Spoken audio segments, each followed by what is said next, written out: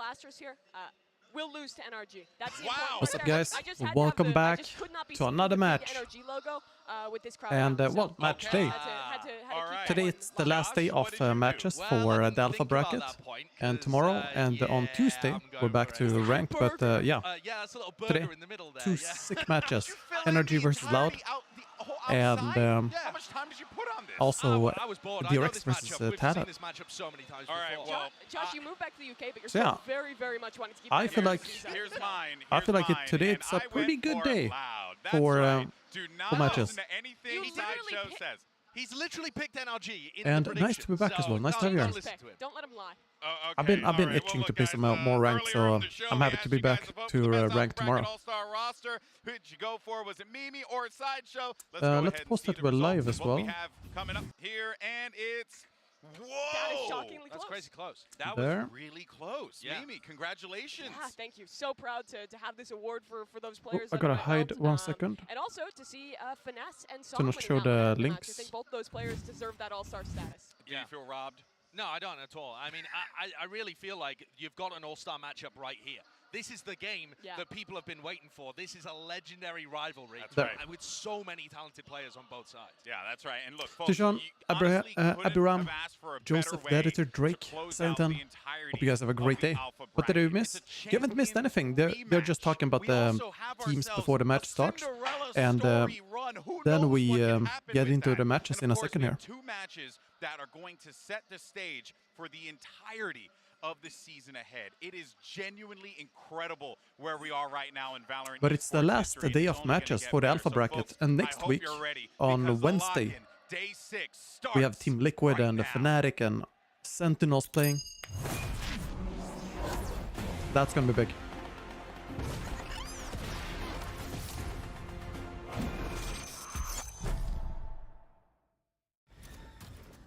Schedule of upcoming matches.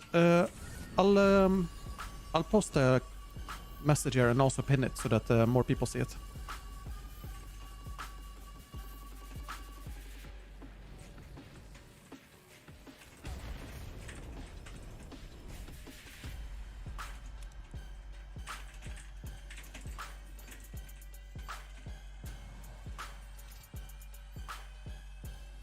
There. And then let me type it here for you.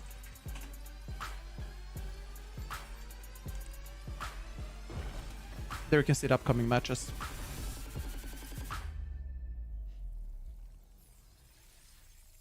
How are you? I'm doing great, Forgery. I'm doing great. I'm rooting for Loud in this match. I want them to win. I really want Loud to win.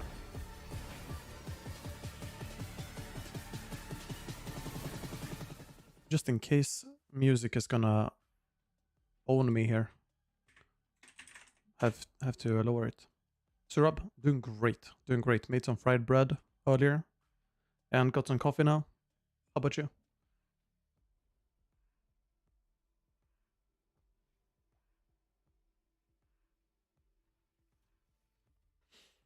I feel like the DRX versus TLN match is going to be very, very one-sided to DRX, but we'll see, we'll see.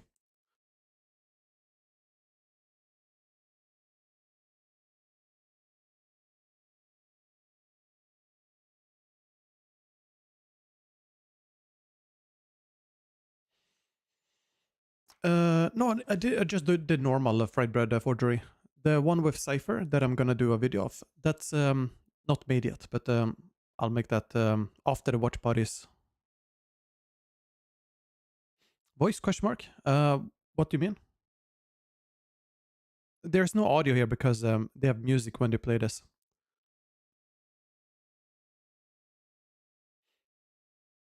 So it's a separate stream that removes all the music. Except for ads.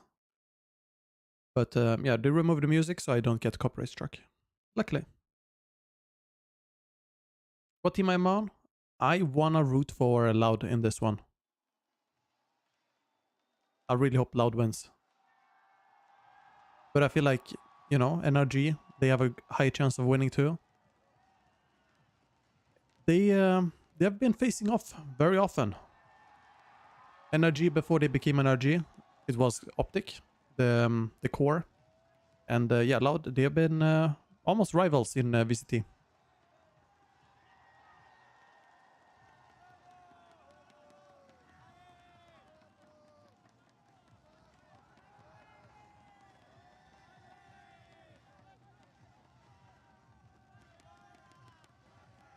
Ranveer, doing great. Thank you for asking. Hope you're doing good yourself.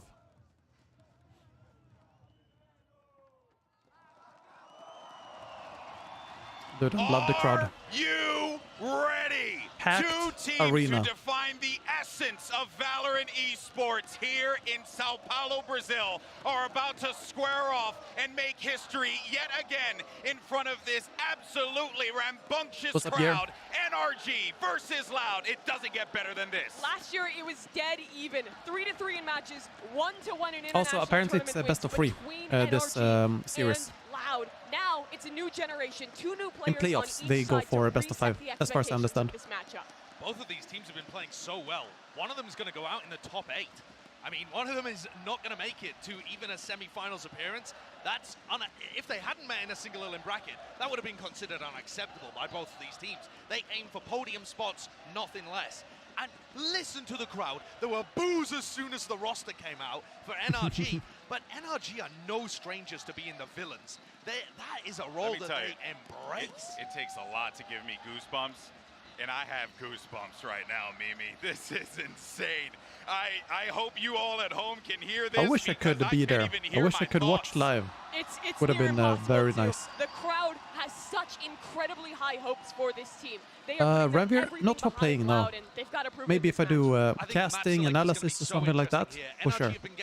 But not playing now. Used to be an amazing map for Loud, but they haven't been picking it anymore.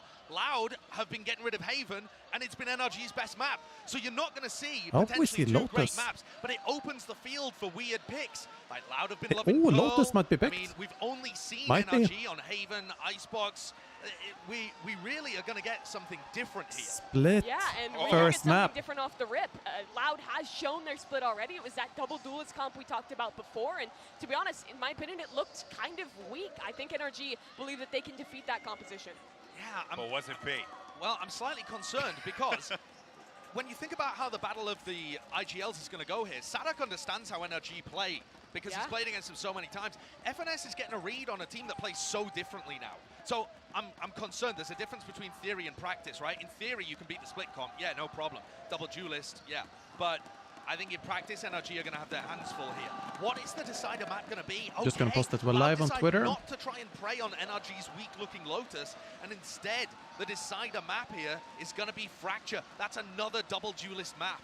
And NRG haven't played any of these maps so far in the tournament. Alright, guys, so you know what to do. no idea what comp they're going to play. Share the tweet like if said, you use Twitter. And if not, but doesn't know the comps, I still appreciate having you here. Of course. This is going to be a brand new experience for both these teams. And we see an Astra on Toys, and I wonder if we get a Cypher. The expectation of the server is going to be huge. Because when you have 2 duelists I running hope FNS picks Cypher. individual skill this Loud team has, and the crowd cheering, the pressure can get to people, especially these 2 new players. And SPS, nice to see you. Everyone, what's up? Split, and we're into the Prime Gaming Agent Select. We see what's being hovered on right now, but I'm actually curious to see if we end up Crashies. Come on, man. Killjoy? Immediately, Crashies playing Killjoy is interesting to me. I wonder if that means that, so they're playing the double controller setup and Ardis on KO. So it's not too crazy, but Crashies definitely finding a new role. He's not normally a site anchor, although he did it a bit on Breeze. Yeah, that is going to be an interesting one to see. Loud do return to their double duelist, so a lot of the pressure on this attacking side is going to be with Aspas and Sidak and how much value they can find on these entries. Well, folks, buckle in because the hype levels are up to 9,000, and when you have a matchup as epic as this, you really need 2 epic commentators to drive home the action. Take it away, Pansy and Hypoc. Thank you, GB, the desk. Yeah, this is certainly the ultimate showdown in Sao Paulo. But Mike, this is the game that will finally break that deadlock here. Absolutely, yeah. And Mimi touched on this. Obviously, tied series, 3-3 maps, 9-9. The round. I wonder why FNS doesn't play anymore Cypher. Maybe it's because the others are less comfortable on Initiator, or it's easier for him to call on Initiator Inseparable, these two and do certainly strats. becoming the El Clasico of Valorant. And we start off on Split, one of my favorites. Mike, what are we looking out for here? I mean, I'm looking out for what NRG have prepped here. Actually, not on Initiator, he's controller. Huh. Oh, that could be why. Oh, nice. Shot him in the foot. NRG looking to silence this crowd who are boisterous today. Ardis under a lot of scrutiny early on, but actually keeps his composure, keeps his cool. What are the best agents for someone coming from CSGO? That would be KO, Brimstone, and I would say the rest of the map is starting to look heavier and heavier, cleared by NRG. This space clearance is insane by Loud. Yeah, KO is probably the best. He's really similar to normal CSGO mechanics. Brimstone, he's not too difficult. He's kind of easy to learn. Phoenix as well. Reyna is kind of easy. Reyna is like having no utility on CSGO. Time now. Sadak has to hold the fort here. The timing on the replay is absolutely insane. 3v3 now. If you have a chance, which team would you be like to be in? Between these two or any team? Really taking over one space of the map, but they have left heaven open now. If any team, this build back in from Victor, but deep angles to clear. Aside from just for money's sake, I would want to be in Moist Esports. This is really nice. So they're putting the pressure on. They're trying to make this work. Oh man, right clicks didn't hit in the head. First strike for Loud hit. And the reason I would want to be in Moist Esports is, well, they're not even in Valorant, right? But I would want to make content for them. Around the entire map throughout here. This finds that opening. I like everyone who's in there, you know, everyone who makes content there. So it would be very, very good environment, I think, for me. Ricardo, what's up, dude? I'm doing good, doing good. We got a good match here. I'm happy. And aside from that, from them, I think it just matters on just who pays the best, because I don't really have any super favorable team otherwise. Uh-oh, he's here. Nice positioning from Artist, but checked on very diligently. Oof, the right clicks. No mistakes here. The right clicks on the head. It's eventually fall to FNS, who was waiting with that classic, but still, 4 players alive allowed, and that weapon has been thrown back into the hands of the new blood here. So, let's see where they decide to go. NRG still trying to play these corners, but yeah, they'll have more chances, Morse. They'll have more chances. So I'm not going to be able to do much to stop this. And 2 members of NRG still over towards A site, at least considering the rotation now. And with the audio cue here from Som, the plans coming through. I will say, though, this does become a little bit more arena Valorant, something I haven't really talked too much about in previous events, because the crowd has certainly not been like this. You can feel it in your bones in this arena. Things may look a little different out here now, but as it stands, they're trying to prod a bit here, see what they can find. The Spectre. So that did actually got filtered. But you also don't want to give away too many ult points. Not too clean here. Already losing on 2. Oh, nice. Any more would be quite surprising. Crashies may decide to dip away here. Oh, he's gonna try and catch them in B-main, I guess. Yeah, that's good. It does have the Spectre in hand. Doesn't necessarily want to hold on to this by any means. And yeah, Loud actually going to exit through spawn here. Of course, Crashies to give it up to the spike. Loud will find their second. 3 survive. See with the Bulldog in hand as well. Nice to see you, Anva Kwang. Nice to see you. I can't remember if, or exactly what the words the crowd are cheering, but apparently, according from one of the viewers, I think it was, I can't remember who said it, but apparently it's like a very common thing in Brazilian fans say, where like you're gonna go down or something, you know. That's what they're chanting, and I had no idea until I was told, but now it's super difficult to forget it. It's like iconic, I feel like. Now Heaven's open, but look at the extremity. A fight happens, but Loud still making it hyper competitive somehow. Scrappy in this, and Aspas does get himself the rifle 2Es as well. 2 separate 1-for-1s there. Could be a little problematic here for Loud with less disconnected, but should be able to give Aspas some support. NRG are looking to creep through this Shuban, nice to see you. They went for a flash from Ardis. No flash left, actually. Yeah, what would be the ghost in the way, just waiting on it to fade at this point. Spike is down. Ardis beginning to clear towards Heaven. Actually does catch one of the players with that knife. Oh, you're gonna die. Yeah. Aspas going to be filtering back through, looking to try and support. That's what it was, yeah. Shot and a half. Huge Huge impact here. And Crashes now a 1v2. Brutal. Out of the bonus, Loud. Turning the screws here, and Crashes knows this time is dwindling, and it is a crossfire. If he gets one, nice try. Nice try. Here. Dude, the 3-0 on attack is amazing. 3 now for Loud. Already. NRG need to make their response and make it fast. Yeah, huge conversion for Loud here in the third. See if NRG will throw maybe a couple. Who do you think will win, and who are you rooting for? I think Loud will win, and I'm rooting for Loud. Yeah, there's online. Actually, this round looks a little. I really want to see Loud in the finals. Toxic, nice to see you. Nice to see you. You know that Loud are going to be stacked up. They're going to look to try and convert these SMGs. Like I said, this comp is built around isolating that. We'll have to see how NRG does on attack as well. So far, it doesn't look very strong on defense, but if you lose the pistol round, first round, yeah, then you also most likely lose the buy round, second round.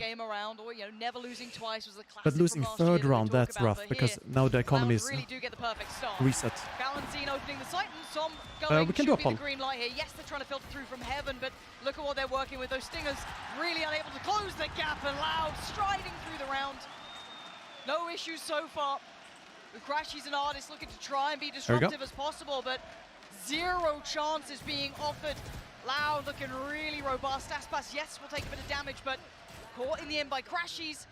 But again, Crashies would need something beyond his means. Loud looking good to the fourth. I want to see that buyback here for NRG, because this could spiral now. Yeah, going through the motions here. NRG unable to really put up too much of a fight with this weapon diff. Before open up from Cowanzine, though. Are you always anti-NA? I mean, NA has the most fans online, by far. I'm not anti-NA, it's just that like everyone is cheering for NRG outside of Brazil and so on. It feels like. So I want to cheer for Loud. Okay. See how that looks. I'm down to find out. Watching the Vera pods. Yeah, apparently so, but unlucky. Unable to even see, just knew the right place and the right time and sprayed and hoped for it. Flash finds nothing, but Crashies is on the site, so Aspas has his work cut out here. Cowanzine with him. Stunning shot. Crashies deleted, and the site's now open and available. The Divide's going to keep them more than safe for this plant.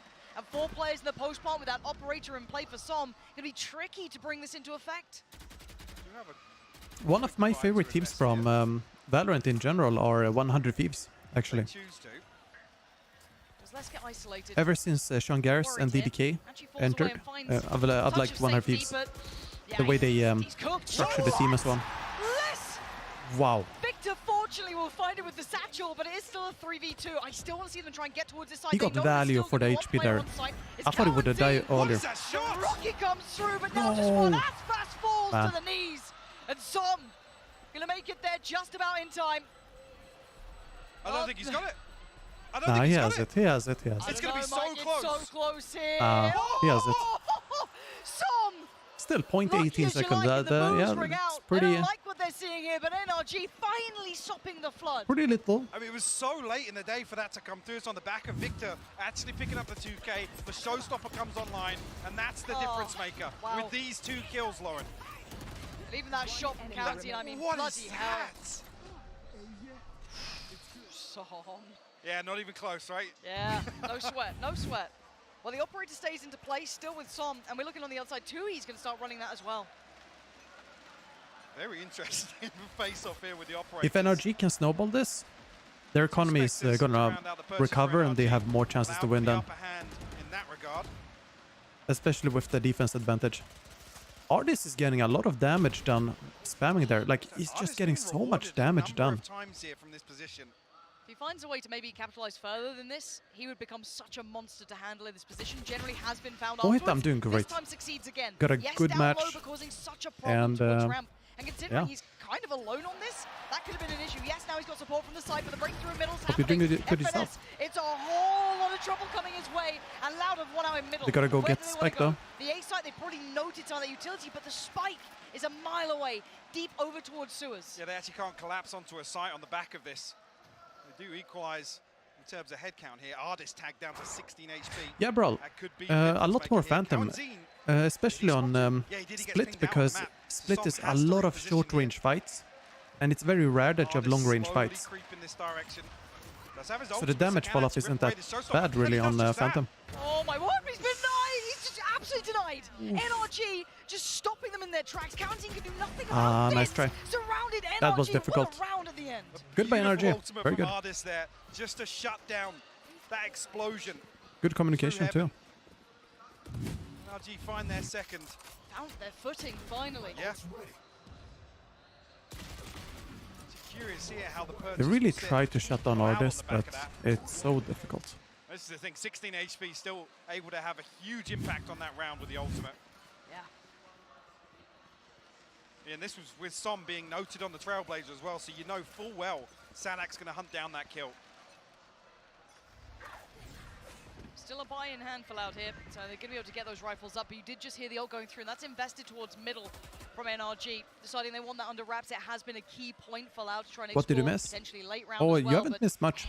It's the 7th round, so you're still early in the match. Earlier in this, but on the other side, of course, Som, waiting ice, trained on this, has been good for it so far. I was going to say, he's got to be careful that he doesn't get isolated here on backside. As if the Trailblazer He's calling for try and spot him out, so he can't hold this angle. No, but he's got a second chance at life here, and Victor, wonderful timing to come over as the 1-2 punch. Aspas, he needs a frag here, and he's just not getting it. Victor playing the time well, Som not relinquishing the angle either. This could be deadly though. Nice. Yeah, close, and Loud run and gun. Sights theirs, waving that Brazilian banner, and now the spikes will be planted. This is hard work for NRG, but that ult could help. Absolutely can, but the plant is good for main. FNS has an ult in mid to make sure that nobody's coming in front there. It's getting so tense here. The timing's everything. He's absolutely unlucky. done what is needed. It's game back on now. Where's that next pressure point built from here? Aspas! Oh nice. My god, he's got one. Takes out FNS. The underhand flash should have blinded, but still going to find the frag. It's just Crash, he's alive. 3 players surrounding him. 1 up top, 2 to the right. Flank there 20 HP. from Les. The crowd getting louder. I think that won the round for them. If it wasn't for that flank, it would have been a lot easier to push in. Here from Loud, because then the player up in tower would be what's called they know that these hits are going to be invested. Detained. With this composition in particular, there's 3 separate bits of utility spotted here, and there's just not enough support for sight. Loud just overwhelmed this setup, and it's such a huge indicator that that Viper spit in mid is still up. They know that they can basically eliminate a body from any engagement that they take. Yeah. I didn't that's move so it. indicative of how quickly and how well they collapsed towards that backside of pillar there, just taking away the 2 players who were able to be present.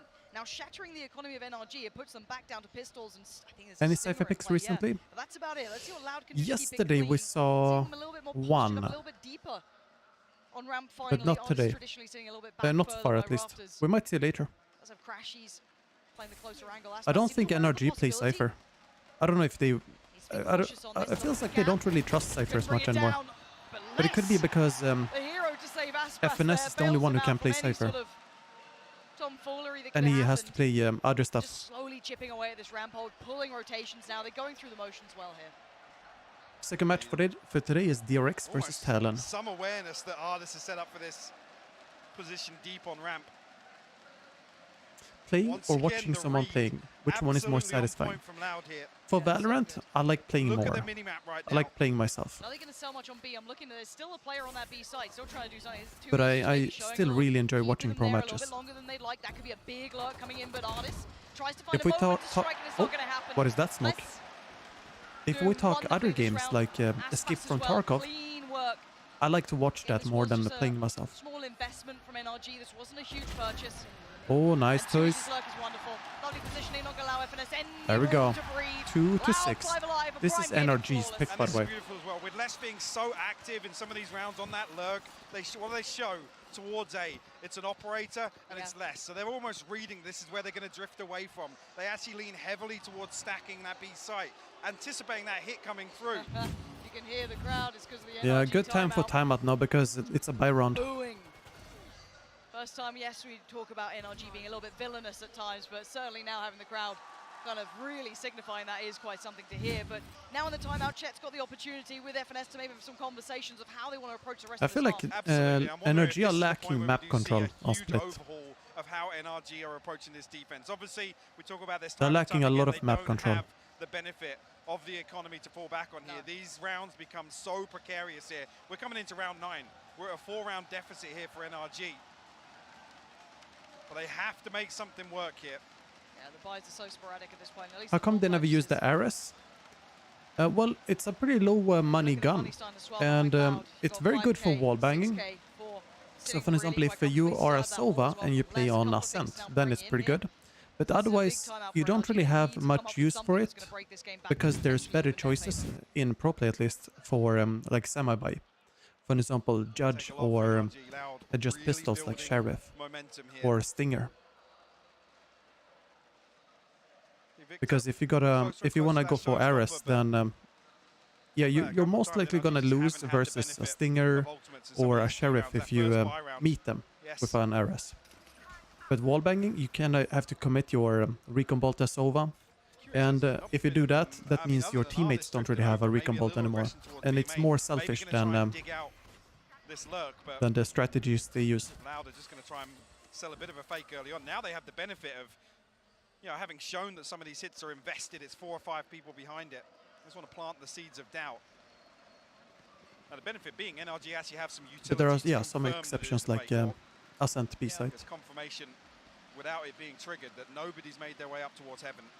Yeah, you can see that there's still some. I think on Lotus we'll see some RS too in a while, because it's pretty easy to wallbang most spots on Lotus. Tries to make a quick escape back towards Pillar, but we saw that overwhelm before. Needs to make a better hold of this one. And Here he is. The first man forward, it looks like. Smoke's going in and away they go. Zadak and Aspas in unison. I must have heard Astra, right? Holding his nerve. The site is looking like it's under Loud control. But look at what Som's got. Still an opportunity here to do some more damage. The pre-fire, oh man, he got a kill anyways. He's still finding some kills here. But it's 3 against 2. And the spike's going down. Crashies trying to lean a little earlier on this, but they're still nice find on Crashies. Unlucky timing there. Unrelenting in this, leaving just FNS. Allowed right out of the back of the timeout from NRG, stamping their authority back into this game. The 7th seeming so likely now. Now just showing no respect. Ah, nice try. Nice try. Too easy to close things out. That's another example. We're talking about being overwhelmed. Loud. I heard that the artist, not today, but a few days ago, he ended up getting sick, and I'm wondering if he's feeling better now. I hope so at least. To come through for Som so deep on the backside, deny any of these angles, means that they can pick up this pressure towards heaven. They know that Som can't anchor both heaven and main, so all they do is they pick up all of those kills in rotation so quickly. Yeah, I'm looking to see if they can. What do people say that FNS aim is bad? I think he's fine as well, yeah. I mean, right now he's 2-9, but in general he has been pulling his weight. He's also the in-game leader, so like he has a lot of things to talk about, but it doesn't mean that he can't frag out, or shouldn't. Actually lucky to still be standing on that. Sometimes it also has to do with what situations you put yourself in. But he gets outdone. Yeah, that is unfortunate there. That is unfortunate. A handprint left on the face. The plant once again will be in, and Loud look unstoppable now. Yeah, there's very little NRG can get done in some of these rounds. IGL of Loud?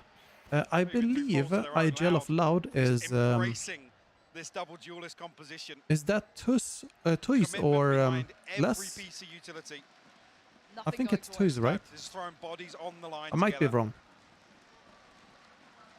I don't think it's one of the duelists, at least. Maybe this point the exits don't because they have to focus a lot when they shoot, and you end up very selfish. It's like being a striker in football. Wait, it is Zadak. Oh, okay. He's doing a great job then. I know he's not always the duelist, but he's doing an amazing job being the duelist and in-game leader. Makes it very difficult if NRG don't win this. It is very difficult to do that. Potentially a 10-2 half here. Yeah. But some of these gunfights that should, or they look like they should go in favor of NRG, just don't. There is something behind this Loud team right now. You could argue, is it an upgrade, was it a downgrade? It's too early to tell with some of these player changes. In my mind, they are absolutely worth their weight in gold currently. Double stack towards ramp though. A different look here. Crashies. Why is being duelist and Nigel tough? Well, I just explained why. Nothing could go wrong for this man. Just, oh my god, he got another. Crashies. Decimated. It's all a fake. It's the same fake as a couple of rounds ago now. Som going to have his hands full on B. Oh, he's man. Overwhelmed, Loud. Yeah. They are striding through I don't this think game. he predicted that. Confidence sky high. Plant once again in. And I'm looking for that late lurk as well coming through Quarantine. The positioning could be deadly. Fever needs it. Artisan Victor trying to work through from heaven now, but the ult's in place. Seal the deal on this site and the round potentially as well, unless Artis and Victor can get anything done here. Information off the boom bot. But actually the stun comes through. That's going to slow Artis down a little bit. Oh, unfortunate. They heard where he dropped down. Loud making it up to 9. NRG are folding. Well, NRG activate the curse. Buckling. Som once again just overwhelmed. He's left as this anchor again. There's only so much he can do. Absolutely. And Lauda just so good. NRG here trying to react so quickly to some of this pressure coming through, but even halfway through that, I think at the first point of contact, Lauda already rotating away from this. Throw a little bit of utility out. NRG, unfortunately, this looks like what DRX looked like, you know, in first map yesterday. They come through when they don't they look have like the completely benefit lost. of the finances. They've had no comfort whatsoever in this half, Lauren. No, they haven't.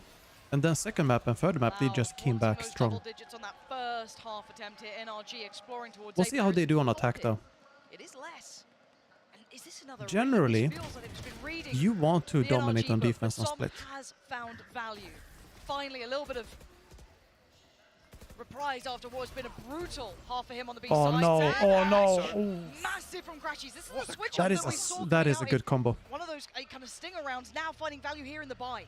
Astra Star plus the with the snake bite on top. What's it called, the Nano Swarm? It kind of hides the pull from the Astra Star because of the pink Nano Swarm. Toys? He almost did an inhuman flick. Good trades in Aspas. Venomous in heaven. 2v3, Cowanzine and Aspas. Oh my word, Som's just around the corner. The smoke drops and Victor's there. And now Aspas, let's see what you got. Hometown hero. This tournament is the real deal. No. You don't get any points from what I understand for the like champions in Japan, but your prize pool is 500k. That is quite some money. Yeah, I mean, it's the best of a bad scenario. And you also, you know, show yourself for all the fans and everything, and you get to, you know, show off as a player. Unfortunately, some of the things I was looking towards as and you definitely know that teams who want new players, they are definitely gonna try and get Aspas when his contract is running out. Because they see, man, this guy is cracked. Thank you so much for that. And look, I think it's safe to say NRG thought that they had it, and now they're just getting sucked in the mouth here on Split. Loud are playing unbelievable. And what is the main tournament? So it's a circuit. It's a circuit. And this is just the first opening tournament of the circuit.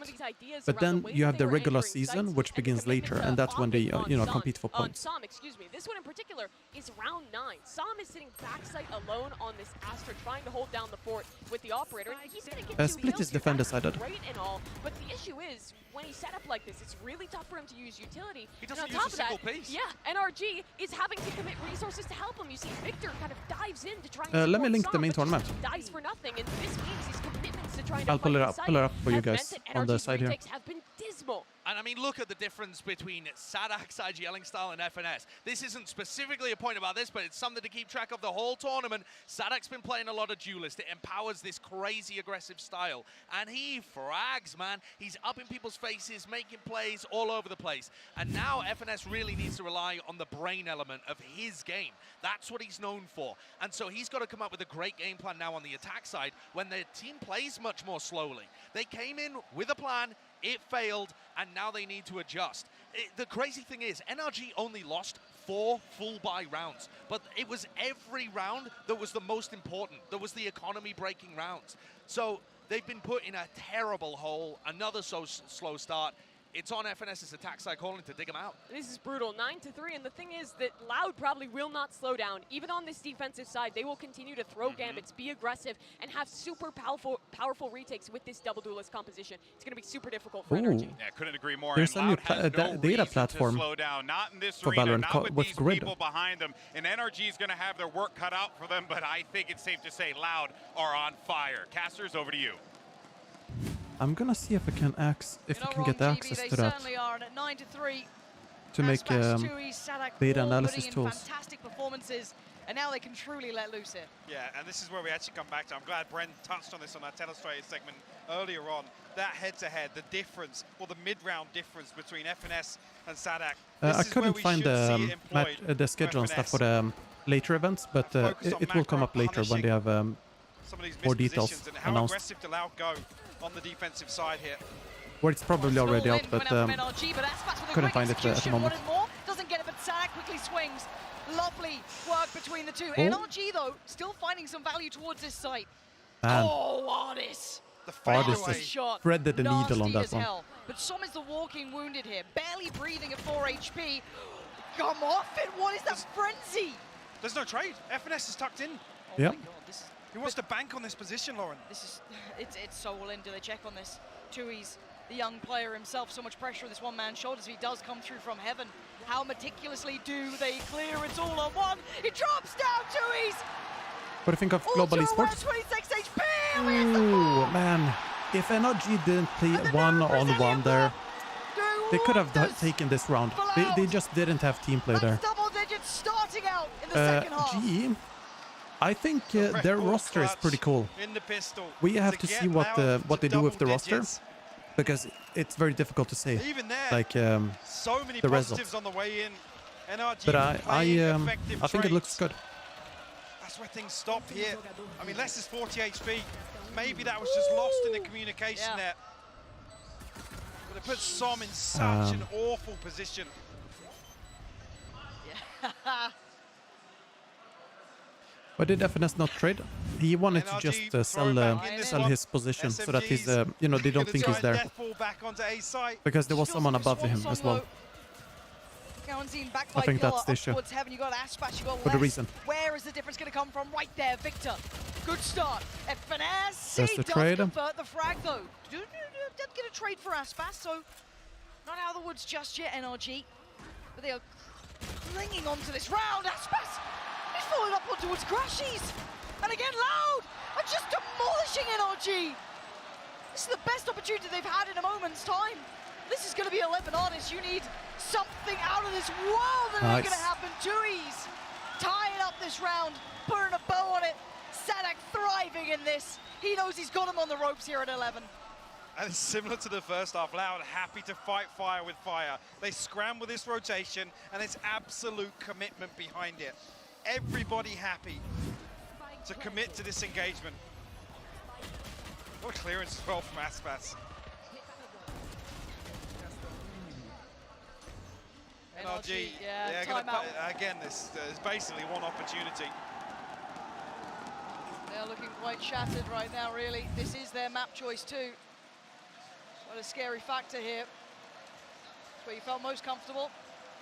And the problem being with this scoreline, we're not seeing some of the things we alluded towards NRG being that prep-heavy team, having some real opportunities to anti-strat Loud. We just haven't had a chance to see it.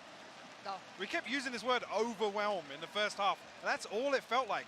Every Loud approach was looking to just pressure one person. Unfortunately, Som had the rough end of that in the first half a number of times. And again, keep this in mind for NRG. He's currently top of the board, so he did the best he could with it. He went down swinging. Yeah, he did. There's brutality throughout this game. Loud at 11 already. And NRG, I don't know what options you really have here. Try and temper the pace. Loud look unstoppable so far. They're toying with the purchase here. Again, we can obviously see the purchase on the other side. Loud still carrying SMGs into this, so it's as good as an equal fight as you're going to get here in round 15 at an 11-3 scoreline.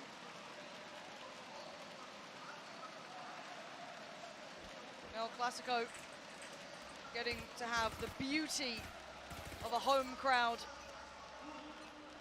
And it's certainly making a difference for Loud here. All right. However, we go back in. Had to just send a message. What they can. Which team am I supporting? Loud. I want Loud to win. Here in this map. Aspas, gotta be careful. Som is waiting. Som on the rope here.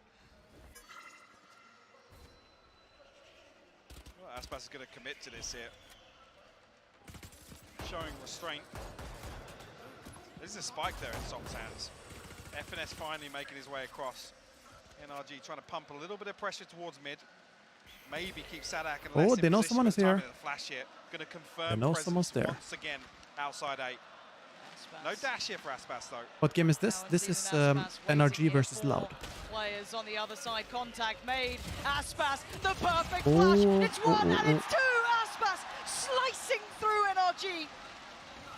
And their hopes being Who do you have on Sentinels versus Fnatic? Still trying to fight the fight for NRG. I feel Fnatic wins that. And they're biting on this. Does the spike go back through? Yes, it does. Otis immovable until then. Lex catching him in the heels, and now where does that spike go? Crashes has slipped the net a little bit here. But he has to find value. He can't put it all up to Som. He can't just hold this. Problem being Cowanzin's a little disconnected. That might be the difference maker with Crashies slipping into spawn. He won't even be able to clear Cowanzin here. Absolutely no way. And the time now is the biggest enemy to NRG. Crashies, he may be able to take down one. It's done. But 1v1. the time is all 1v1, let's see. 3 seconds. He can just watch the clock rot. It's gonna be 12. Yeah, he doesn't show himself. Running through NRG last round. currently. The closest attempt we've seen so far. But the last round. Tatty from and Loud has 2 ultis. One of them being the Jet ulti. But they have been just going from strength to strength here, Mike. And it's another round for Cowanzin and Aspas. This, again, I was talking the other day about Cowanzin being the second layer to some of these plays. They're just such a solid duo to put in a position like this where they can just take a scrappy little engagement, dip out, and it just creates a disadvantage for NRG. The other thing as well, you look at the mini-map back in that round, as soon as Artist gets that kill, they send 3 people barreling towards him. Oh, Sadak unleashing. He killed himself. Didn't go to plan. Is that a trade? Hey, you know what, we'll call it that. Oh, nice toys. They got a collateral there. Off for the hat trick, doesn't get the 4th and Crashes. Not bad. Crashes, you can take this back. You got 1 minute to play with here. Has the spike. Has a couple more seconds of safety, but those are dwindling now. What can he make of this? The flash, we'll note he's still on site. He's got 2 to try and get past Cowanzin and less, and the timing Crashies. He now knows. They've crossed the site, and he is petrified in this corner. Uh-oh. Uh-oh. Here it comes. 2 players, Crashies turns! The timing. That is such a Valorant moment. Locked in for Loud. That is such a Valorant moment. You hold an angle for 30 years. Like you got time to create a family and build a generations of just a family tree, and then you take 2 seconds to look away, and bam, the enemy's there. What they saw from Loud's previous appearance here with this composition, Loud almost doubling down on it, almost countering that read and going overly aggressive from what we saw previously, and making this composition work. Get a second to compose themselves, as Pearl will be that next battle to try and take on to. And some key moments throughout this. I mean, I've got to say for me as well, 2Es, Cowanzin, some critical impact in this. We're talking about the new blood coming in. They are holding their way here, Mike. Absolutely. And just to come back to a comment as well, it's rough to see NRG, a team that mechanically are so on point usually. And there was just a number of times where there was gunfights just not going their way. And that's really unfortunate to see. You can't really discredit them in that regard, because they stuck to the game plan, and it worked from the get-go.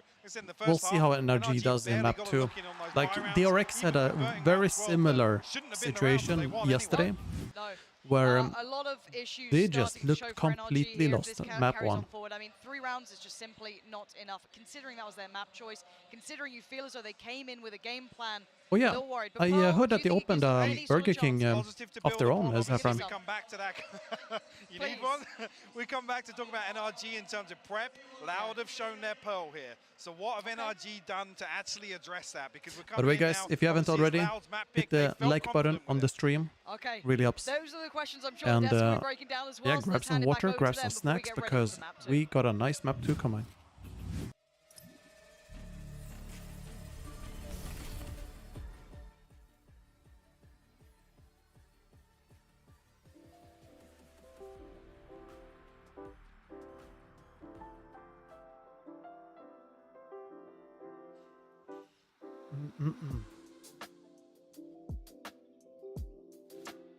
Hope you get Ascendant soon. Any tips? Just keep on playing the way you've done and improve wherever you can. What is the next map? That is gonna be let me double check. I had it right here.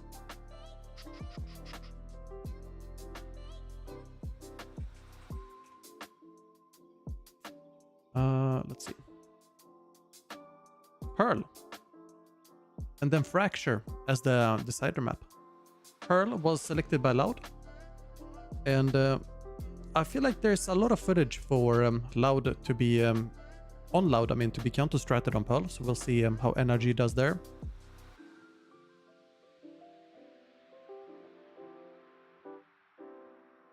First Fracture match, I think it's the 3rd, if I'm not wrong, or 2nd. We've played it once before at least, or seen it once before.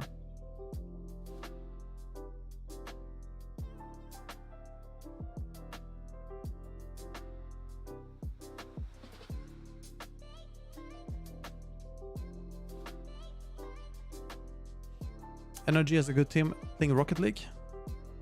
I haven't watched much Rocket League at all. The only Rocket League I've watched is from when Most Critical hosted watch parties. Did you play CS before Valorant? I did, but not much. It was years before Valorant.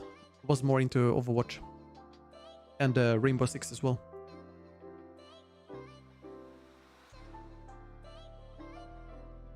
Yeah, I have a feeling that will happen, Tishana. I have a feeling that Loud is gonna carry the momentum. Oh yeah, Thunderbird, it is. It's doing pretty good.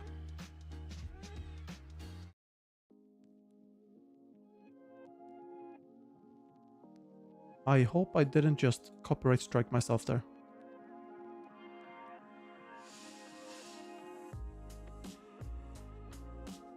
Wait, I need to check.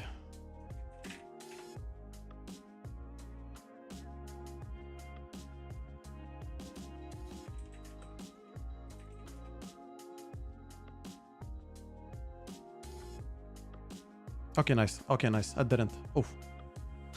I heard some new song that I didn't recognize, because sometimes when I play the outro song, I forget to switch to the normal stream list and then it just autoplay something. Luckily, it wasn't anything bad.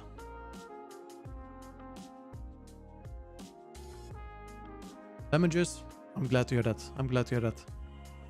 In Rainbow Six, what operators did you like and which ones did you use? I know you know, I think you know exactly which one I use the most. It's a certain camera operator. And aside from Valkyrie, I played Bandit. I didn't have the, what's his name?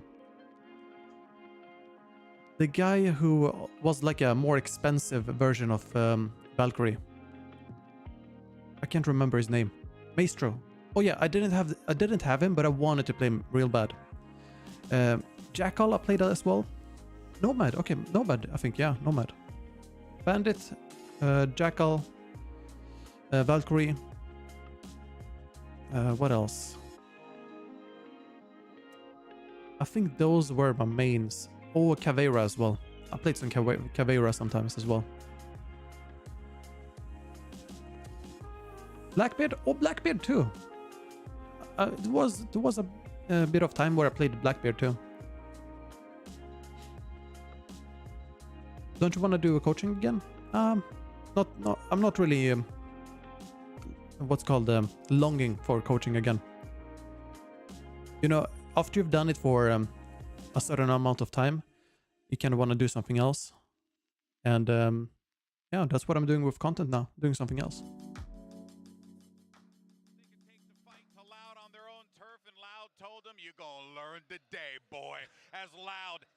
They do Thunderbird, but it's automatic system on YouTube. They need to whitelist the whole channel, which is a bit more complicated than just removing copyright strikes or copyright claims. Absolutely incredible. It is very rare that you watch an NRG game and you see finesse. I've not played them Chemicals. By what they're playing against, but the pace of this double duelist composition and the pressure that Loud kept up, along with the crowd behind. Did it try Hogwarts? I've not tried. No, I didn't buy it. Yeah, I also again want to point out that so I've only watched it. On was their defense. And incredibly pivotal rounds, round 7, round 9, they lost because they had invested in Som's operator, which was just the wrong game plan. That's half of the full buy rounds that they lost was based on that. I mean, Som's still not like bad at fragging by any means, but the anti-strategy just completely It looked pretty good from what I watched. It kind of slow though, but if you're a Harry Potter fan, I mean, it's very nice for you then. And consistently, that meant that Loud was getting these free site control into B, and their post ones were just excellent. With this double duelist comp, you could play some players forward, continue to fight in that post, and then rely on the great utility of that Astra Viper to be able to consistently close out those rounds. Yeah, Sadak doing everything that FNS is known for, right? Running the elaborate fakes, mixing in the fast hits and the slow rounds, and also playing duelist and fragging out of his mind. So I really feel like people don't put enough respect on Sadak's name. He is clearly a goated IGL. He's got his team to crazy distances, picked up a trophy last year, and he frags like a maniac. Yeah, it didn't really feel like we've seen his IGLing quite fully tested in the previous matches that this team has played, but here against NRG, the preparation and the adaptation from him just completely showed. Yeah, well, let's go ahead, though, and look forward for a little bit here and talk about what is to come, because we are going to get some Pearl, and you were gushing about Sadak. Yeah, they do a lot better on... Sadak is going to need to clean up in order for him to be able to take this 2-0. On defense, he doesn't frag out, right? But on defense, Aspas frags out anti-Stratton failed on split, but I think there's a clear weakness here. They're going to be starting on the attack side, which means Sadak is playing defense. Oh, stream lagging? Refresh the stream. It's sometimes a bug on YouTube. Most of the time, he's a B-side anchor, and he has been getting brutalized. So to me, Sadak has got to have a good start. Kind of find it hard to follow with rapid camera changing. Oh yeah, I feel it sometimes. It's a bit too fast, but yeah, they do. I think that this next map it's mainly when there's a lot of things happening. I don't control the camera at all, so you know. Yeah, it was. I can't change it, but I'm just excited to see Loud. It's not too bad. It's not too bad, I'd say. It's only a few times it's a bit too fast. Feel the pressure, keel over and die, and that is simply who's winning right now? Loud is winning right now. Makes for an exciting match. Currently 1-0 in map score, but they have 2 more maps. And we got to give the flowers to Tui's here, round 16. My boys in the pressure cooker, hanging around the corner. Caps 3, just like that. And at that point, the round was basically done. I mean, it was done with the first 2 kills, and the third one was the icing on the cake. Yeah, I mean, look at the difference, though, in terms of how the comms work. Tui's can play close up to the choke because he doesn't have someone blast packing behind him. He can get help from heaven. He can use his Astra utility. It's all of this different way that the two teams are approaching things. And I actually don't think you play Battle Royals like Fortnite and Apex now. At the moment, I think they crumbled under the pressure of the aggression. Yeah. It was an actual in-server, in-game pressure. It's very different. These guys know what it's like to play on the big stage. I'm supporting Loud in this match, Shubham. I want to see Loud win. It's like I feel like it's a combination of everything, right? Yeah. It's like all the sum of the parts together. The largest one being the incredible composition that we saw there, but then just all the other intangibles that are playing out here. It has been utterly fascinating to watch here, but here's the thing. If it was just bad preparation from NRG, I would understand that, because we haven't seen split much at all. But Pearl, they've had a lot of preparation, so we'll see. If it's just, you know, unlucky plans for split, or if it's just Loud being the better team, always. I think he's just vibing right now. But in any case, we can take this as an opportunity to continue to gush more, Mimi, about how Loud have been playing, because they truly have been lights out. Is this how you warm up? I didn't even realize he was using his face. I thought he was like wiping his brow. No, it's like an exfoliator, isn't it? He's just got something on the bottom of his mouse. Yeah. Careful you don't accidentally give yourself laser eye surgery. What do you think about ult nerf to Killjoy? Like Cypher ulti, if Killjoy dies, it goes away. So Cypher, it had a bug that made it disappear when he died, but it's not intended. And it's fixed, I think. So if you die now as Cypher while using ulti, it should continue. And I think it should. Starting on the defense, which Josh already pointed out as a weakness. Yeah, it is a bit of a I don't think it's a good nerf if she dies. He's been one of their best performing, if not the best performing player on Loud so far. Or same with Cypher. I really think that more of the pressure on their defense side is going to be on Aspas getting aggressive, because that's very feast or famine, and then Sadak anchoring. So early round, it's going to be on Aspas, can he get value? And then in the mid round, once the sight hits come through for NRG, can Sadak actually hold on? Those are the big two things that I'll be paying attention to in this first half. Well, there it is. The second map is going to be Pearl and Loud are right there at the precipice. Do you think Cypher needs a buff, or is it good enough? I would want to see slows on the cages, like in beta. That's what I would want to see. Or rework the trapwires so that they are more modern, because the stun on the trapwires is not really used anymore. And I think there could be a better way to place trapwires. For example, you place one trapwire like this, and then you go to the next trapwire, or like one ending and then another ending. But you don't place them both at the same time, you do them separately. That would be very, very cool, because it would open up so many new trapwires. And yeah, let's see. I mean, NRG, they played the Harbor last time. But we'll see if that ever comes, because it could be potentially broken as well, like super OP. That could very well be the case, and it definitely is. An artist on the raise. I mean, that is bizarre. Or yeah, like Shuban says, I've been thinking that you could do damage with trapwires too, instead of the stun, and have some small chain lightning damage that spreads out across enemies. And if there's a lot of enemies close together, it does a little damage, but if it's like one person, then it does more damage, right? It's going to be pretty heads up. But I also think I just don't have too much faith in the anti-strategy based on what we saw on Split. Do you have any news about the right fighting game? I don't, but it's something I'm looking out for. I asked Riot to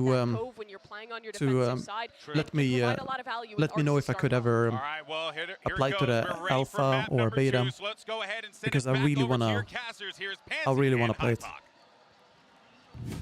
When it comes out, you bet I'm gonna play it. Yeah, Mike, it would be a miss if we don't start by looking towards Ardis, though, as well here. But I think it's the current meta right now. I could be wrong. It has a lot of variety. Somebody from Reddit or VLR is going to correct this. Go ahead. I don't think Ardis has played Raze since like 2021. We're talking like G2 Heretics era Raze. I was trying to rack my brain, and I can't think of the last time. So this is one that obviously they've come in. They've cooked up something. They've cooked something. It's unorthodox to see it come out here on the Pearl. We haven't seen an awful lot of it.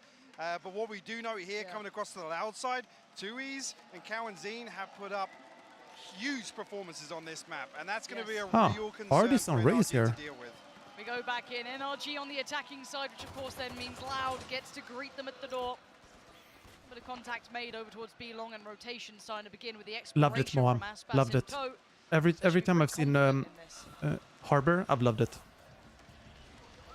No secrets on the way in. Especially when DRX played Harbor on Icebox. No pressure actually returning here. Sadak will get caught by the Trailblazer, and NRG looking to collapse on that. Yeah, Sadak's in a little bit of trouble. Oof. He absolutely nice trade, nice trade. To keep this somewhat favorable, but the spike isn't going to be planted just yet. It is actually left a little loose here. That could be a problem.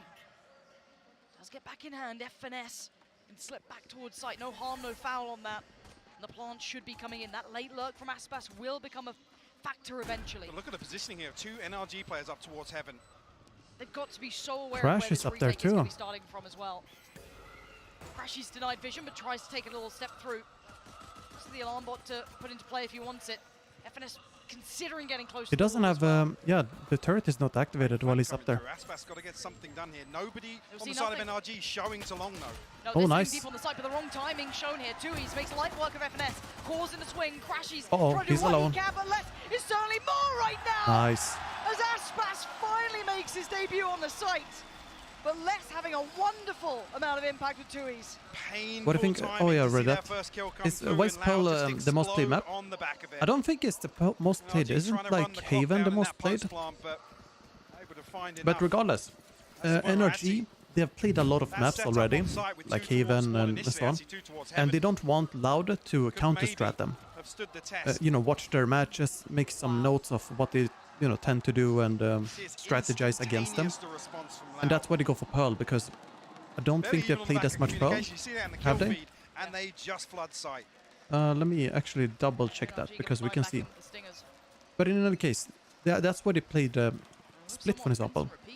And here, Loud, they're playing Pearl against NRG because they feel confident on Pearl. Same process, it looks almost identical to round one. That's a little bit of a difference. So Sadak will have to respect this now and back off.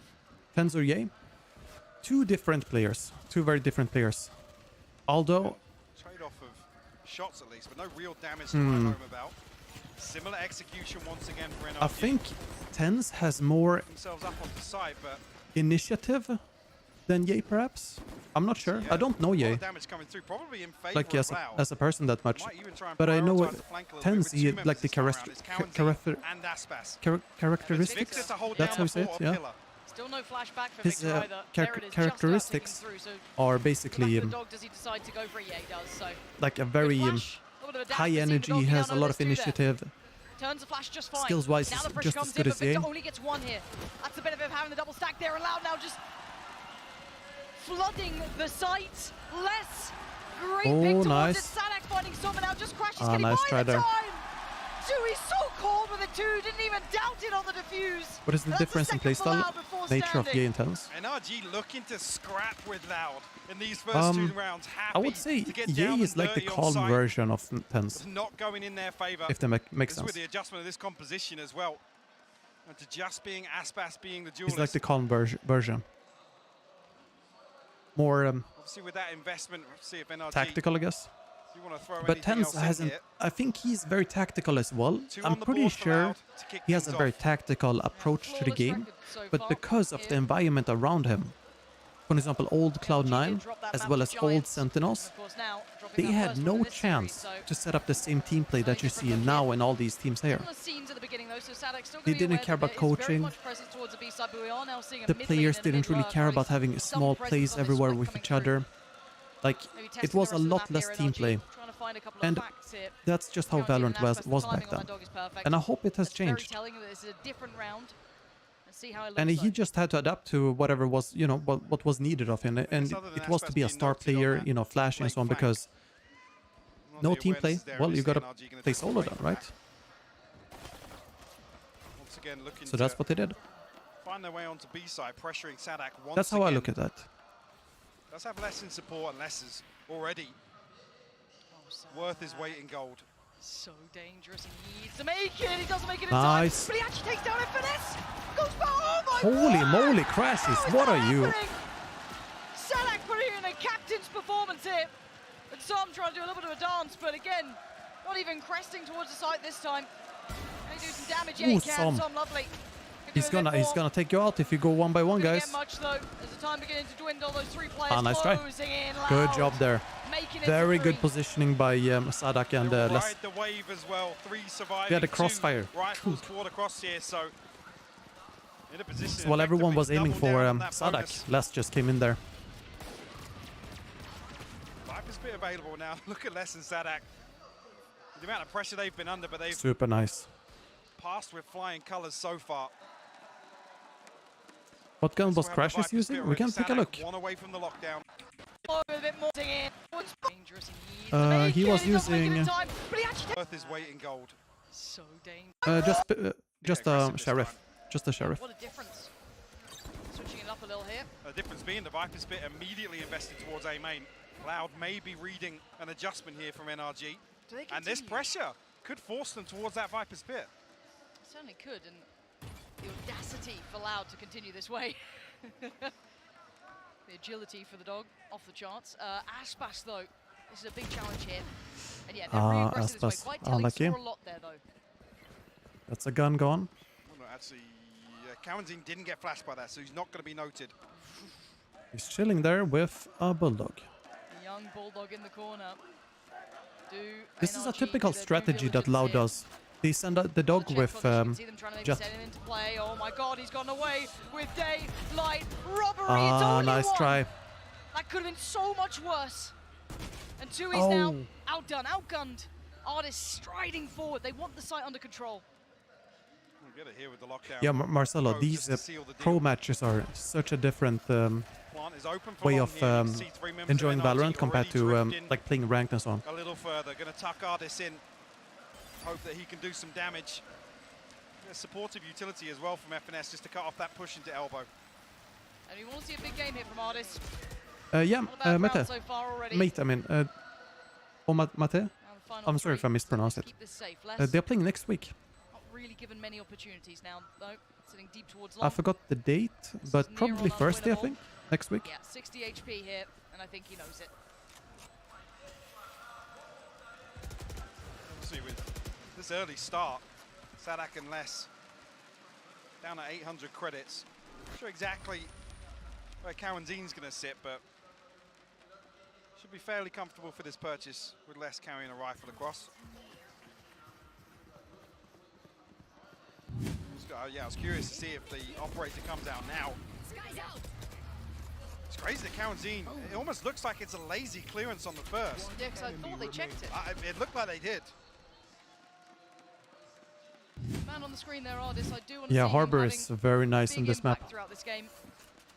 Got the chance to on the raise. Who do you think will win this bracket? I think Loud. Loud or I think it's gonna be Loud and DRX. Actually, I mean both. Did this so many times the other day. I mean 2 teams from this bracket goes to semis. NRG heavily favor in extremity. I feel like Loud is winning this match for sure, and then they go, you know, to playoffs. I mean. Aspas is going to look to punish that. Might actually catch crashes here, Lauren. Timing is everything. Oh, nice.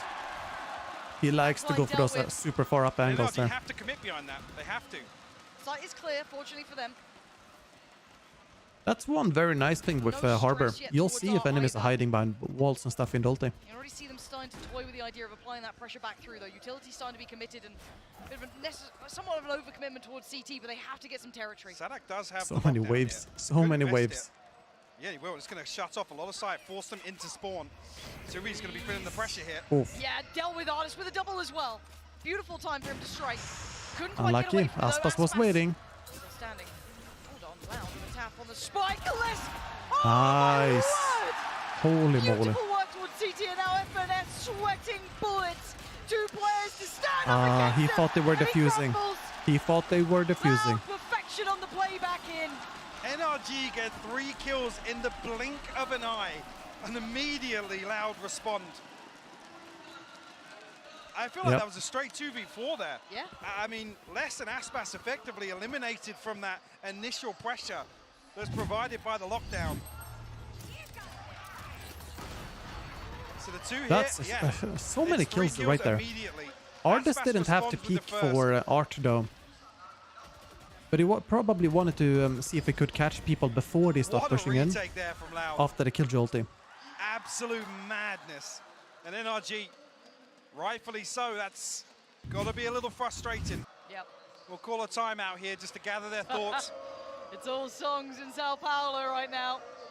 4-1, Mike. I'm going to be honest, I backed NRG in this game. I thought this was the one what where is the current score? Well.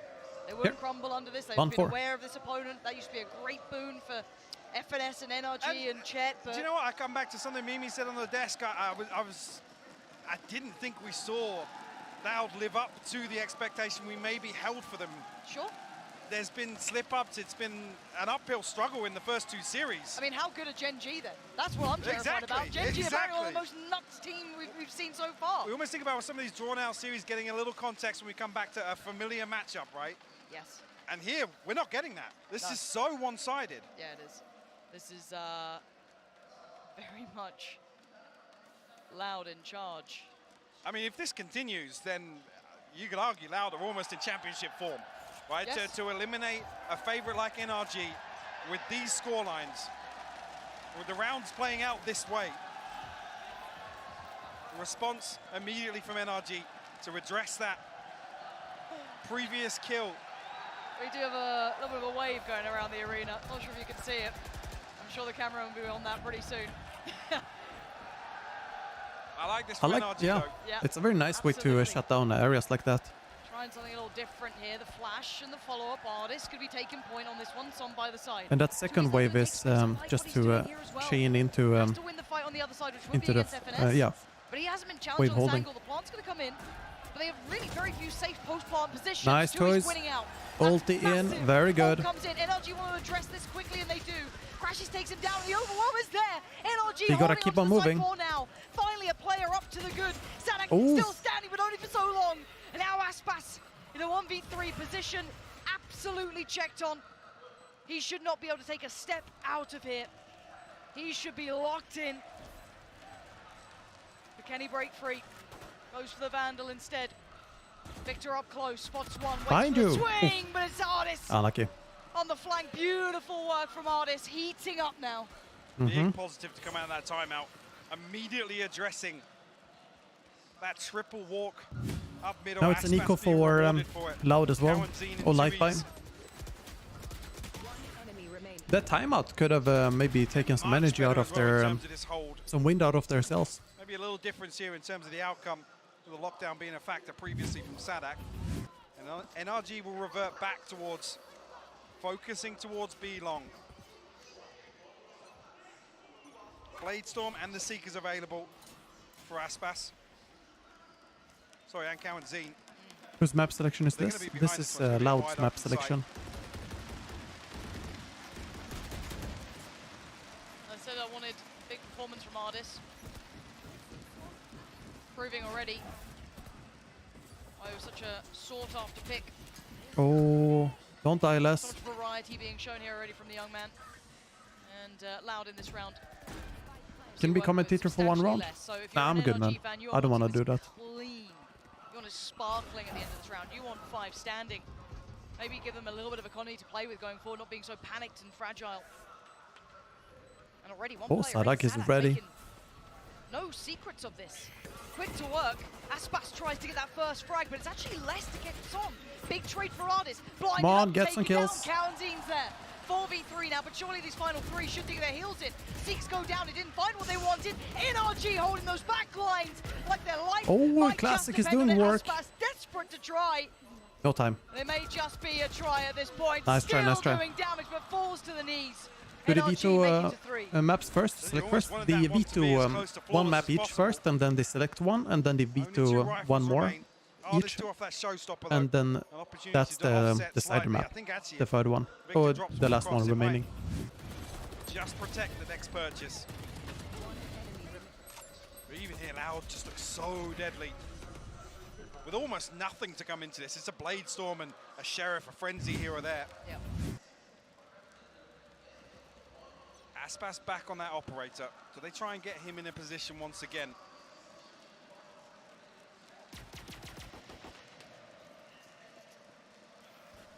Sadak actually with a judge here. Why is Neon picky low in this tournament? It's mainly because teams are not playing Fracture as much. It's interesting actually, because last time NRG did try and pinch calls from both She's sides. not as necessary on other maps. More difficult, already bounding towards the back of the side. It's not pretty, but yeah, it's the job the stun was nasty. For Artis. Side control again. The point man is succeeding for NRG. FNS wants to make absolutely no nice kill on mistakes. Som. It's going to invest the ult, but actually 2's fine on Som. Pain shell's good, forces them away slightly.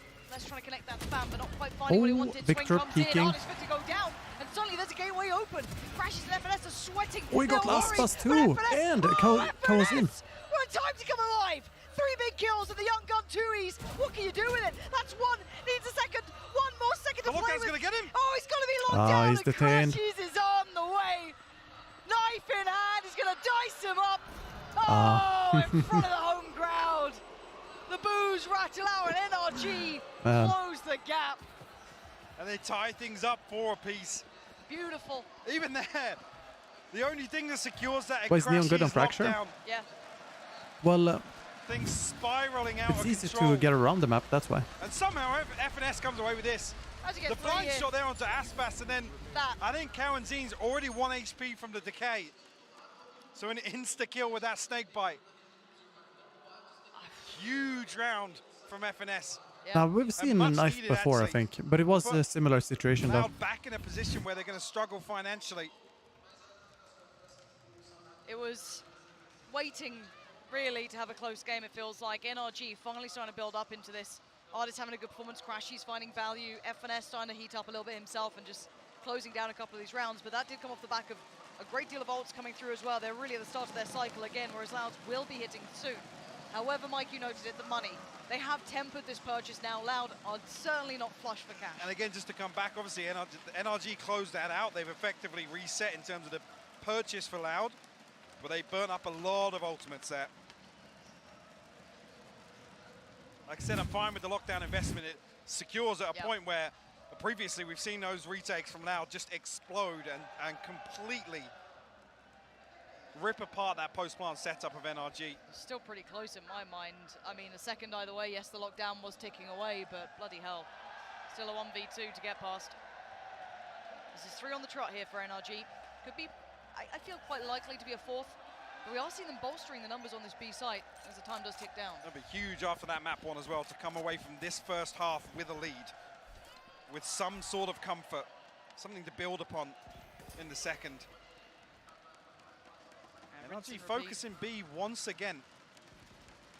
A slight adjustment will be on this thrifty round. Ooh. That was. Hello, Don. Yeah. Wasn't, but NRG starting to once again flood the site. But the problem is Loud are here in numbers this time.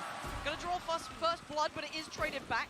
A little bit of the site is somewhat safe, but suddenly the reveal, Crashies has got to be worried. There's Aspas just around the corner. Isolates him well with FNS, and then they're starting to carve away at this defensive side. Split should be able to go down soon. And yeah, a win out towards CT is massive as well. Victor doing wonderfully. And yes, Les is behind them. It should be a matter of time until he's noted. Flash is good. Couldn't quite find the frag, and actually it's Crashes to turn around. So lovely, lovely work here from Energy. Really stabilizing here. E4 alive as well. Effectively in a position to, as close to buy out for this half.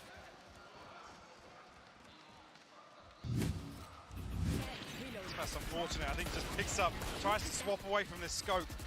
And what he picks up is empty. See if NRG continue here. Whether or not this adjustment towards B site continues into the buy round for Loud. Lockdown available, Viper's Pit available, and the Reckoning for 2Es. Operator in hand for Aspas as well, but no shield behind that. And they'll revert back to actually just using this operator to anchor A main. There is a bit of a switch up with that pressure towards middle.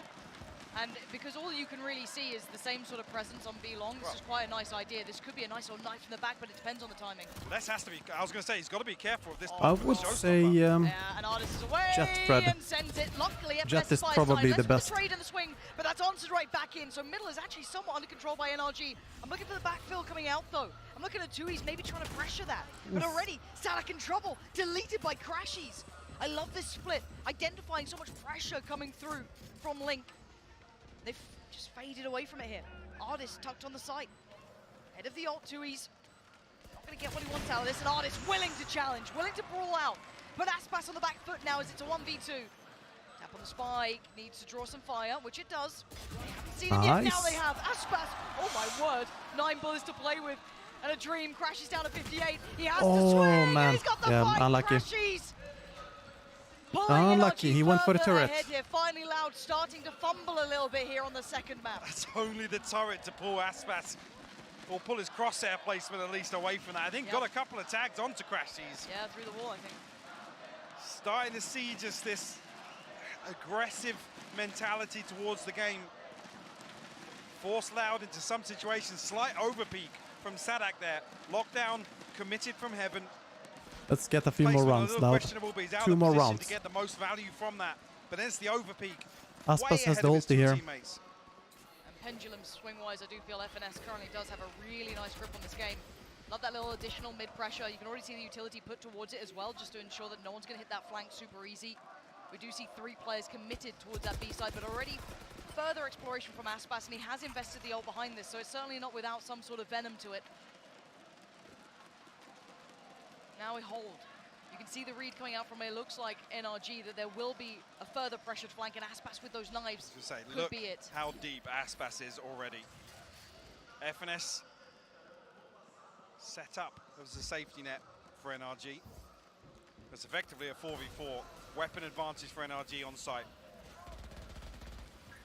A lot of ground covered here with the mollies. There's so many. Look at all of that. So many abilities just coming out. Also, Aspas just deleting FNS. NRG is still breaking through where it matters. The backlines are no longer safe. Run and gun, run and gun. Going straight through towards Link. Victor demolishes them, and now Aspas needs heroics and nothing short. Oh, whoa, 1 HP, literally 1 HP. 10 HP. He's on an island. He's got him. 16 HP now. A 1v2. Oh, it's on A. But the spike is over by A. That is a smart move by NRG. Oh, look out, look out, look out. He's there. Victor, lovely work from NRG. He's there. We've got a game on our hands now, Mike. NRG have finally woken up. For a moment now, seeing NRG almost take their time in getting to site. As soon as that kill comes through from Aspas.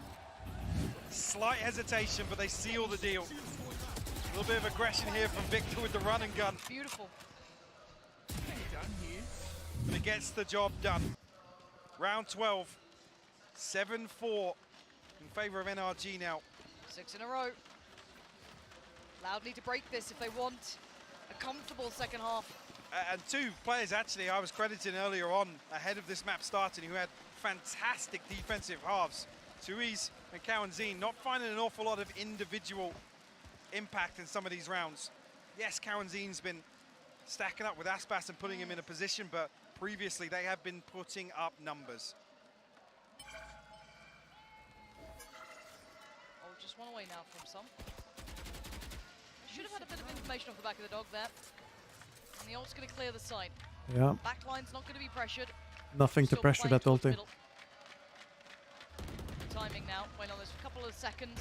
Don't want to go too early. Tuiz does need to back away from this, yeah. Almost got body blocked to a couple of steps towards the site. Mid is next on the chopping block. Lovely work again from FNS, but as crashes to fall, the site does. Oh, close to wall banging. That NRG banner. Some caught on the way out, but unpressured. Yes, the ult comes in. Flash to follow. And no commitment towards the site just yet. Flank is deep in the backlines from Aspas. So he's going to get past the turret as well, so Victor has to watch this. The tap on the spike, Som.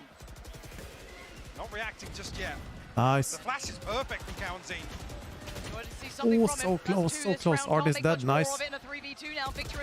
There it is. Les is standing and delivering, and the diffusion ain't stopping Victor. Oh my word! He denies it. Goes back in. There it is. They have it. They have it. Nice. 5-7. All right. Not bad. Not bad. Just clawing in this final round of the first half. Well, he must have heard me. Cowanzine. Not bad. Absolute heroics for him to recover that round for Loud. Aspas almost lost in the lurk this time around. Finally coming through and finding something, but it's less. With this Viper's Pit paying off for Loud, shutting NRG out and finding that defuse. 5-7, we finally have a game on our hands. Map 1 was a blowout. Loud riding that momentum wave throughout the series. However, finally NRG are awake. I wonder if that's enough for the analyst desk. We'll see. Well, it looks like NRG have found a little bit of a lifeline here. They were able to get 6 rounds in a row, partly because they recognized something that you pointed out, Sideshow, that there was an exploit that they could really take advantage of on B. Yeah, their anti-stratting failed completely on split, but coming in, I think they saw the same thing that I did. Sadak's anchoring of B was a weakness. They went there 9 times in a row. Oh, not in a row, sorry. 9 times over the course of the 12 rounds and absolutely brutalized what they were doing there. They messed up a couple of the post plans, like on the pistol and the follow-up, but round 8 is a great example of just what they were doing. They have a very easy time getting into the site, and then they're able to get the pit down. You can see their ability to entry here is really good. Swarming with an ultimate. It's a bit dodgy, but overall, they get it done. And then they still almost whiff the retake, even though there's a pit down here. They were getting pushed to the limit. FNS got some massive rounds. In this map to push this half in their favor. Also, the timeouts really worked out for them as well. Pulling off a lot of for those retakes. NRG really letting those slip, but the improvement towards the latter part of that half shows that I think they're really back in it with this calling. But as we look ahead towards the second half, Sideshow has been in Valorant since day 1 actually. In the first half, his impact was absolutely phenomenal. And the role he plays on the attack for Loud is pivotal. When they're going for these site execs, he's always the guy who's diving deep. When it's on A, it's taking care of the player in pit. When it's on B, he'll be taking back you. Really pivotal duels that he's taking early. And also, for the Harbor comp, the pressure that let's see on defense. On attack, allows that Cove to stay up, for that spike to get planted, and Loud to get into those post plants that they really want. Yeah, and the only thing I disagree with there out of what you said is Aspas was having value whenever they went into him. But otherwise, he wasn't able to find those fights early on. Sure. Now he is in control of where the team goes, and he's always going to be set up to take the engagements. He just has to not end up pushing through the harbor walls. This is a nice crowd. Well, this crowd is riding the wave, and maybe Loud could ride a wave of their own as they seek to try and come back as they're down 7-5 in the second half. Let's send it back over to Pansy and Hypoc. I have a feeling that whenever there's an operator on NRG side, and Aspas wants to go for this updraft jet ulti lane, they're gonna look at him and they're gonna try to snipe him. I bet that will happen. And it would be so funny. Now there was no Cypher in the first match, no. Only Killjoy. On one team as well. The other team didn't have Sentinels. Will be tested here in the pistol. Nice off angle. Sadek gone. No comfort now trying to get towards his site. Flash will catch, but a pain shell in response. Why is Aspas lurking? Well, you don't really need to enter as Jet when you have two smokers. And even if they try and build off this, they haven't pulled full rotations either. Big gap between Victor and Crashies right now. Crashies trying to slip into main. Gonna force Aspas to full clear sight here. Oh, here's Crashies. He's gonna wait for them. 3 members allowed charging towards him. Crashies. Make sure you check the box. Check the box, guys. Check the box. How much? Oh my god. Oh my god. He's gotten away with it. That's so much damage already done, and big information as well. Look at them. Less down to 22, Aspas 18, and it's a huge lockout for NRG. They got out-rotated there. The crowd is silent. Unlucky. NRG pick up the first here in the second half. Do you think Killjoy is better pick than Cypher for tournaments? Nah, I don't think so. It depends on the strategy.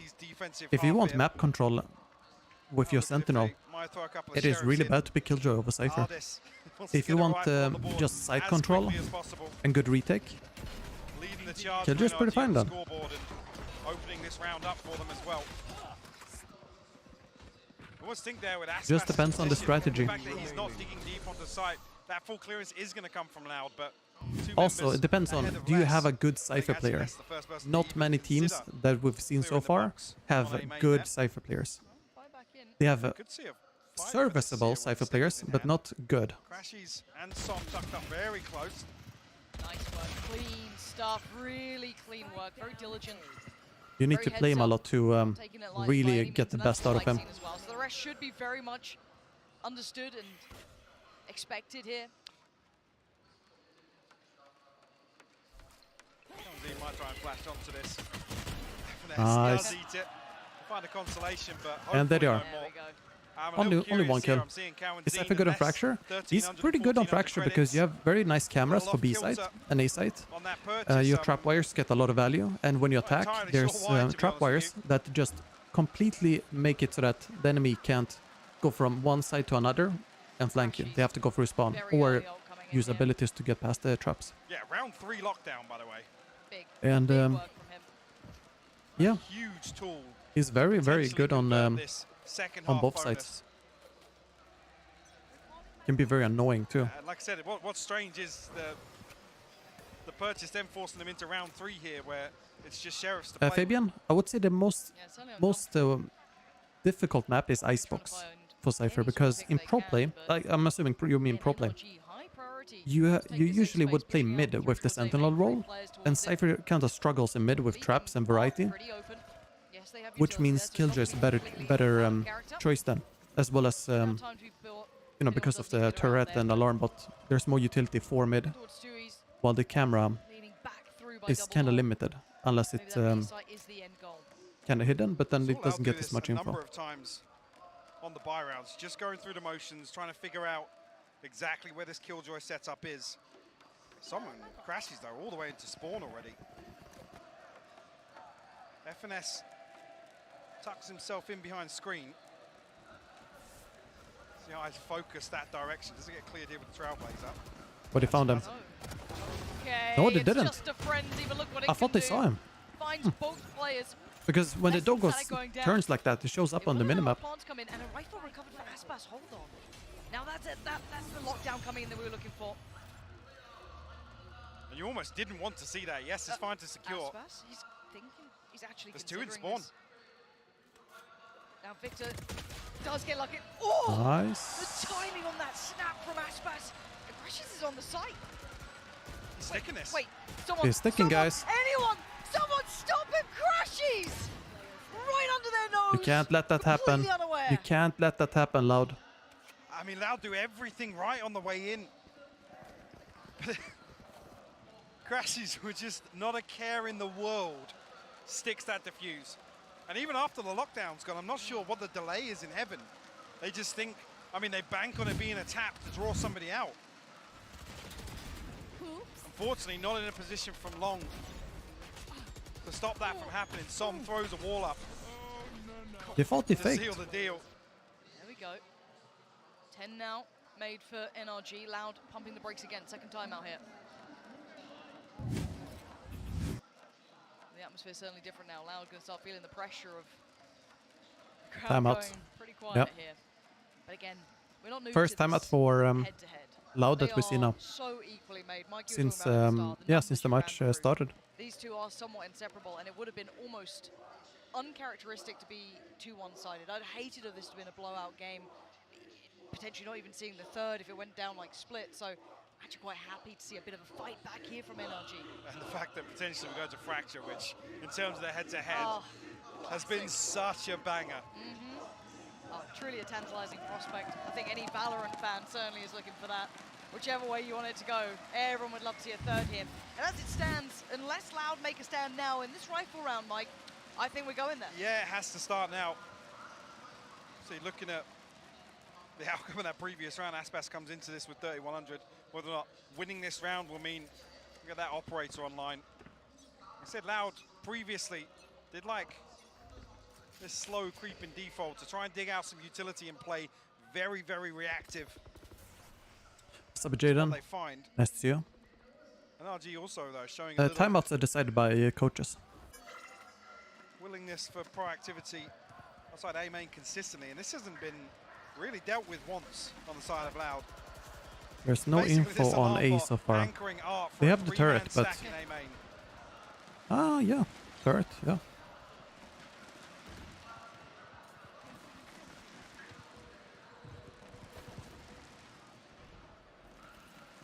You know they're in Arch? No it's Cypher yet. I hope to see some Cypher soon though. We had a split as the first map, but unfortunately no Cypher. That is a good way to entry, by the way. Well, not entry, but push a door. Use the wave.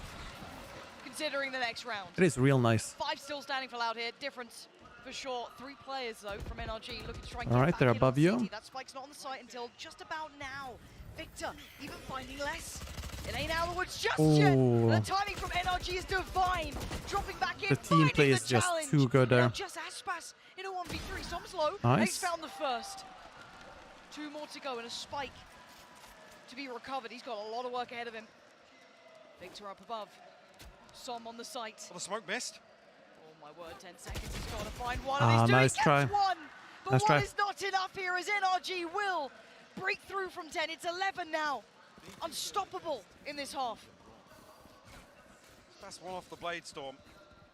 Actually, pretty close to everything. The Seeker's online for Loud. We have to scrape together a purchase here. NRG are looking way better now. Lovely play from NRG here. Team play is on point. To just be decisive. This is after 2, effectively 3 kills in Link here. Roll your minds back. Those 3 players were in A main. Yes. That's how quickly they've made it across to actually prevent the plant coming through. Oh, do we have a challenge there? I thought Salak might have tested the waters a little, but no. That's the back way. Look at the pace nice kill on FNS. Straight through double door. They found a weakness they want to exploit. And it's crushing FNS on the way, but there's still value to this. There's still players on the site. It's Crashies, and he has been wondrous so far. But again, playing your life could be so much more valuable. He's not got it this time. Aspas, quick as lightning. It's smart going through mid, then they avoid mollies from Killjoy. So little. Otherwise, they take so much time. Paranoia from Split still there, considering the possibility of it being a fake. Full clearance comes through. Spike finally making its way onto site. You see here once the confirmation comes through what the decision making for NRG is. Lots yeah, of I guess the map save. to re-clear Makes here, sense. so it's looking like they might just hold on to these rifles. Again, we'll think about obviously the knock-on effect feeding across a couple and more. They don't want to give the ult orbs too. Potentially towards the Viper's pit. Towards the Reckoning.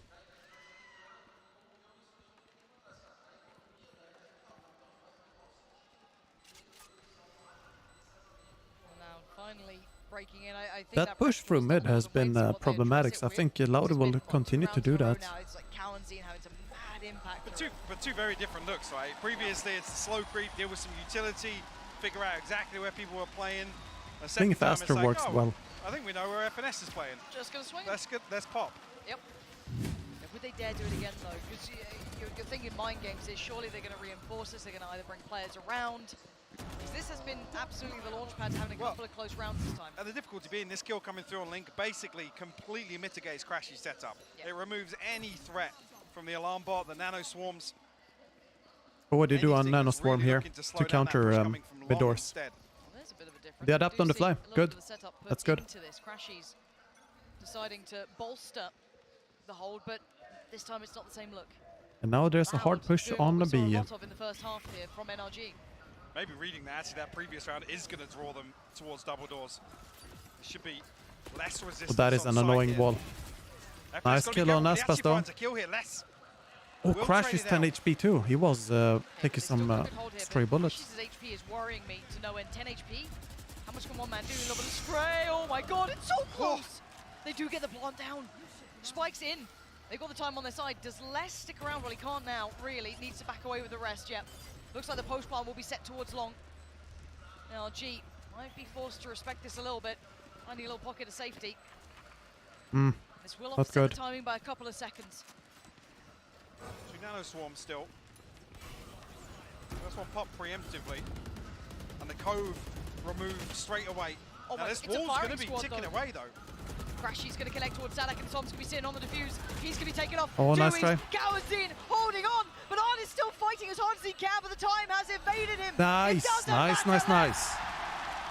Getting Loud back in the game. They've found a way back through. That is such a smart read by Loud. They push mid twice. Bam, bam. Now, NRG, they shift towards mid. Now they go B long, where there's less utility. Maybe on the back of that pressure towards Cowanzine, him getting tagged up to, I think, down to about 20 HP. Yeah, super low. But I think has the best ultimate. Make sure that they can secure. Still really depends. Right really depends. If it's a 1v1, probably they do lead at Phoenix. 7-11 if you are just tuning in. They have a couple of ults to play in as well. Artis has his, so plenty of impact there. If it's retake, Killjoy, could be a fade, could be Harbor.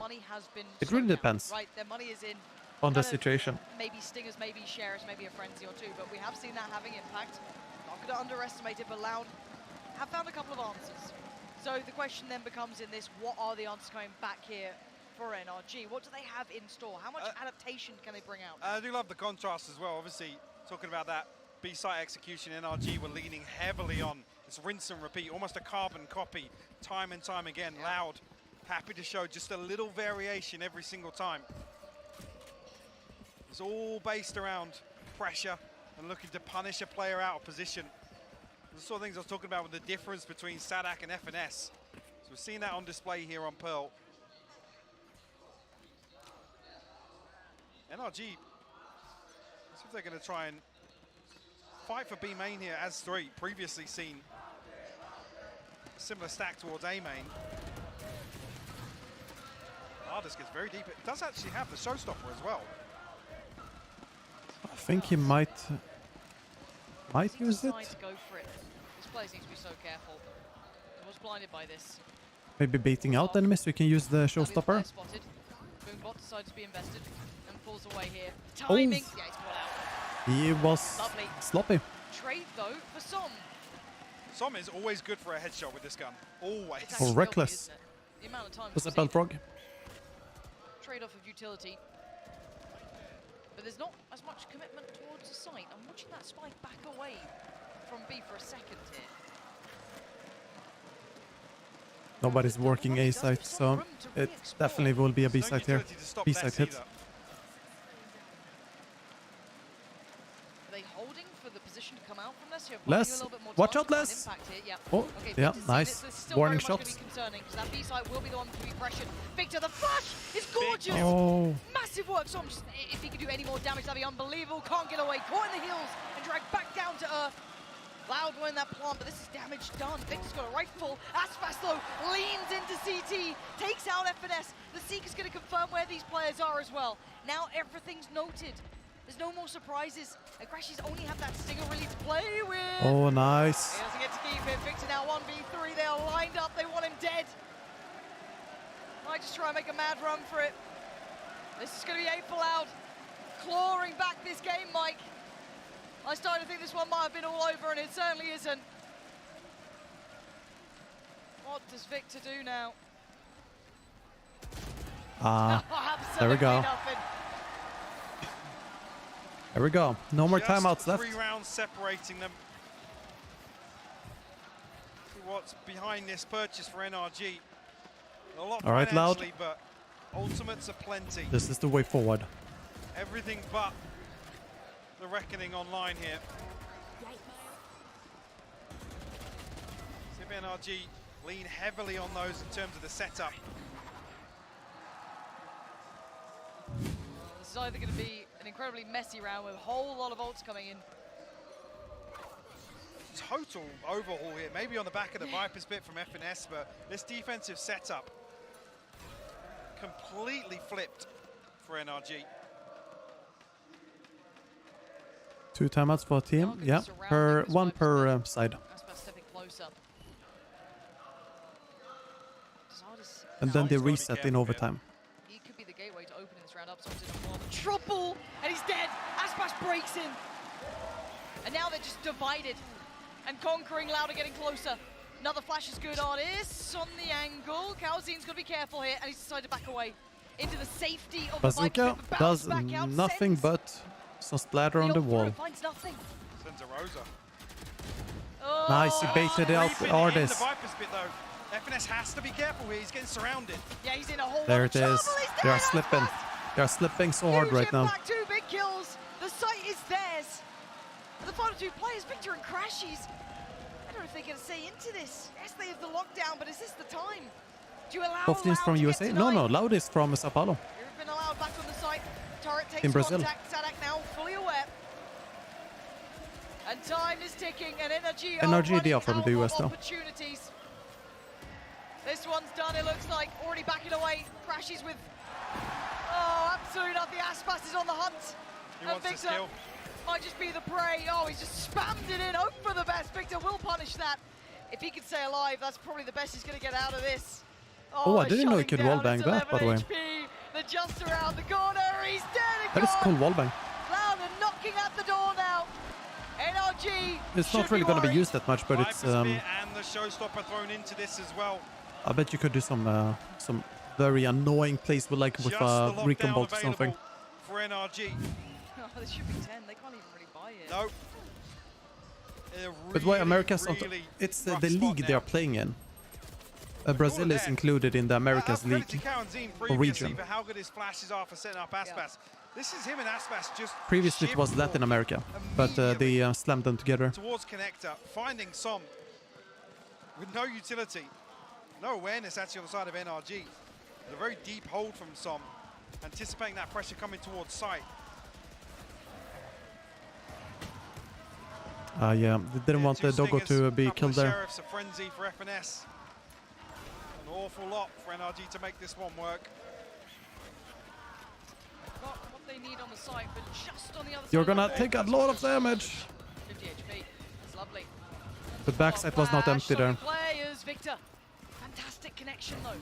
Aspas chipped away at Artis, confirms it. Not respecting the utility put down and actually taking them down. So many weapons given here now. He's got an upgrade, you're absolutely right. And Spike is down. Oh no. In, do they check on Som? Are they even aware of the chance he could get here? They can spam with the decay here, sorry. Oh my god, Som, they have no idea still. He's just sitting this one out. The Spike is to his left, and they are clueless. He will be dead here. He's dead at least. So much impact in such little time. Sadakalas, what are you going to do now? You're running out of time. You've got 35 seconds. It's all gone wrong. They got the Spike back, though, and 30 seconds to play with. 30 seconds Sadak. Oh my god, he just about gets away Artis. They are just passing each other like ships in the night, and the KJ ult comes in as well. Tap on the Spike and spam comes out. Come on. He's finding Sadak. This could be 12. Ah, nice try. He's got an NRG. Nice try. Finally break the trend that Loud was running on. That's on the back of that one nade. It does so much damage. Brings Aspas down. That nade there, I don't understand why they stay in the nade. And immediately, I mean, they are kind of trapped. They can't push forward, and they don't want to go back. I feel like they should go back there. Just way too much damage taken. That's heartbreaking for Loud. They've said it, 2 Stingers, 2 Sheriffs, a Frenzy. I forgot to mention the nade. That's all they needed. Apparently so. But this one is a break in the drought of rounds for NRG. Fortunately for them, that hard work already came in earlier, getting them up to 12 here. But now the pressure's on Loud. Jinbei, doing good. How about you? Opportunities now beckoning for NRG to close this out. They want out of this map. They don't want Loud getting any closer. They want no momentum with them, because until this point, it's been very much Loud trying to tear this back to 4 on the trot that they had. It was huge. Sadak tested now. Caution needs to be given here. Les gonna find FNS. NRG not out of the woods just yet. Artis in a little bit of trouble. He got out safely. FNS was the solo anchor as well. Oh, they know where he is. But he gets a kill anyway. Nice. For the pincher. We'll find it. Nice. Wait, why is B side all open? Actually, 2 members coming through mid. Gotta run. Oh yeah, he killed someone there, yeah. All the way towards long, and that's the adjustment on the plant here. Great awareness from Loud. Yeah, Aspas can really capitalize off this too. Yes, they know now the pressure could be coming through on long, could be coming through from Link. Tommy back up to be invested. Who am I supporting this year? Again, how would you dig these players I support the underdogs, but in this match, Loud. I want them to win. See if there's any chance for a Som, Victor, and Crashies. Is reposition here. The spam not gonna find as much as wanted. Lovely shot from Crashies. He got in there for free. Nice. Nice. Lovely hold from CT. Nice. Take this home, guys. Beautiful. Crashies still trying to find Loud, out, but again, do you it. can't dig that player out of CT here. Dewey's is gonna play to perfection the timing. Yes, Sadak tries. He wants to ruin their economy. Yeah. He baited him. And another step closer for Loud. Double digits made. They're up to 10. Crash is just baiting in to punish that economy even further. See how they should have money anyways, right? Why do I feel this is going to come down to something silly? Yeah, even FNS bringing a stinger into this. There's nothing behind this. If Loud win this round, you have to feel like it goes to overtime.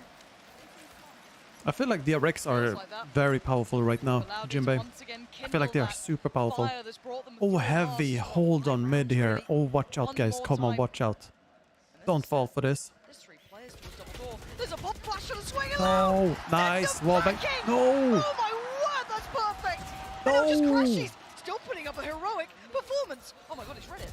He's absolutely read it. But he's just being melted. Oh my god, what an attempt. Nice. One more round. But it's 11 for Loud. That was very close for NRG because they have not been that aggressive like that before. What a pace change from NRG to try and catch Loud off guard from that slow default we've seen them rely on time and time again. And when the pressure mounts here in round 23, NRG try and capitalize. 7 HP could be the difference maker. One more chance for NRG in regulation. One more chance, one more go at it. Lockdown Seekers, they have it there on the other side. Similar scenes. Dewey's ult there too. Oh my word, it's an A-piece. They're sitting so deep on the defending side. One kind of back of pit, one secret. It's going to come in. Nice, shutting down the molly. Crashes has not much utility. Yeah, potentially, actually. Sadak going to get the lockdown off this, and they've got a nice to chain utility more and more. Also, the wave hides the Seekers. That is great too. Even more information given. If they try and run the clock down here, Sadak's lockdown could be the difference maker. Actually, it's invested here. They're going to trade off. Oh my god, this is madness. This is mayhem. This is pandemonium. NRG are on the side. They're trying to catch him in the heels. Calzin's gone down. Nice. Looking for more. Less denies. That's Crashes eliminated. Now they have to respect these ults. And now play begins again. FNS finds it. Less is gone. My guy. Standing for NRG. And now he was assuming nobody was there. Do about this one. Som's on the spike. And now FNS finds Aspas. He's still firing off. Oh my god. Som tries to hold it. And he's still doing what he can. Nice. Nice.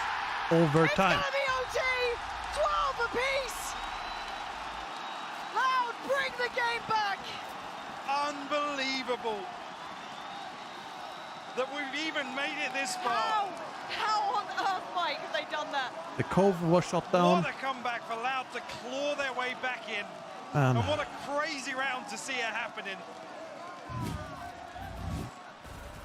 Another round by the finest of margins. Sui's, what is that first shot? What is that? Oh, and Sadak. Yeah. It's like that. It's like that. Apparently so. Oh. I mean, dare I say again, this could be decided by 7 HP. Yes. That was how we even got the opportunity. And now, operator out for Aspas. We're in OT. 12 apiece.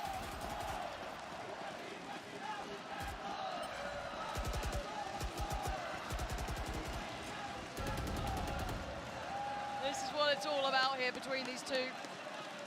Already seeing this adjustment, Loud the awareness of what didn't work for them in regulation. This time around, Sadak giving up sight, a little bit of a trap play towards elbow. Almost hoping to capitalize on that nano swarm to do a little bit of chip damage and maybe find a kill. Okay, NRG going through the motions, right? This is all clean, but plant. This time not drawing any first blood, no chip damage done. And actually, they don't even clear through to elbow, looking to potentially reset to a very, very solid long hold. How does Loud get back into this? This time they're now running with operator to handle, trickier to bring into this. Yes, do you know when Crew is going to play? Next week. They have no damage achieved so far, so these first steps have to be essential to outcome.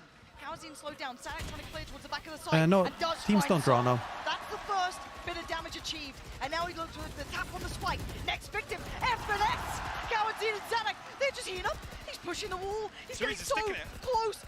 Tui's is not stopping. They got to try and get past the wall, and it's gonna be Loud. Surely. Oh my god! Nice, nice. It's 13 for Loud. Oh, huge. This ran out of ammo. He finds a headshot with a classic, but it's not enough. Yeah. It's timeout time for NRG. Panic stations. It could not have gotten closer. Watch this one again. Watch it back. Loud taking the fight to them, and bloody hell, Artist gave it all he had, quite literally. And you can see just how close. There's so little separating these teams here on Pearl. So many rounds. Two of the greats to touch Valorant in whatever form. Who's my favorite team in the tournament? Next rosters. DRX, Loud, new names, and similar faces, and a similar caliber of game. These two are incredible to watch. I would say DRX and Loud so far. And now NRG staring down the barrel of a gun here. They need something, and they need it quick. Yeah, Chet is there, coach. Beautiful adjustment from Loud, though. Like I said, the awareness. What's up, Nihal? Exactly what went wrong for them. These adjustments on the fly. First round of overtime. A beautiful retake onto B side. Actually, adjustment on the side of NRG as well. They didn't overindulge. They didn't dig deep onto site. And they were so close to converting that, Lauren. It's heartbreaking round one of overtime. Could be this year's most open heartbreak at this point.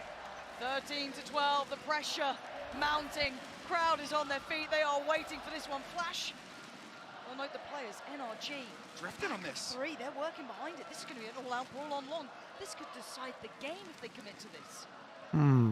Now, DRX IGL is stacks. So tense now. Victor, going to try and find that info. Straight out, it's mirrored. It's so identical and it's whoa, the trade almost for HPs. But they're looking elsewhere. It's FNS to greet them over by Art this time. We paint this round a different way.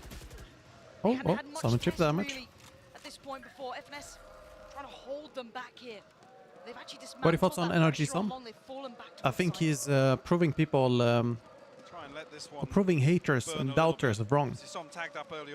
I think he's been doing amazing. I think Sadak maybe even just spotting, a pixel out of place. No confirmation on the flash, and actually Som will drift all the way towards A site here. Stay focused here. Can Les do enough here to sell this fake? Well, Camzine's found one. Victor will fall. Watch out for this. Do they check on Ardis? No, they absolutely don't. It's one. He's seen a second. He knows he's got a second here. But those seconds are dwindling, and he's got to make. Oh, Ardis! The myth himself is coming alive, but Sadak wants to deny it. Quell that pressure. Oh my God! You cannot turn your back on Ardis here. It's a 3v2. What are you doing? 12 seconds. Time Kill him. is fading in front of them. 10 seconds out left. He's got another. And now a 1v2. Crashes in FNS up against the man himself, Sadak. He spots one. It ain't enough. Come NRG on, guys. carry on the series. Please. They have never looked at corner. They just... Here is Ardis. He's just sitting like this. And then comes Loud just closing their eyes, going past. And it's the deciding factor here in round 2. Come on, when will they check that corner? When? Several times it has happened. Scout's powerhouse himself doing well. Him and Crash, he's having a series, but you have to do it again. It's 13-13. We dive back in, Mike.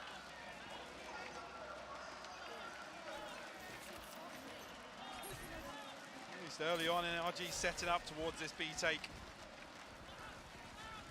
Maybe just try and send a bit of utility down here. Very rare we've seen NRG drift away from this as a fake. Only that one round, Victor opted to call that audible into Link. Aspas with the operator though, will find one, picks up Crashies, and he sees nothing behind it. Yep, big info here. Still sight success to some extent for NRG, but it's FNS. Tooys is dead. I like you. And Ardis this time decides to get a lot further ahead. Stunner of a shot coming out. Makes it away for now. He's out. He's out. The spike now in their side. Les, Calzine and Aspas. This is a brutal retake now to pull off. And Aspas, 2 towards long. 2 Aspas still has the operator. Potential here to swap out a weapon. No, I don't think he can. No. Not too far away, maybe towards CT if he was trying to get one, but now the time's really starting to work against him. Ardis, he is coming alive in OT. 2 kills already. FNS takes the next point of attention. The utilities coming in, and NRG demolishing NRG got it. One more round, and we go to the next. An opportunity to close once again for NRG. Right their wrongs from regulation. Starting to heat up. Ardis, I said it had been a while, but putting up such a performance on this race. People question him coming in for Ye. How would he fare? We are seeing a world-class performance out of him now. The impact alone in OT is fabulous. Loud have pumped the brakes. Timeout again. Yeah. This time around, even actually finding that opening engagement, NRG still recover this. Follow through on that B site execute that's worked so well for them. Timeout to just say, when you push in, check the corners. See something very different from Loud as they're back on the attack. Backs against the wall.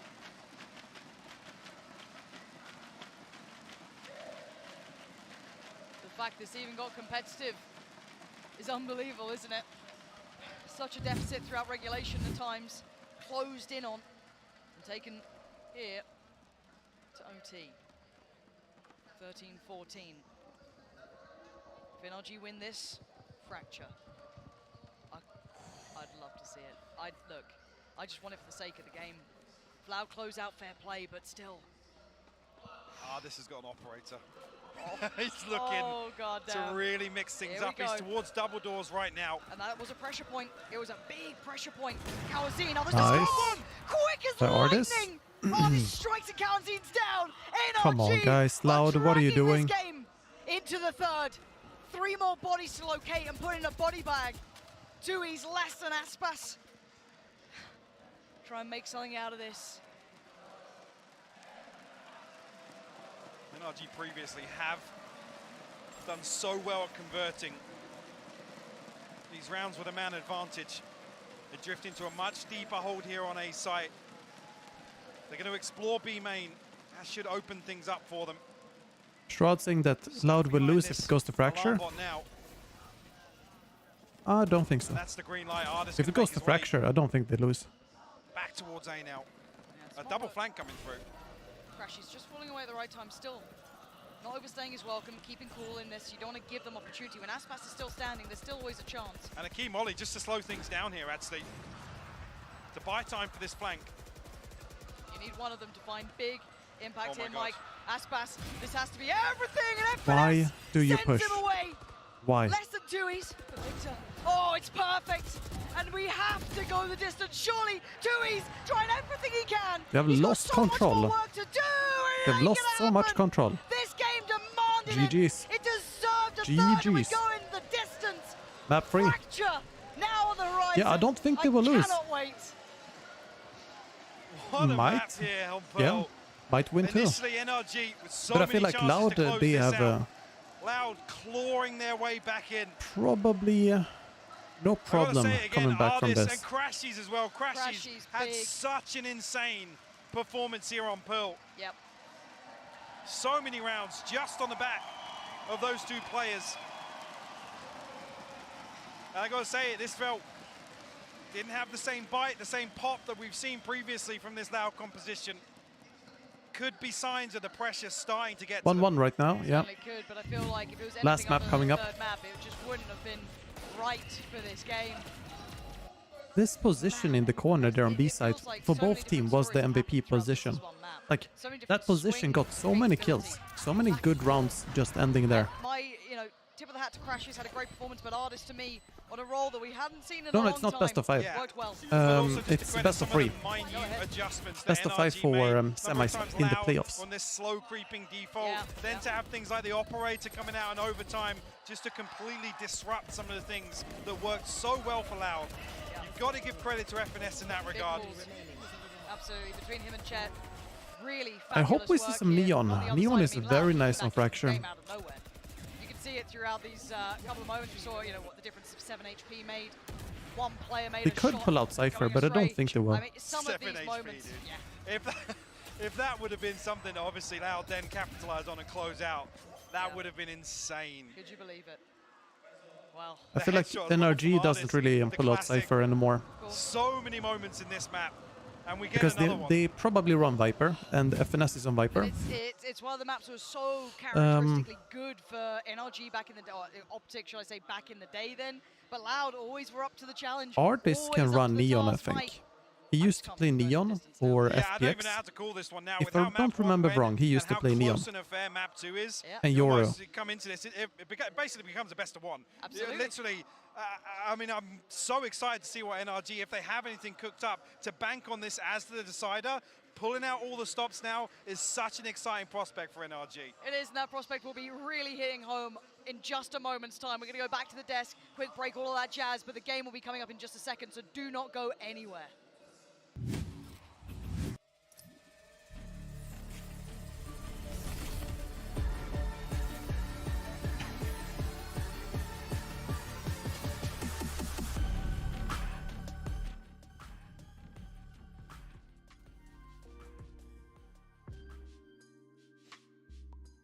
Hope someone plays Cypher. Yeah, they could pick Cypher. Like if NRG are afraid of Loud picking Neon, which I don't think they will. But because they are not expected to pick Neon, I feel like they might actually pick Neon. Neon is super nice on Fracture to rotate with. Easy to enter with, good stuns, good walls. And Cypher stops the Neon. But they've been only playing Killjoy as the Sentinel, really, so probably gonna see Killjoy. Harbor might be good on what's it called, Fracture too. Not too different from Pearl. Yeah, Marmek. Yeah, the series has been delivering so far.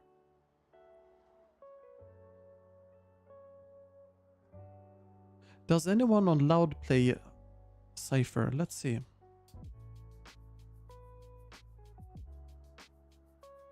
I can't really see stats here that easily.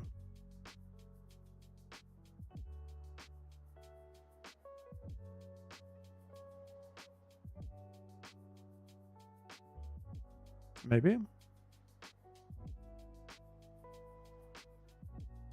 If the site wants to load.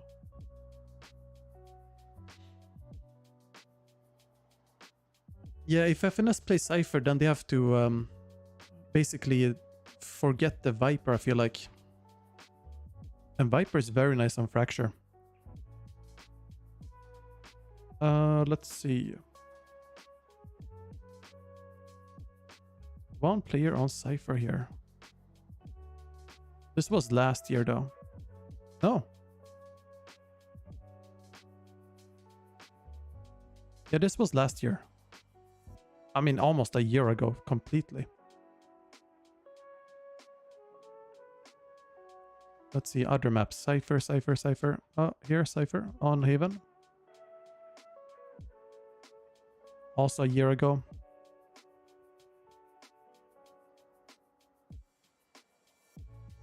Let's take Champions 2022. I want to see if any of the players play Cypher.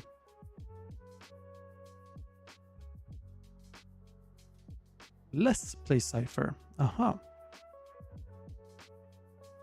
He has not played a single Cypher game in 90 days in professional play. He might have in scrims though. But yeah, 72 matches versus 18 matches. I don't think he plays Cypher. I don't think so.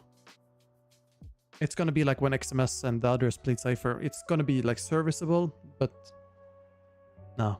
None of them practice Cypher, it looks like. Which is a shame. It's a real shame. Because he's so good.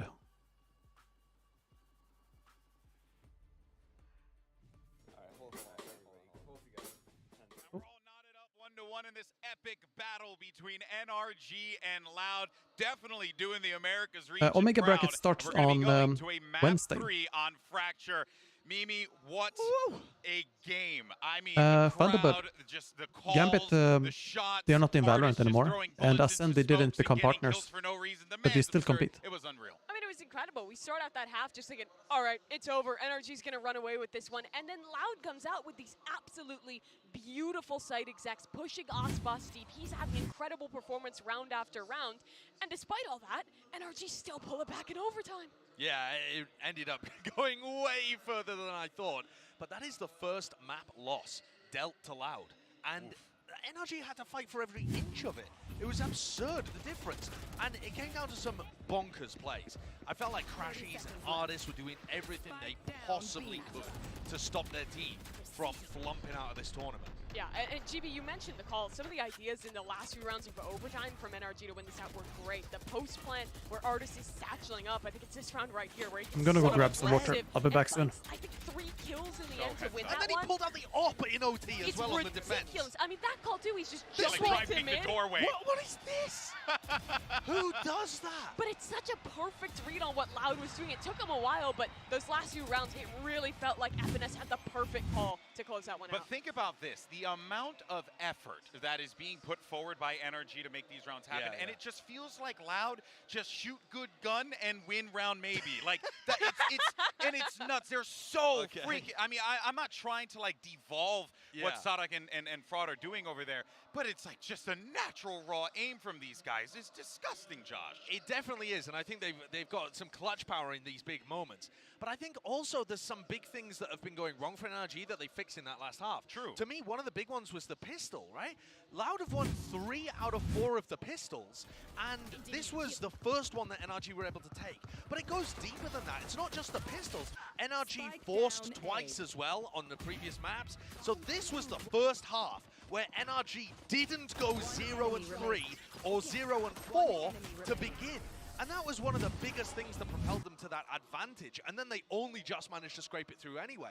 So in these pivotal economy-defining rounds, Loud have the extra edge, whether it's based on tactics or whether it's, like you said, shoot gun good, big clutch factor play. Like, whatever it is, NRG are struggling in those moments to get across the line, and they just managed it there in that second half. Yeah, and I think what you bring up, GB, with just the star power on Loud was one of the reasons they were winning so many of those pistol rounds across the first map and the first half here on Pearl. It was huge individual plays that were pulling those ones through, and then good game plans to be able to forward that into more and more momentum. On top of that, NRG, some of those force buys weren't working out, but finally they do get that down, at least for this one half. Well, and momentum is the key word here, because we're going to Fracture now, and sure, NRG have managed to pick up the win here, but we are going to be going into, well, territory that I don't think, if you look at that track and the scoreboard there, that NRG are going to quite like, because they're going to have to deal more than likely with the double duelist here, Sideshow. Yeah, and I think the double duelist is part of the problem, but also we have no idea what NRG are going to be going for. Right? Yeah, it's true. I mean, NRG,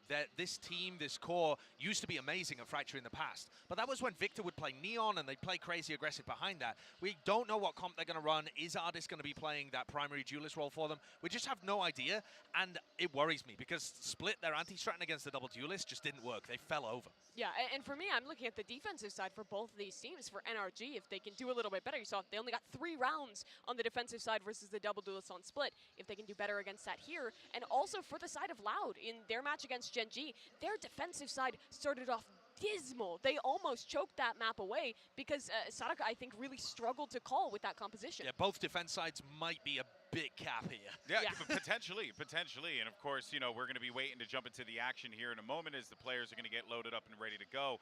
But this has been genuinely, like, when you think about how the players, how the coaches are just trying to, like, call against one another, figure things out, but then it just really comes down to those hero plays. And you've had a lot of heroes on the field there, Sideshow, whether it's Ardis or Crashies. Aspus was a superstar. I mean, it's just unreal stuff. And I think this map's going to allow different people to step up.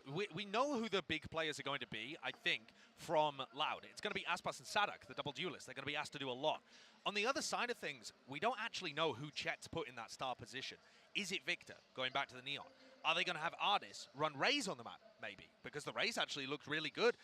You know, Hypoc was talking about the fact that we hadn't seen Ardis Raze in a long time, or does he end up pulling out the Jet? There are so many different ways that NRG could have crafted something, but I'm just worried their defense is not going to hold up because the site anchoring sucked on Split, and their opping strategy sucked. They need to have taken away the correct lessons from Split. Yeah, that they absolutely do need that. I think as well with the answer to their composition here is going to be really interesting to look at for Loud as well. They're going to be going in somewhat blind. So have they pulled out something new? Or are they going to try and change their style? Or do they just stick to what was solid in their first time showing Fracture? Well, let's see what we end up getting here with our Prime Gaming agent select. Fracture, the battleground, 1-to-1 in the count. You can see the hovers, and already we're getting a little bit of a change up here on NRG side here, Mimi. I mean, those hovers are from history. That's what these players used to have. It was like 2 neons, it was Ardis on Chamber. So these agents, a pretty big switch FNS on Cypher, dude. We have not seen him on Cypher in ages. But he used to be a very good Cypher. We'll see if he's still good. On the Jet, I think his star power will be crucial. Yeah, Ardis trying to hold on, but even more so than that, like, how is FNS going to be able to stop the double duelist from coming in? We will instantly notice if he has not practiced Cypher. We will instantly notice, especially on attack. It couldn't end any other way. NRG, Loud, map 3. Let's find out which team moves on to the semifinals. Flank tripwires on attack that aren't on the, you know, the opposite side of where you spawn in. I think it's impossible not to have fun at this point, if I'm honest. Then this he hasn't game practiced has Cypher been enough. A treat so far, You know but it. talk about these compositions, talk about your expectations here, because there are some adjustments from the classic. No cosplay. There are, but I have one major concern, which is we were talking about the double duelist comps from Loud looking a little underwhelming. Okay. The fact is, in map 1, we saw a total tempo shift to completely throw off that prep factor. NRG had the opportunity to look at that. They thought as if they would have the upper hand against a one-dimensional comp, but Loud literally doubled down. They went over and above to make it work. And that's my concern here on Fracture. Bringing the Cypher in, the questions around obviously countering, the ability to counter Aspas at least, but it's the double duelist. It's 2 up front here in the comp. Only one of these two can carry on forward. Brazil's hope placed with Loud and NRG. Getting overrun instantly. Calzine and Aspas break down Som and Ardis and draw first blood. Oh, they are super fast in. They are so fast in. The pinch is perfect as well. The fault line, so precise. A double flank coming through from Bridge, but Tui's on hand for the first and the second. It's a Prime Gaming flawless to kick things off here on Fracture. You know, who was it that said Shroud? Thunderbird. You said that Shroud said they will lose if it goes to Fracture. This is exactly the sort of thing I'm talking about. Just absolute commitment to this composition working for them. And NRG, even here, you can see they're set up that it's actually going to be a match. To open things up, but Loud are so ahead of the curve. We're learning as we go, and the purchase is hefty. Coming out from Loud here, 2 rifles on the board so far. Yeah, I know. It's not your fault or anything. No, I'm just beaming. And that's all they've got. Proactive work to clear. But again, what do you do with it when you find out all that information? You still only really have classics here, trying to maybe get a read on the overall game. See what they can extrapolate early on. Loud was so good at this, by the way, finding the space on A main and feeling no resistance there. And that mid-round. You got to be careful with people in the smokes. NRG are here. They have numbers. Nice, camera sees him. The weaponry to do it, but the flash is really solid. Less than Aspas still mowing them down. Hold on. One left. Fight back. But it is now just Ardis. Up in the ramp. Calzine is low. Sadak chipped away at, but Les still sitting pretty. Spike going to be planted. Time is on their side. Nice. Good job. Very good. We'll be able to retain that Phantom as well. So actually a Bulldog to round out the 3rd weapon saved across.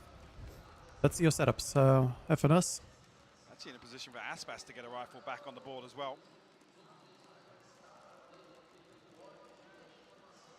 I think camera is on the corner there, yeah. Do they get proactive? Yes. He's doing the sideway trapwire there. Right there. He's trying to get it, but it's slippery. I assume. The absolute limits. And some of these slow burn rounds look better. Man, unlucky FNS. I'm 100% sure he tried to do the sideway trapwire, you know, that just never hits. I'm so curious to the pace we'll see here from NRG, particularly on the defense. And then went with the last minute one here. Oh, shoot the... I mean, no, he doesn't need to shoot the camera. Yeah, that actually probably will. They're in a whole lot of trouble. Yeah, they nice, FNS. Dire Straits, FNS. Actually, it's Victor on the swing that found the perfect timing to try and back him up. No, not now. I've done it so much. I just want to chill a bit. This plant does go in and safe to back away. 3v3 post plant now. Tui's though, gonna catch crashes. How the hell did Tui see him then? Seeing something we don't, that's for sure. Ardis now, a 1v3 once again. Can they get anything done here? Gotta consider just holding on to this rifle. But he wants another stab. We'll spot out Cow and Zine. That should force Loud a little deeper here. The fault line will catch. Oh, sharp still. But I think he knows his days are numbered if he sticks around. Yeah, time to try and peel away from this. Stuck around long enough to take one with him, but still. This pace from Loud is good, and you gotta say, for me, once again, he felt it. What an outstanding addition. He felt the vibrations in the ground as the rifle, take them away. You can at least keep Loud's. All right, FNS, try again. Try again. Much, but still fine on the repurchase. Yeah, we'll force the repurchase, but still as good as a purchase behind this for Loud as well. He doesn't have a trapwire now. Yeah. And it's reminiscent, at least here. This is the one he tried to do. Of what we saw on Split. It's a very good one too. Right, two, he's just got too blind. Yeah, just too blind headshots through the smoke. And when players are hitting shots like that... Is Killjoy better in Fracture than Cypher? No, I don't think so. What are you meant to do? Exactly. Leon was here to round out, actually, to complement this rifle in the hands of Ardis.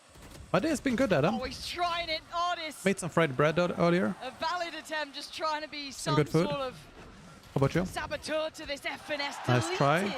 As Aspas strides in the site, taking over tower, no more resistance. It's just the Stingers left here. The plant's in, Loud. Lovely on approach. Mitch, I'm from Sweden. How about you? Freeze will find another isolated here. Crashes Not will bad. close that out. It is a 2v2 now. The Nano Swarm he's will dead. find one, and actually a little fumble there, but Cowanzine will clean it up. All right, now they buy. Beautiful Come on. adjustment as well. Let's see some setups here. Ardis takes contact and the awareness from Cowanzine to adjust that fault line to catch default. Let's get him. Also, actually, to catch tower as well. Oscar, nice to meet you, man. Nice to meet you.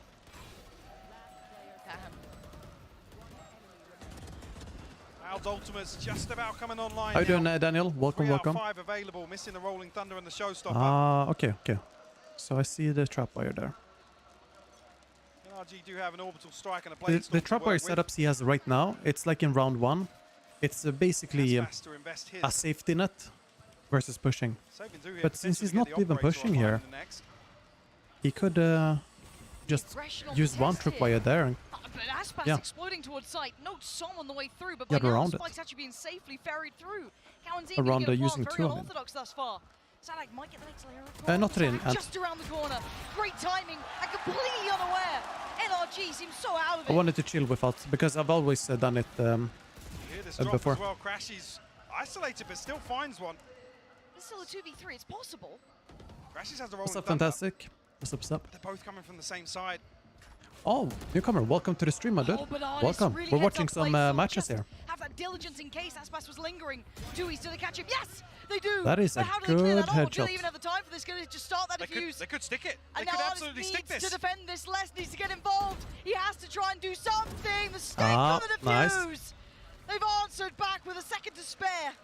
Yeah, not enough time there. You think there the Rolling Thunder was almost going to miss that player in main, but luckily finding that kill ahead of it.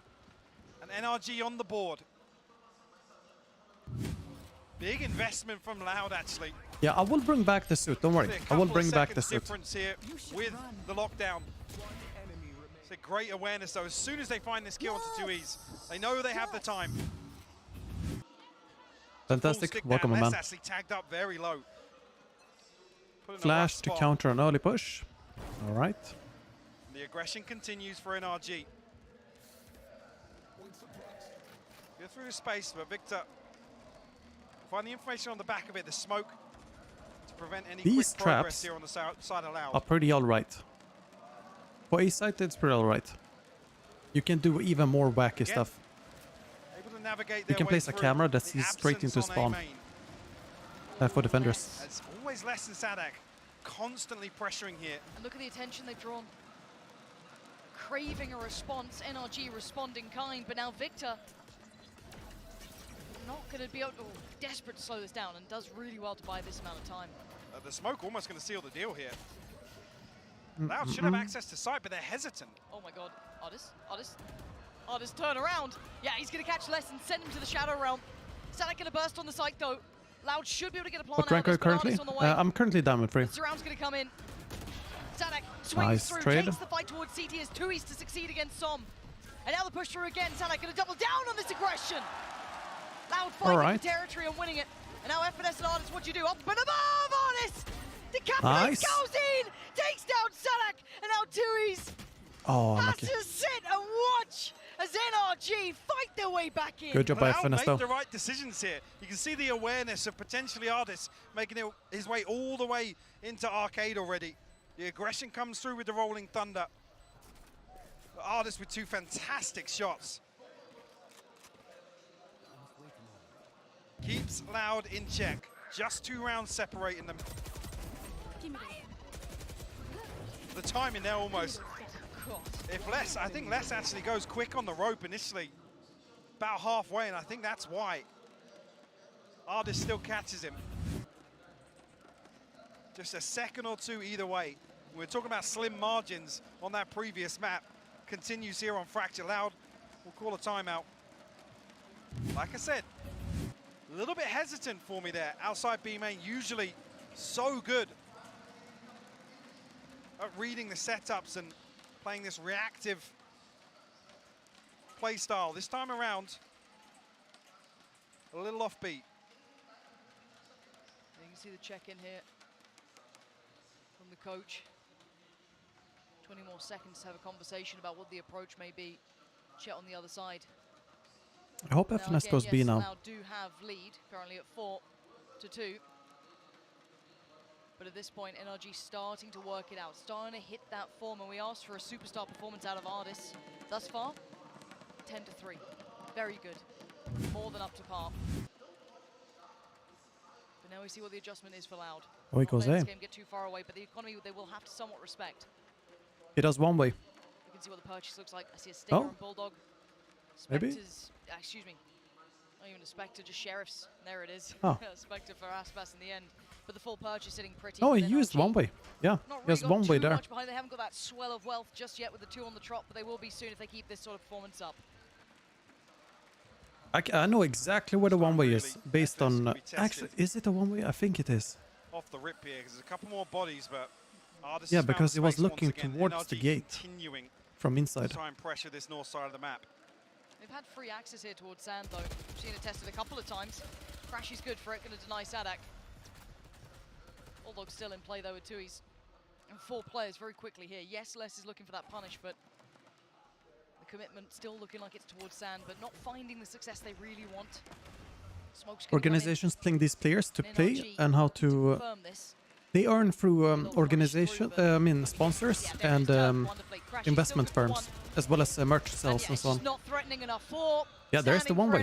Guys, I can see exactly what he wants to do, just based on the minimap. Now I'm chilling with it, Rishi. I'll bring it back soon though. Not soon, like today, some other day. See what the response is, whether or not the awareness is there from Loud. What's the best agent for solo queue? The agent that's the best for you, that you're winning the most on. For me, that's Cypher. For someone else, it could be Raze. For some other, it could be Omen. NRG slip back into a much deeper hold here. Yeah, the tempo change from NRG is... A lot of people are saying play Duelist for ranking up, but if you suck on Duelists, you're not gonna rank up, unfortunately. So that's why I say just the one that's best for you. Victory remains unscathed by this utility early. I'm unsure no progress is made beyond this point, but they will lose control of Dish. So little by little, right, slowly moving to B. Being kind of dictated to by NRG early on. I think NRG with the correct read though. This is just not planned yet, Thunderbird. Probably gonna make a video instead of stream. Still just easier. 3 members. How many duelists do you think are enough for a team? I think 1 or max 2. Ooh, double pump towards A. Depends on the strategy. If you use 2, you don't really have much flashes or smokes. So you have to be careful of how you use the flashes or smokes. Picked up, falls away, sits a little deeper. Yeah, gonna respect this. They didn't have that third man to the side, didn't manage to cheat him over earlier on, so... It's only the Rolling Thunder for the retake here for NRG. If Loud can get a free plant and reset off it, yeah, they have. It might be completely mitigated. Yeah, and again, no pressure on the back line either towards A main. All right. This is going to be difficult. Yeah, they send it to site. Nobody's on the site though. Absolutely ineffective this time. Aspas still waiting patiently as well, over by drop. Denies so many chance to get into this retake. As FNS the one to see it though. Spots out one, does not see the second, already slipping through by Sand. Nice try. Ardis being the tip of the spear, the diffuse does begin. He's going to be putting his body on the line. He's going to be holding it down. Nice. Oh, lovely from 2s though. And now just crashes. And he's seen Loud. Finding adjustment really well. I think 2 duelists is kind of the max to go for in a team. In pro play. In ranked, you can go 5 duelists and still win, but I wouldn't recommend that. Wouldn't recommend that. I almost think there, 2 players being forced so deep in A main, NRG have the upper hand here. Yeah. You don't really see many double duelists nowadays that aren't, for example, so clean with it. Raze and Jet or something.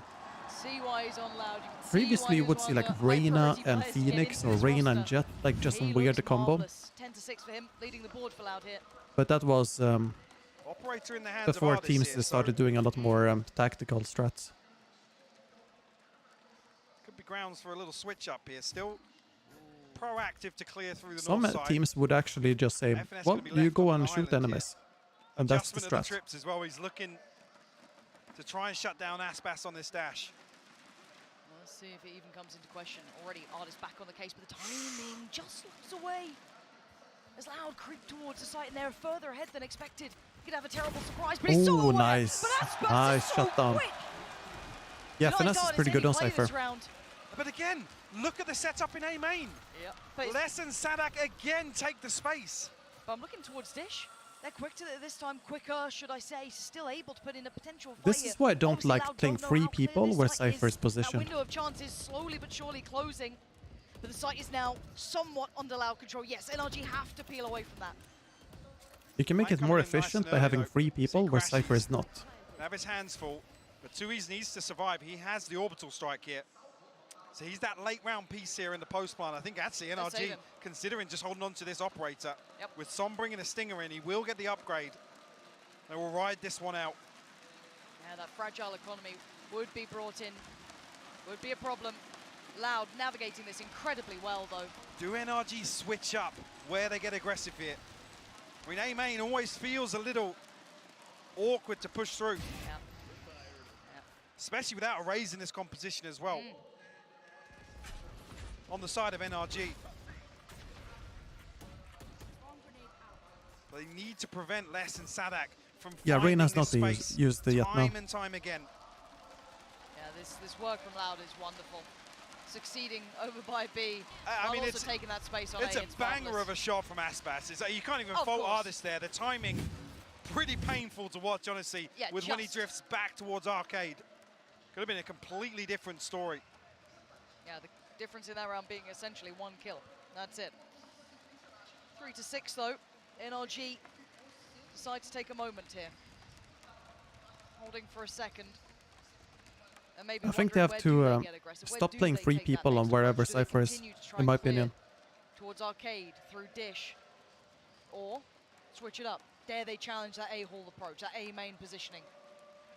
That's the consideration. Still have that operator, was recovered in the hands of FNS, able to take it through to this round. If this was XMS on Cypher, you bet he would have peaked so early all the time. They can then decide where do they want to adjust to just for the fun of it. And it's tough as well to see the operator in the hands of Artist. What's worked well for NRG is being proactive, right? They clear this space. They then reset. Artist is left to drift all the way around the north side. Yeah, this is quarters, yeah. They're able to get ahead of Loud. Yeah. I think a key indication in that previous round is seeing FNS's utility. As soon as that cage goes up, they find the kill on Artist, in the bracket, in the groups. Immediately, Les and Sadak able to capitalize on that elsewhere. Let's see what this timeout's done. Tui still with that ult in pocket. Only one that's currently in play. Aspas not far from his, one off. FNS has his, but again, you're looking at impact. And this is the man who could have it. Artist and FNS now exploring deeper options. That's the first blood they needed. A double dip though, maybe overdoing it. Aspas even this out, but Victor on the other side of the map. He wants a bit of the action too. And now Loud at the man deficit again. This is exactly the type of adjustment I wanted to see. Aggression through B main here. And as soon as Loud feel that, they look to capitalize in A main. NRG this time around with 3 members to shut that down. FNS is going to be told he has to be ready. They've already cleared through A main. They know that it is coming towards this B side, and FNS is the only There's the trap wire he wanted to do. Does he just hold tower? Does he play patience? Might be the name of the game. But they've got freedom. Aspas starting to wander. Double flank though from NRG coming through tree. But that's going to be a lot of he's life down. crashes. CT now open. Les found one! How did Les connect that? Cow and Zine still on the side. They know where the final player is. Cow and Zine up against Victor. FNS was waiting for contact there. It's just the guns in hand. Victor, second bite of the cherry. He's been tagged up now. It's the trade out. 11 HP on Cow so and Zine. low. The flash. It's found him. Victor trying to play around this, readjust to the side. Nice, Victor. Oh, he's got him. Nice. Victor is the Good victor thing in to this come one. back. NRG up to 4 now. And this mind game, this chess game is back and forth. That shot from Les He was dead to rights. Victor will retrieve the operator. But straight away, seeing the perfect adjustment from NRG. A beautiful setup to almost bait Loud into what's worked for them previously. Wow. Wow. What a game. Curious now, I mean, it's looking as if Loud's answer to that is, right, we've drawn NRG into exploring towards Tree and towards A main. Can we find anything from Arcade? Or towards Dish, potentially. Might fault line off this point, but once again. They can get kills here. Oh, they should. Nice. Crashes and Som in perfect unison. Right place, right time, and Loud. Left in tatters. Oh, left again. This guy's That's a good find from Kawanzin. But this is surely too far. FNS just trying to play his life. He's buying time. Watch out, FNS. The spike is left a million miles away. Oh, and the adjustment. They both missed each other. Ambitious with the judge. 3 more to go. And they are low HP. Yeah, Som and Crashy's very low HP. Victor making his way back through Tree, but have to show restraint here. What do people think if 30 is too old for pro play? Well, if you're not popular enough to earn a lot of money by the age of 30 as a pro player, you don't really have much chances to make a living for a family, pay off a mortgage and stuff, you know? And it's not a viable thing. And you probably have to work a full-time job in order to support yourself, and you compete with kids that don't do that. So time-wise, you have a lot less time on your hands. Now, Loud not finding as many responses as they'd like it. And it will be tied up potentially at the half. It's doable, and a lot of players close to 30 are pro players right now. It really will. One of them being a weapon, a Guardian in the hands of 2Es, but 4 ultimates to work with. And this is potentially cause for concern, considering it was an 8-4 half allowed versus Gen G, and they struggled in the second. What is my age? 28. So many I'm 28. This time, though. But that is a nice lineup on the flash. Oh, and he's walking on water. He's walking all over him. 2 huge kills. Nice. Is dead to rights. And good counter. Got Som as well. A bit expensive, but probably needed. What can Victor do?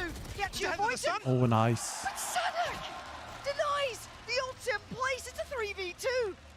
After all that and they have the ulti underneath there, so if Energy wants to enter, they have to shut down the ulti or wait. We identified on this flag, so both Crashes and FNS position known. Utility on the spike. The time ticking away. Defuse the spike. Haven't got time for this slow approach right now. It's so hard to clear this with utility on the site. What are you meant to do here? This is more like Cypher stuff. You know, place the cages properly. Not just running out with what seems like 2 pistols in your hand, like XMS does sometimes. Ah, nice try. Nice try. But even now, I feel like even now, we can see a lot more cool things from Cypher. Ardis and Crashies once again putting up numbers for this team. All right, let's see attack. Is he gonna do the trapwire here? If he does, he knows what's up. 5 to 7. Loud do have the lead, but they struggled in this half in the past. Come on, do it. He did it. He knows what's up. Talk about that first half we've seen. He knows what's up. I approve. What an incredible game of tug of war that we're seeing here between NRG and Loud. And you know, to immediately jump into this one, it's very clear the impact that's being felt here by the duelists for both teams has been very profound. Yeah, it feels like this half has been a story of how these 2 sides have been utilizing their jet players. For Loud, it started quite strong for them with those fast executes in the first few rounds and utilizing Auspes to be able to get deep, find great value. But what I was really impressed with was what Artis was able to get done on NRG. Multiple rounds, he's pushing north side, taking that space and setting himself up to have a lot of value into the retakes. Or it's kind of helping out, being able to push down the ramp towards the B side of the map, getting that opening kill with the operator. Artis had a fantastic fantastic half. And this is the pistol round, though. And while they go for the north side crunch, which I agree is a good not today, Anonymous. Play, they were I'll not bring you ready back for some other this pace time, at though. all. It was round one. They hadn't got a feel for the tempo. And when you look at how this first half played out, NRG versus Loud, best game so far? But they are starting I don't think so. 0-3 or 0-4 down. I mean, Loud have won 4 out of 5 of the pistols. I think the best NRG game tried to so force, far. NRG have lost 2 force buys, and if they let Loud get a bonus off, Loud have won 2 bonus rounds. They're going into round 13 here, and they cannot afford to lose another pistol. Otherwise, they are just going to lose the game like that, just based on the pistol rounds. Nothing else. They can hold their own elsewhere, but they're going to lose off pistol rounds. Yeah, they absolutely need to get those pistol rounds under wrap as well, because traditionally Loud has been pretty rough on this side of the map. I think really maybe DRX versus Cloud9. It started bad, but that was like a good setup for a good story. Game plan of how to counter that one on out. But if you start slow, if you give Loud the momentum, they can still absolutely come out and win this one. Yeah, that's the problem. I don't know. I don't like the first map from DRX in their match. And if you're Loud, but you're feeling pretty good about your chances here. You got the lead. Yeah, Can you actually, close maybe. It out, though? Yeah. That is the question. Buckle up, folks. It's going to be a wild ride. Let's send it back over to Pansy and Hypoc. Cast aside all doubts, this is an incredible matchup we've seen so far. Mike, leading into the second, what is your main thought going in here? I'm so intrigued to see Loud's approach to the defense here. Like I said, they struggle with Gen G being so slippery in some of those rounds, really mixing things up and almost defying logic in some rounds, just playing so unorthodox. And that's not really NRG's forte. Is it wrong to sit and spawn with Cypher? Not really, no. Although here, I understand why they have that tripwire open. I want that area open. It's running. They're making a mad run for it, a mad dash over towards A. And also Brim can smoke from that area for a site. Showing a little bit of patience here. And the reason you see the tripwire here and the tripwire there is because they can't go from, they can't switch to B site by flanking, even with ropes. So he really fragged the Cypher. Dude, I wonder, he might have seen the videos I've made. The time is actually good enough to catch one. It's a bit salty so far, a bit messy. Fought through by Dan. Kawanzin with the trade towards close, close, nice. In the way of Loud. Nice try. Cannot deliver. Nice try. It's Kawanzin takes down Som, and Loud get the gateway forward now. And Sideshow just alluded to this. This is massive for Loud to establish a lead here. Can they do it again? Can they convert this into a bonus? Which would be huge for them. Do NRG force What back think into should this? right bring rank to I'm seeing Swift a play? bulldog off No, the rip here. I don't think so. I'm seeing light armors. I'm seeing SMGs. I don't think it would be smart. This could spiral. I think it's good as it is because it's a very chill NRG. game mode, you know. If you add ranked, it's gonna be very toxic, very fast. Okay, Stingers, Spectres, that bulldog got traded out on. Jesus. A lot rides on this. And it's gonna be very difficult to just win, win by doing proper strats. It's gonna be a lot of cheesy plays because it's just such a short game mode. Kawanzin by his side. Artis and Victor towards that right side of the angle though, already making progress. They might need to respect this. I was gonna say, now that they've seen as a force behind this, Loud will back away. Oof. Big headshot, but Artis can't close that out just yet. No, but it's quite equal footing here. Artis does find Kawanzin, crashes! Takes away Sadek from the equation. Sights under wraps now, flying that NRG banner. The other two players who are over here have to respect this now, sit towards that sand side. Spike planted. Artis is low HP, but again, you've got so many other bodies to get through to get to him. This is a good. No pressure coming towards main. This is good post plant. Crashes might get isolated with the molly. Nice. Corner, but it's not. Yeah, it will catch him. Oh my god. Therese has got it. Hold on. I thought they didn't take damage there. Three players from Loud trying to work out the 5 that was against them. Now just 4. 3-step towards the side. Victor spots 2. Com's going to be made. They've got to be able to support him on this. Rough. Where's the rest of the team? 1 by 1. NRG are falling. 2Es. Tearing them limb from limb. But now just down to They're burning so much time here though. Nice try. Good job by Loud. Very good job. There's a 3v5. But the individuals from NRG just get torn asunder. No way Loud have just got away with that. The molly comes so late from Som as well. But 2 pivotal kills put FNS into such an awkward position. He has to come back to main. A gut-wrenching round to lose for NRG.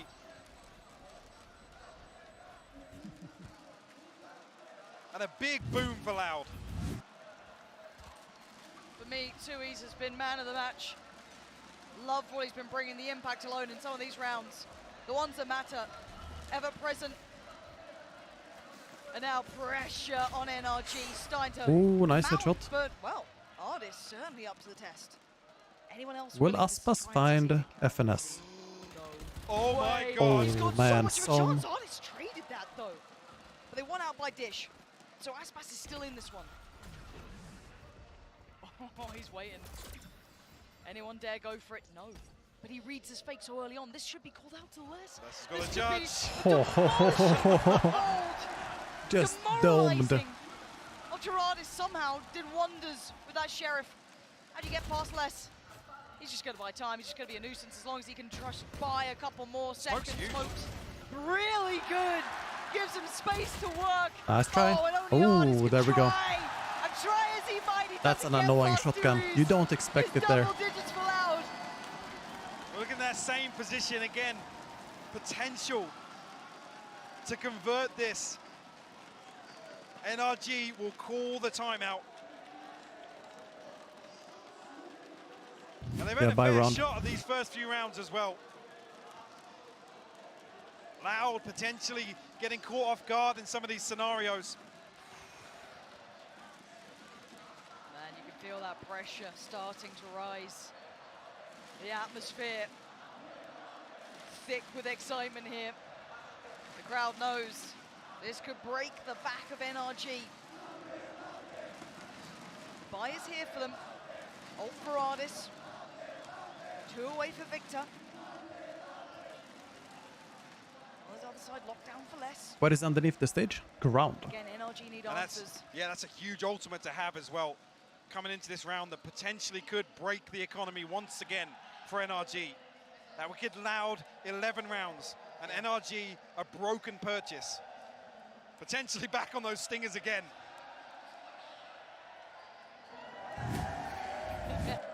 Making the cameraman What a best map for Cypher? Jibcam's never worked so hard in is life. All right. Probably split one of the best. We focus back in and we look at I mean, all maps are very good for Cypher. Icebox is good for Cypher too, except if you play in mid. You don't want to do that because it's very restricted. For me, this could be one to truly start hammering those nails in the coffin of NRG. It's got to start now. Pearl is great too. Yeah. And Aspas in early sure danger. is. Will be warded away down to 53, still able to make that operator work, but has to respect the early investment and falls away from Dish. Not rewarded initially, down to 53 HP as well. We'll back away from this. Actually, commitment from NRG plays mid on Icebox a lot. Yeah, but not as Cypher. He does it as Killjoy or Viper. Not Viper, Killjoy. Eyes on less. Can he make it to Dish here? There's one member in the form of Crashies. All right, they got the plant. To prevent this retake ultimate. There's the pop of 1-0. As much as the pressure is here, you're right. The big swing factor will be by Dish, and timing is everything. Less and Crashies. got a judge. Oh my word, Less. Surely he can't close this gap.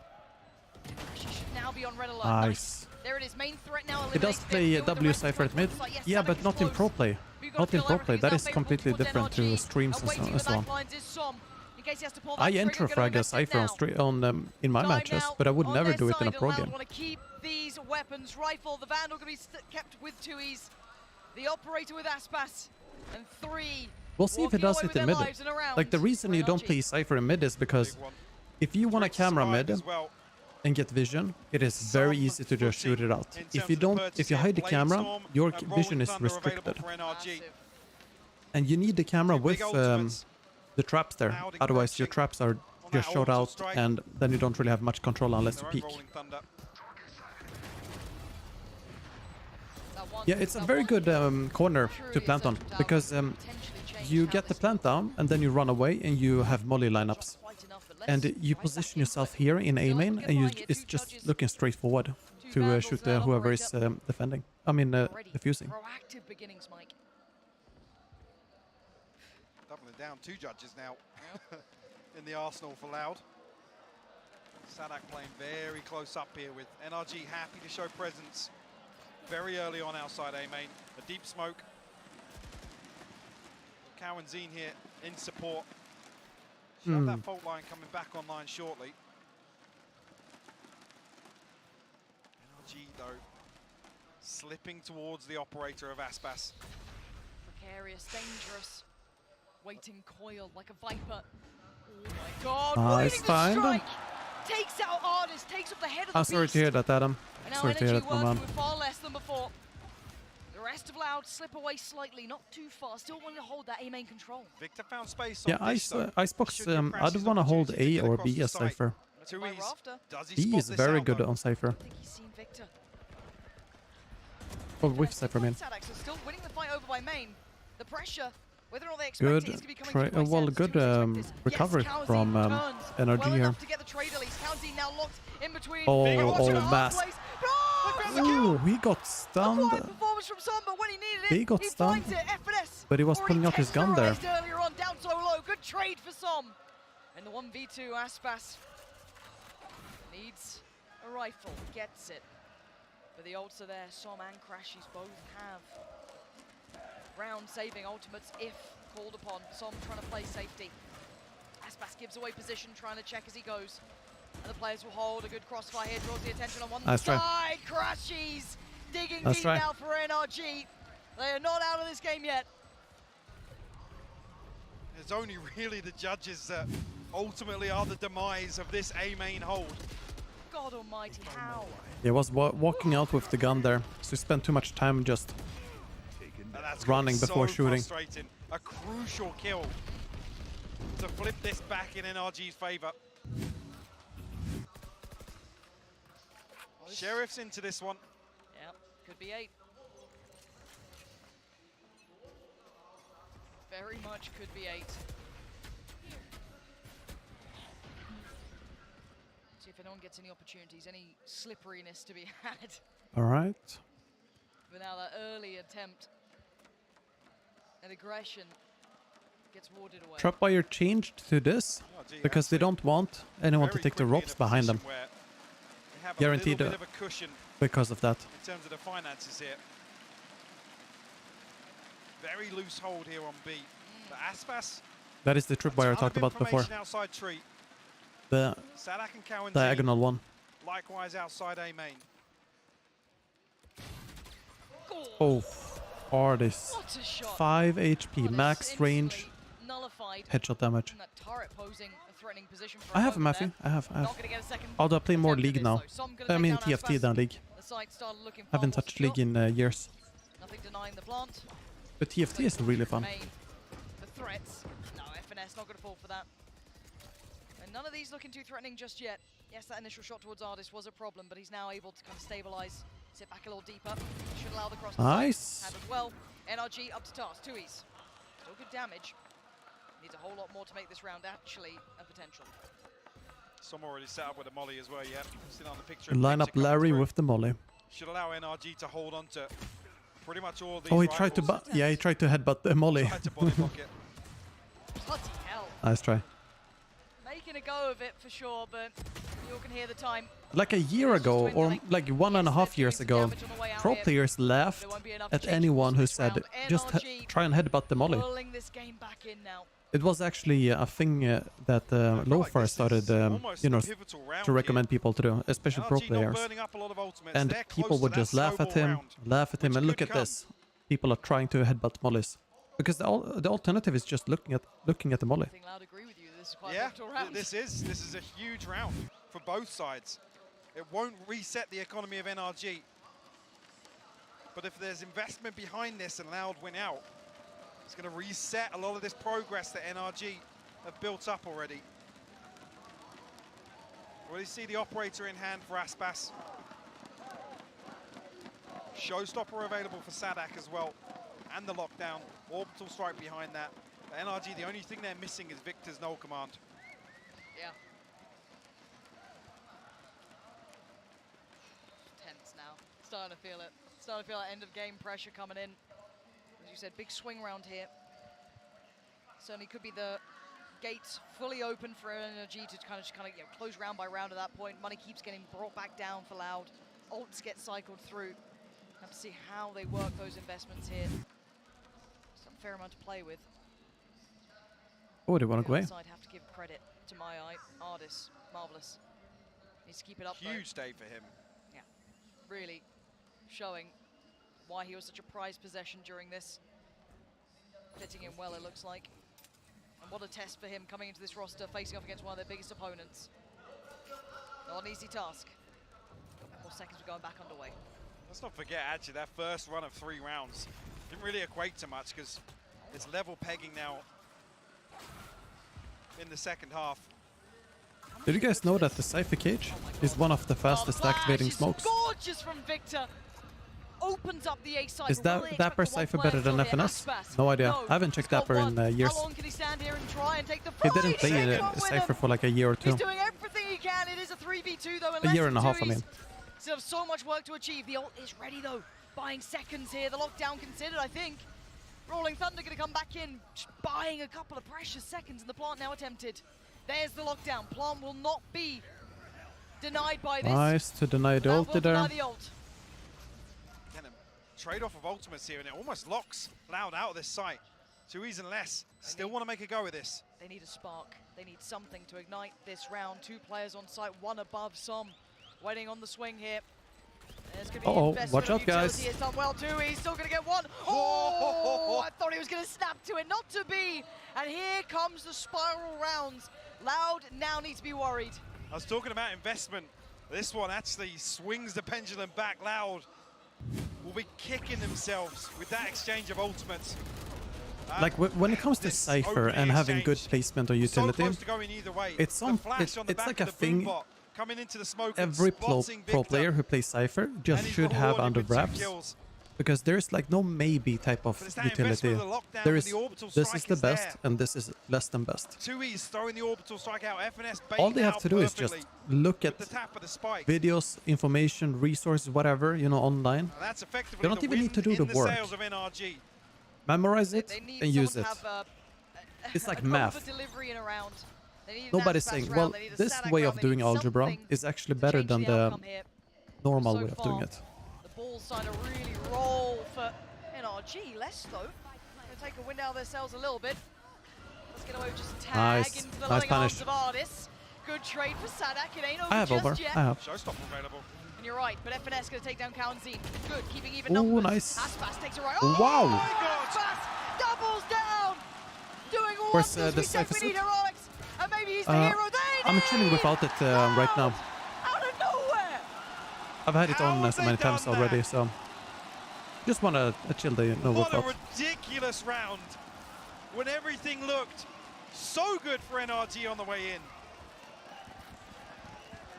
Out of nowhere, Loud, pluck a thrifty, force a full repurchase, and all those positives, Lauren. Yeah. That I was just talking about. What's my rank in TFT? I'm Diamond 4. Ardis actually has to reconsider the operator because there's almost nothing behind this. Knife's edge now. We wanted the spark, we found the spark to ignite.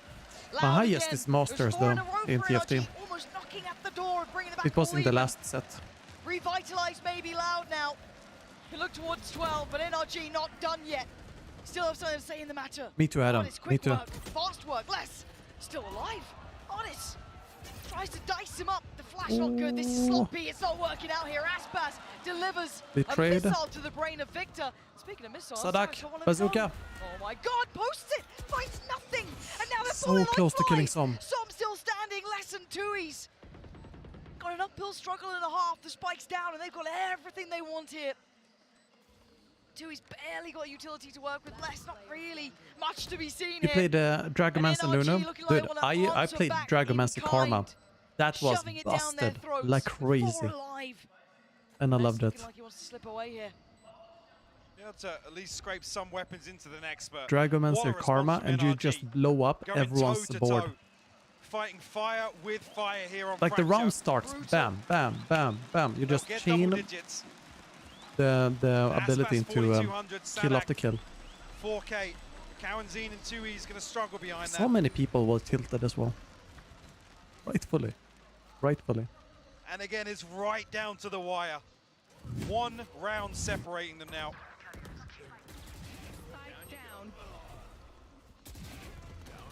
Som's 33 HP after that showstopper as well. I thought Sadak would have gotten someone with the bazooka there. It was very close.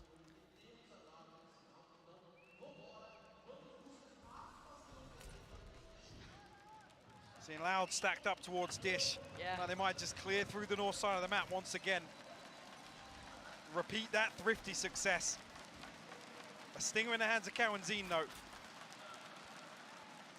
Time to mull it over, consider before they stampede.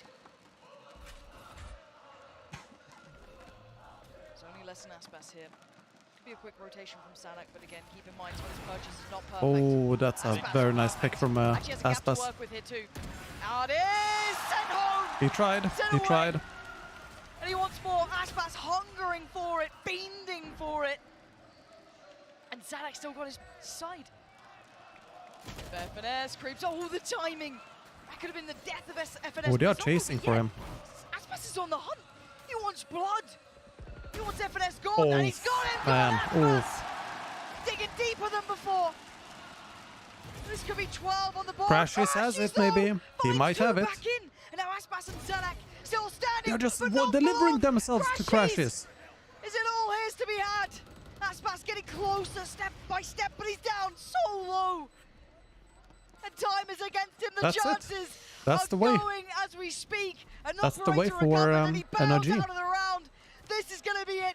11 to 11. It's all even. Why did he just decide to push one by one? Loud will struggle. One from tower, one from spawn. This should give NRG 12. He had so much room there. Didn't try. My God. He needed the ace to there's close one. that out. Tuis is one. Less is another one. And here comes Sadak. Not even in sync. Big response from NRG. Oh my God, this buy. It puts it on Aspas again. He's got an operator. The rest, the best they've got is a Judge and a Stinger, a Spectre even. No ults to work with. Could be crumbling in front of their eyes. This could be so heartbreaking at 11-11 that if Energy finally take the lead here. The only saving grace is it comes down to a purchase next round. All 5 members of NRG looking to waterfall from drop here. A smoke from Tuis. There's clearance elsewhere on the map. Yeah, the penny has to drop, but NRG. Hold on. I think they killed the boom bot. No, yeah, alarm bot. I mean, to try and sell them a Fable. The mind game's in play. Or maybe not. But Aspas hasn't left yet. There's still not enough that sold them on anyone else moving from the site. This should keep him present. There is still a chance here for Loud. They're going to try and fake. They're going to try and draw the rotation with some utility here. Oh, wow. But Aspas, he's active. He's clearing tree. He's going to keep 3 members allowed towards A. Who do we have here? Literally everyone here. Still sitting this stun in the paint shell could be devastation. Actually, the paint shell built up a little early. 30 seconds left now, Lauren. This is down to the wire. This is so pressured. Feels like they know. Seconds. They have to make a move soon.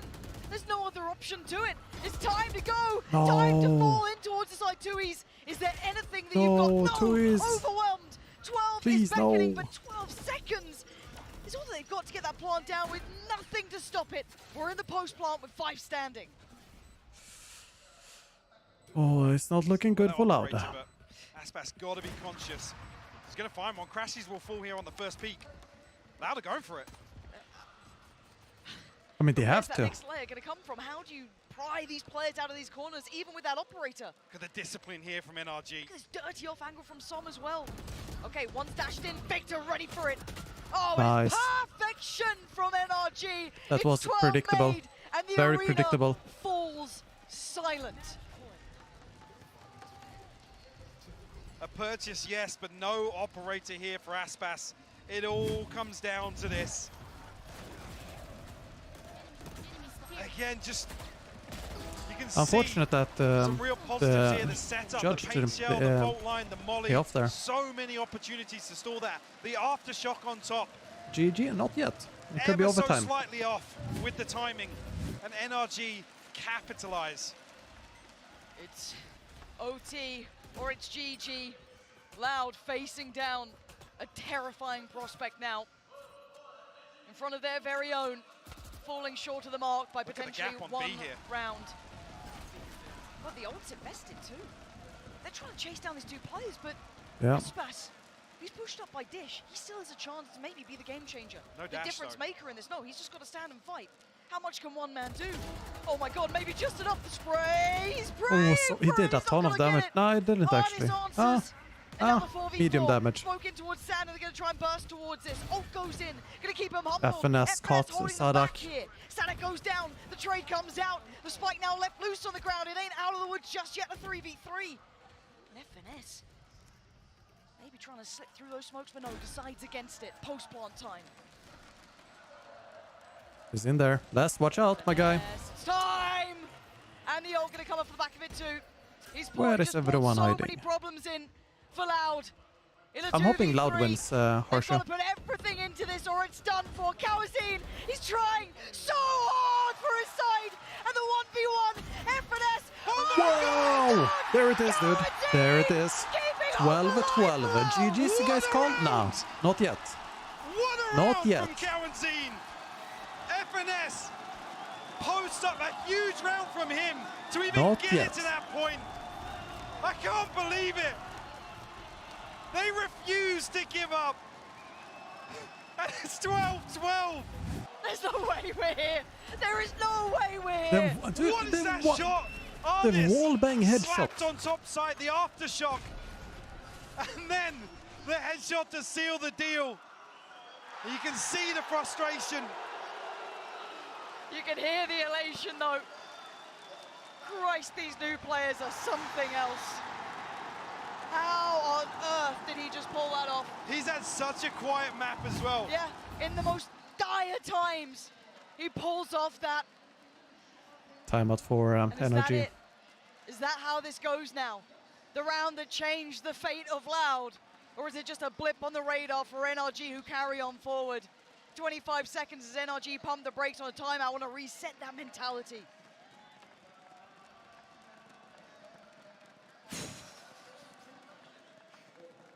We saw NRG really switch things up in the overtime previously. Loud, likewise. Yeah. We know how it went on map 2. So little separating them. Loud once again in a position to play overtime here on Fracture.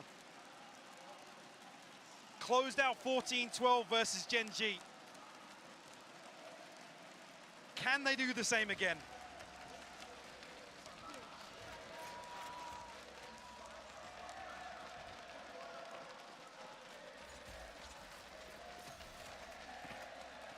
A new hope is born from that round, as it's not over yet. 12-12, it's OT time between these two. And wow, close. Ferocious start, but no blood drawn on either side. People can jump over that trap wire, I think, by the way. Oh, that's very active. Looking for a second opportunity here. Not that it matters. Press that corner, but timing is everything. And already they're on the site. Sadak's around them though. Sadak. NRG instantly quelling the crowd. It's not that simple versus Cypher. Kawazine less than 2Es, not having that chance. Oh, Victor dead though. Less to find Victor. In front of a ton of damage onto Ardis as well. Forced him completely Nobody away more in from tower. side.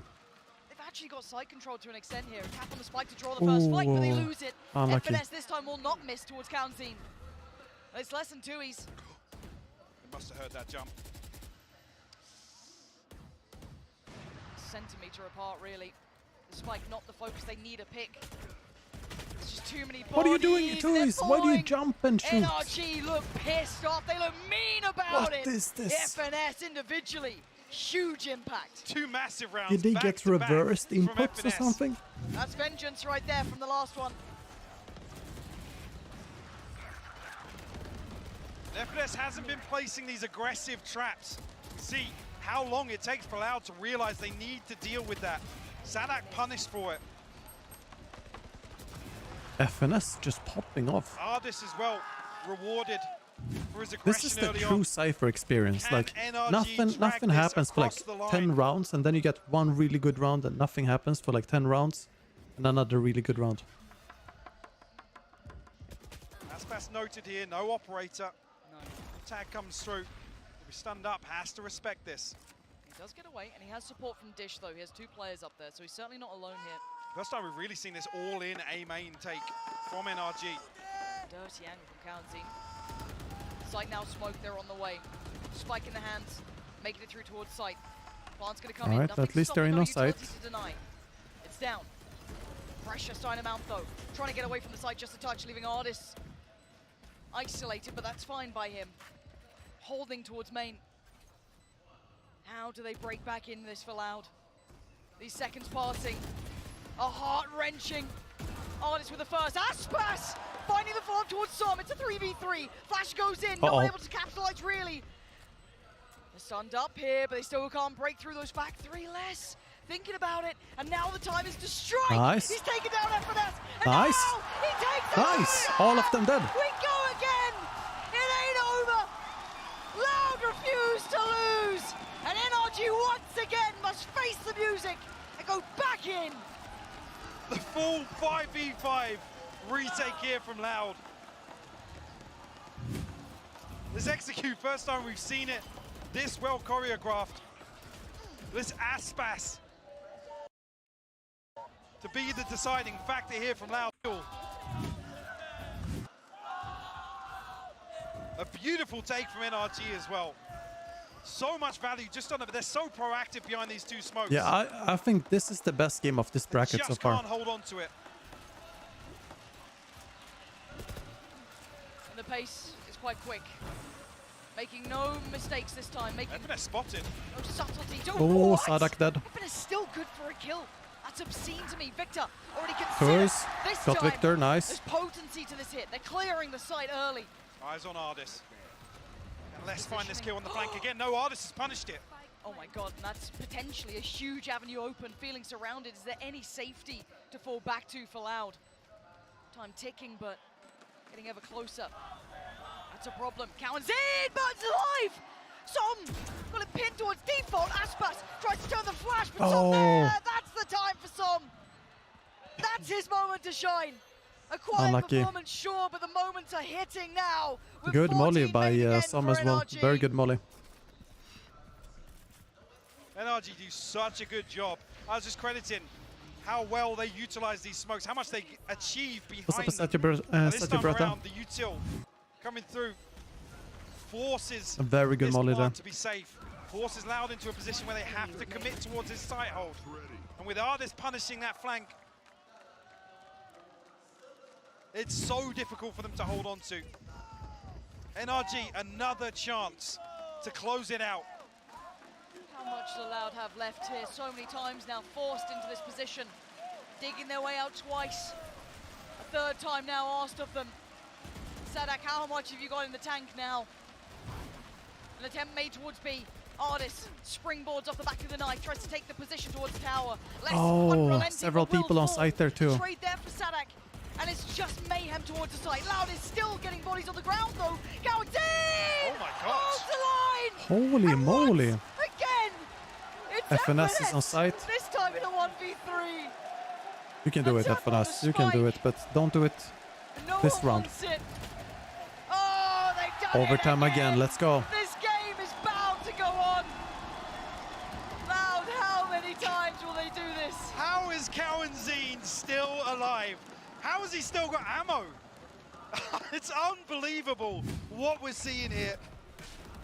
A massive round from him.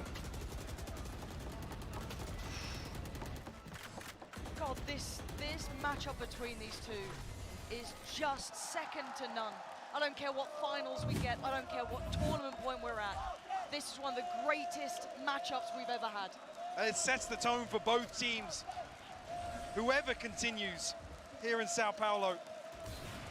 Ardis. Oh, no Ardis. Ever so slight miss on the operator this time around. Oh, punished though. Could be held in place. No one there to close down on it, but Ardis calling for support now. Feeling that pressure. Oh, Ardis. Very nice by Aspas, but that's what they needed. Flies in, takes out Artis, and now FNS. No way. Ah, nice try, FNS. He was shaky with the aim there. A 4v3 now favorable. Make it more. Crashies and I'm rooting for Loud to win Arnab. Hope Studies went good, by the way. But he's still standing. Holding the way back through here. I don't know if someone Crashes can find a way back into this. 2 on site to get past. Nice. Nice. Loud back with the upper hand. It's such a fast and furious exchange here in overtime, Lauren. Both teams throwing themselves on the line. Loud now with a chance to convert. On the back of Aspas, he's so sharp. Ardis unfortunate for FNS to not be able to kill the Jet there. He wasn't in position. See the smiles creeping onto the faces. Quickly to be refocused and wiped off because there is still a task at hand here. They are not clear yet. And Aspas will be once again noted. The switch up here might even be he was stuck. Yeah. He was just stuck. Flash, yes, but nothing to make of it. Sadak on the swing. It's messy, but he will get FNS. It's actually Crashes to find Sadak too. This is a bit of a problem. It's a 4v3. Counting? What? How does Ardis not get the kill there? He's made it possible. It's a 2v2. How? You can ask no more of that man. But 2Es and less up against Som and Crashies. Som's angle. Oh my god, he got spotted in the smoke. He slipped away. He's kept his life though. But they're both on the site. They're both cornered here. They only know of one. 2Es looking for that jump spot. Finds nothing. The smoke's keeping them somewhat hidden for now. And that time. One is guaranteed above. They've got to get a move on. And the swing, the double swing is perfect. Ah, nice try. Oh my god, this game. Overtime again. It refuses to end. It keeps going. 15-15. It's unbelievable. I talked about Loud being stretched to the limit by Gen G. Scrap that. Kawanzine, man, how did he turn Was he 1 HP? It's just insane. The heroics on display from both teams here. The highs and lows of this game are second to none. There is no feeling like this either team. It takes one moment, one player to make that difference here. And they are so equally matched. A lot of utility spent here. They go. Loud. Early cage activated by FNS too. Som waiting, pressure mounting. They're over by Sand already. They've taken a whole lot of space. Oh, unlucky positioning there. Sadak will fall. Loud have to find a response here. They're sat behind these smokes right now. They have no idea about FNS. Look at the rotations, they're all in. They put full faith in Ardis, and rightly so. He's holding down half of this map and surrounded, and the firing squad is called upon. It's Aspas gone. Oh, the follow-up flash is gorgeous. Good trade, but the numbers so favorable to NRG. This should be 16. Should be taking the lead. He's reloading. Like that Get him. Oh my god, he's making damn. Nice. Oh my god. Oh my god, what on earth is going on? FNS breathe a sigh of relief. Still 2Es. Got the spike. 40 seconds still as well. If he gets the plant, he's got the orbital strike. Ardis reading this. Yeah, he knows. Can he catch him ahead of CT though? No smokes left for 2Es. This is just bold. 2Es, hold your breath. Try and make that cross. Oh my god! Is Ardis sleeping? Is he mentally AFK? Right place at the right time. FNS, get your gun out. Oh! There it is. Ardis is. He's not in a happy place right now. You won't see anything like this again. We ask questions of unlucky. These players. Just unlucky we put timings. Unthinkable scenarios to them, and they maybe are up pressure. to the test time and time again. Look at this. Was that a 2v5? Nah, Togi, he's good with Operator, but he's just unlucky right now. It happens, you know. You are in pieces, 2Es. It happens, it happens. We talked about him and Kawanzine having the potential to pull one of these rounds out, and 2Es still delivering. Yeah, would hit that. Out of this world. I mean, if you have money to compete with Cloud9, sure. But I don't think NRG want to spend that much money.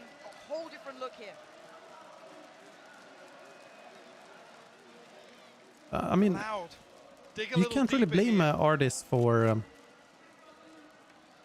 you know, not doing something Ye would do in a different tournament with different players against different enemies. Only less to hold down the fort here. In a different time. Should be able to navigate away from it's a bit unfair.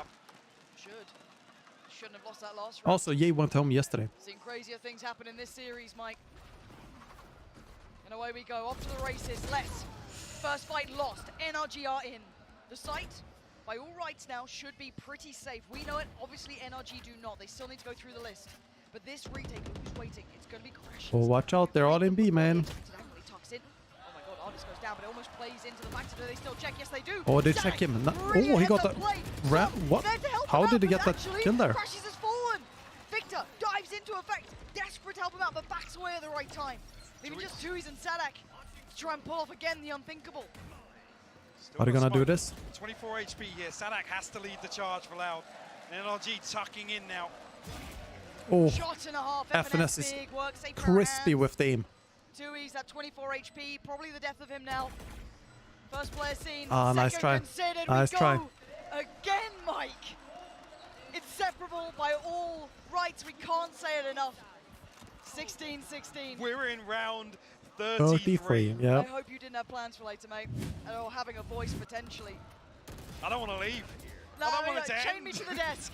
We'll keep going. I don't mind. Such violent delights between these two individuals, out of character step-ups from players. I mean, FNS has elevated beyond expectation. We've had on the other side less huge pop-off rounds. Tui's incredible clutches.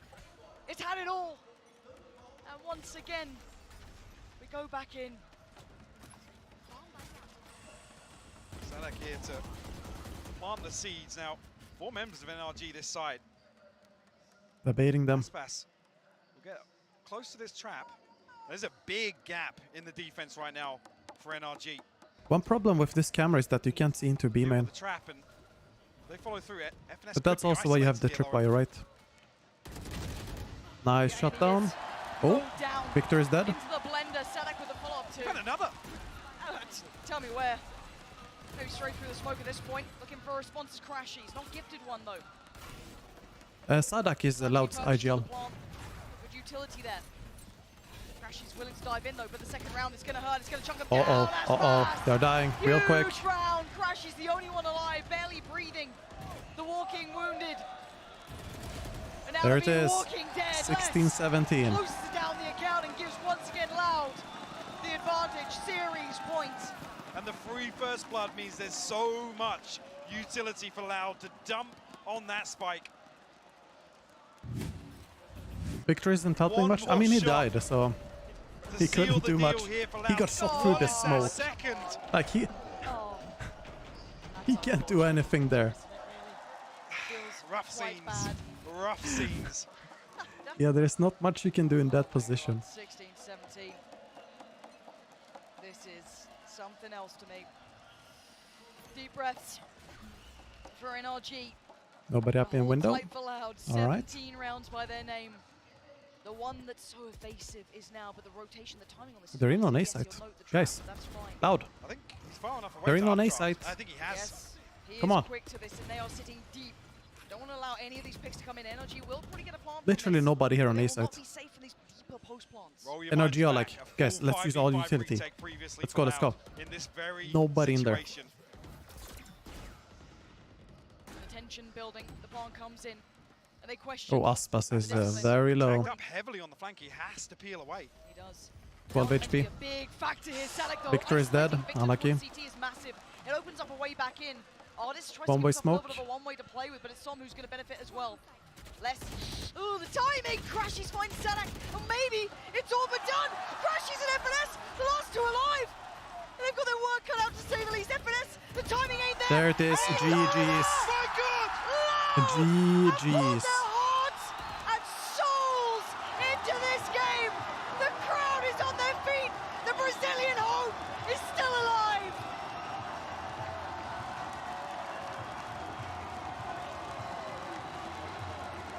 What a series!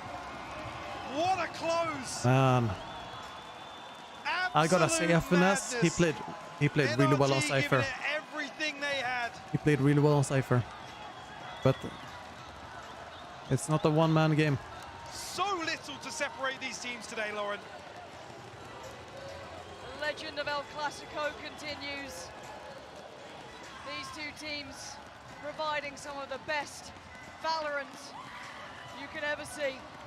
NRG putting up a brilliant performance. But of course, the team we're here for right now is Loud.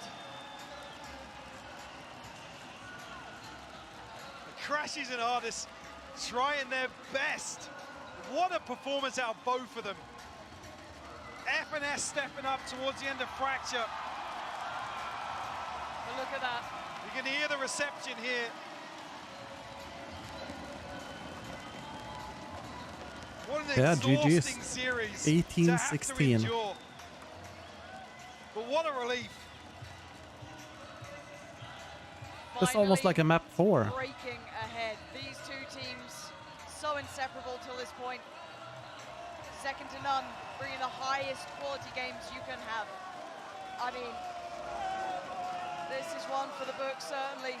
Absolutely. Senator Chemicals, Senator. One of the best series of Valorant we've ever seen. And that's with the first map aside. Roll your mind back to how this started. That could have almost been a 2-0 at one point. Man, yeah, start to finish, this game was unbelievable. You can't really put some of these series into words. These two are just something else, facing off against each other. Sadak, FNS. Yeah, good luck on your studies, Snashes. Well, we've got to talk bigger picture now. Snashes. Oh, I'm sorry for mispronouncing it. But good luck on your studies, my man. Performance from him. 29 kills in the end, but the impact alone was fabulous. Crashies. Do we have another game after this? Yes. We have a DRX versus TLN. And DRX, I feel like they are a good team to challenge Loud. 30 kills for Aspas, they would be able to challenge Loud. They sent home C9 yesterday. Some of the pace changes in some of these rounds where they both delivered so much. And it's a tall order to step into that server and go toe-to-toe with a player like Aspas. Yeah. Take nothing away. Yeah, everyone heading out right now. I'll see you guys tomorrow. I'm gonna play some rank tomorrow. No matches tomorrow, though.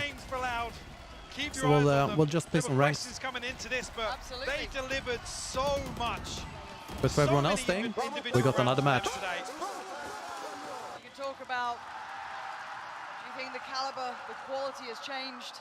In my eyes, you have such a high potential. Who am I rooting for in DRX versus TLN? I hope TLN wins. I'm gonna root for them.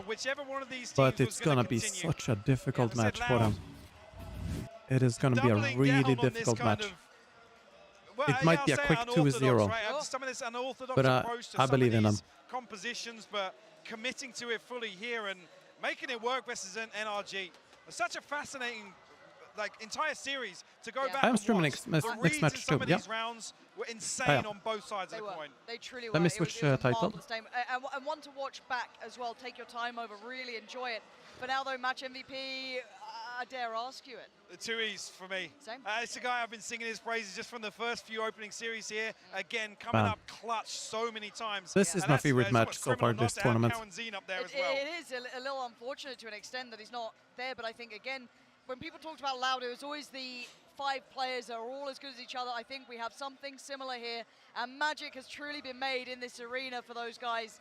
You know, this could be a lifetime sort of achievement, and they are not done yet, but that could have been a grand final any day. Sentinel's actually prepared with when it's time for them to play.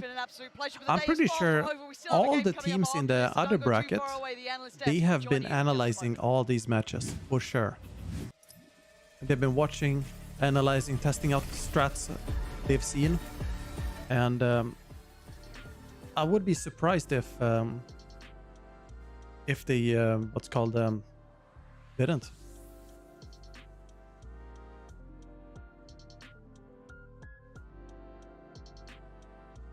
Yo, I'm glad I did good, and yeah, oh, no problem, man. I'm happy to share everything I can on Cypher. What team am I rooting for to win this tournament? Oof, that is difficult. I don't have any specific team. I want Loud to be in the finals because it's the home arena team, and the other team can be any other team. What are my thoughts about the Loud team? I think they're great. I think they're amazing. They have clearly shown that even switching out some players and coach, they stay on top. And they've done a good job. They've done a very good job with practice, scouting. It's not easy to beat NRG. Definitely not.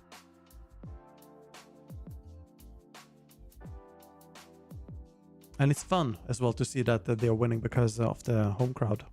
It's very fun. It's gonna make LAN events so much more hyped, you know, internationally.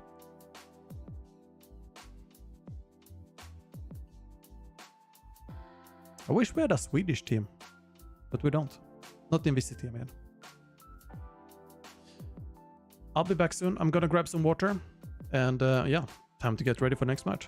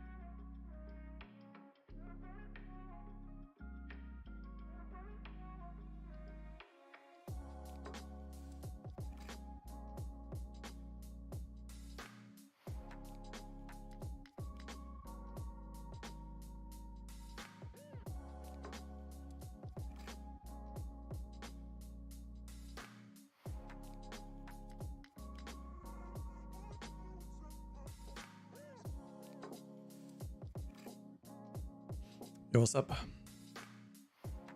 Isn't Turkey from Fnatic from Sweden? I don't think so.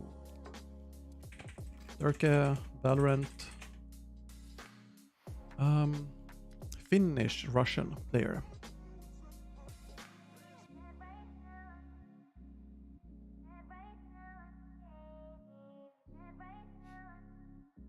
You guys want a riddle? You can post one if you want, the Elfrog. Feel free to. What's up, Andis?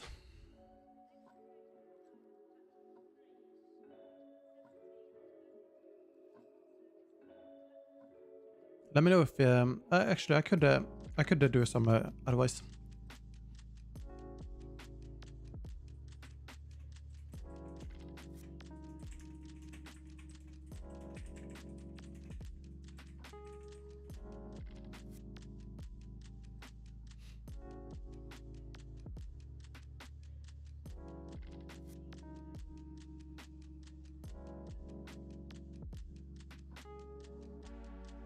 One second.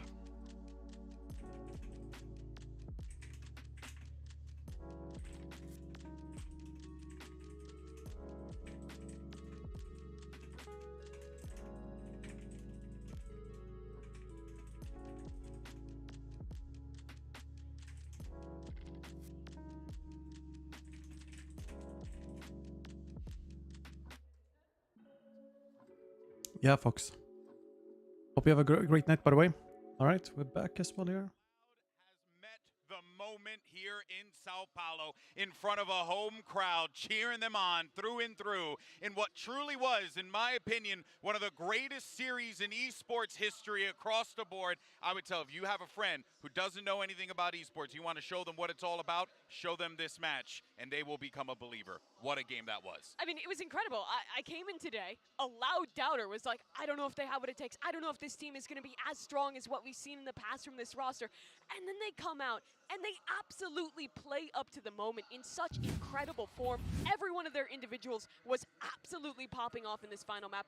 Honestly, it feels kind of like old Loud. You can't even pick out one star from the mix of all these fantastic individuals. Yeah, I think Aspas played incredibly. Kawanzin came alive in overtime to save them from 3 separate match points where NRG had them up against the ropes. The 3K he found on the A side, what ridiculous. Was that? I mean, absurd situation. Yep. And on the other side of things too, you've got to appreciate Crashy's just playing so well. Crashy's an artist look nasty.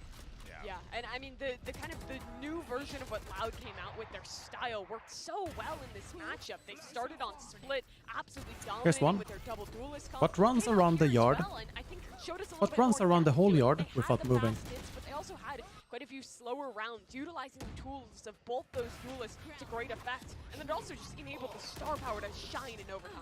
I can't believe that this is going to be a domestic rivalry now. You go and watch the Americas League, you're getting this in the regular season. You don't have to wait for Masters or Champs or Lock-In. You can get this on a regular basis, straight into your veins. This is nuts. I mean, the quality of play here just can't be overstated. I think you're absolutely right. I think this might be the best BO3 we've ever had in Valorant, and it's pushing up there with some of the greatest games ever that we've seen in the scene. I think it's, you know, a combination of the fact that NRG, you know, don't use ChatGPT to solve riddles. They played a hell of a series, but you really felt like the whole time NRG were playing from behind, trying to catch up, and it just felt as if Loud were constantly in control. Even when things were kind of falling apart and NRG were coming back, you still knew that Loud had that extra oomph in them. It's not fun to bring back the game. I mean, I think it's what is the fun in riddles if you use 5 out of 6 were won by AI the side of Loud, and they did a great job of building momentum off of that. In Champions, Loud were incredible at pistol rounds as well. They won 20 out of 34 pistol rounds at Champs, and Frod was a big part of that, and now he's the head coach for the team. It's nuts. But I think another part to this too is the rookie players are playing so well. We talked about how Kawanzin, who has been to a LAN before, stepped up in that big moment. But yeah, it's a fun.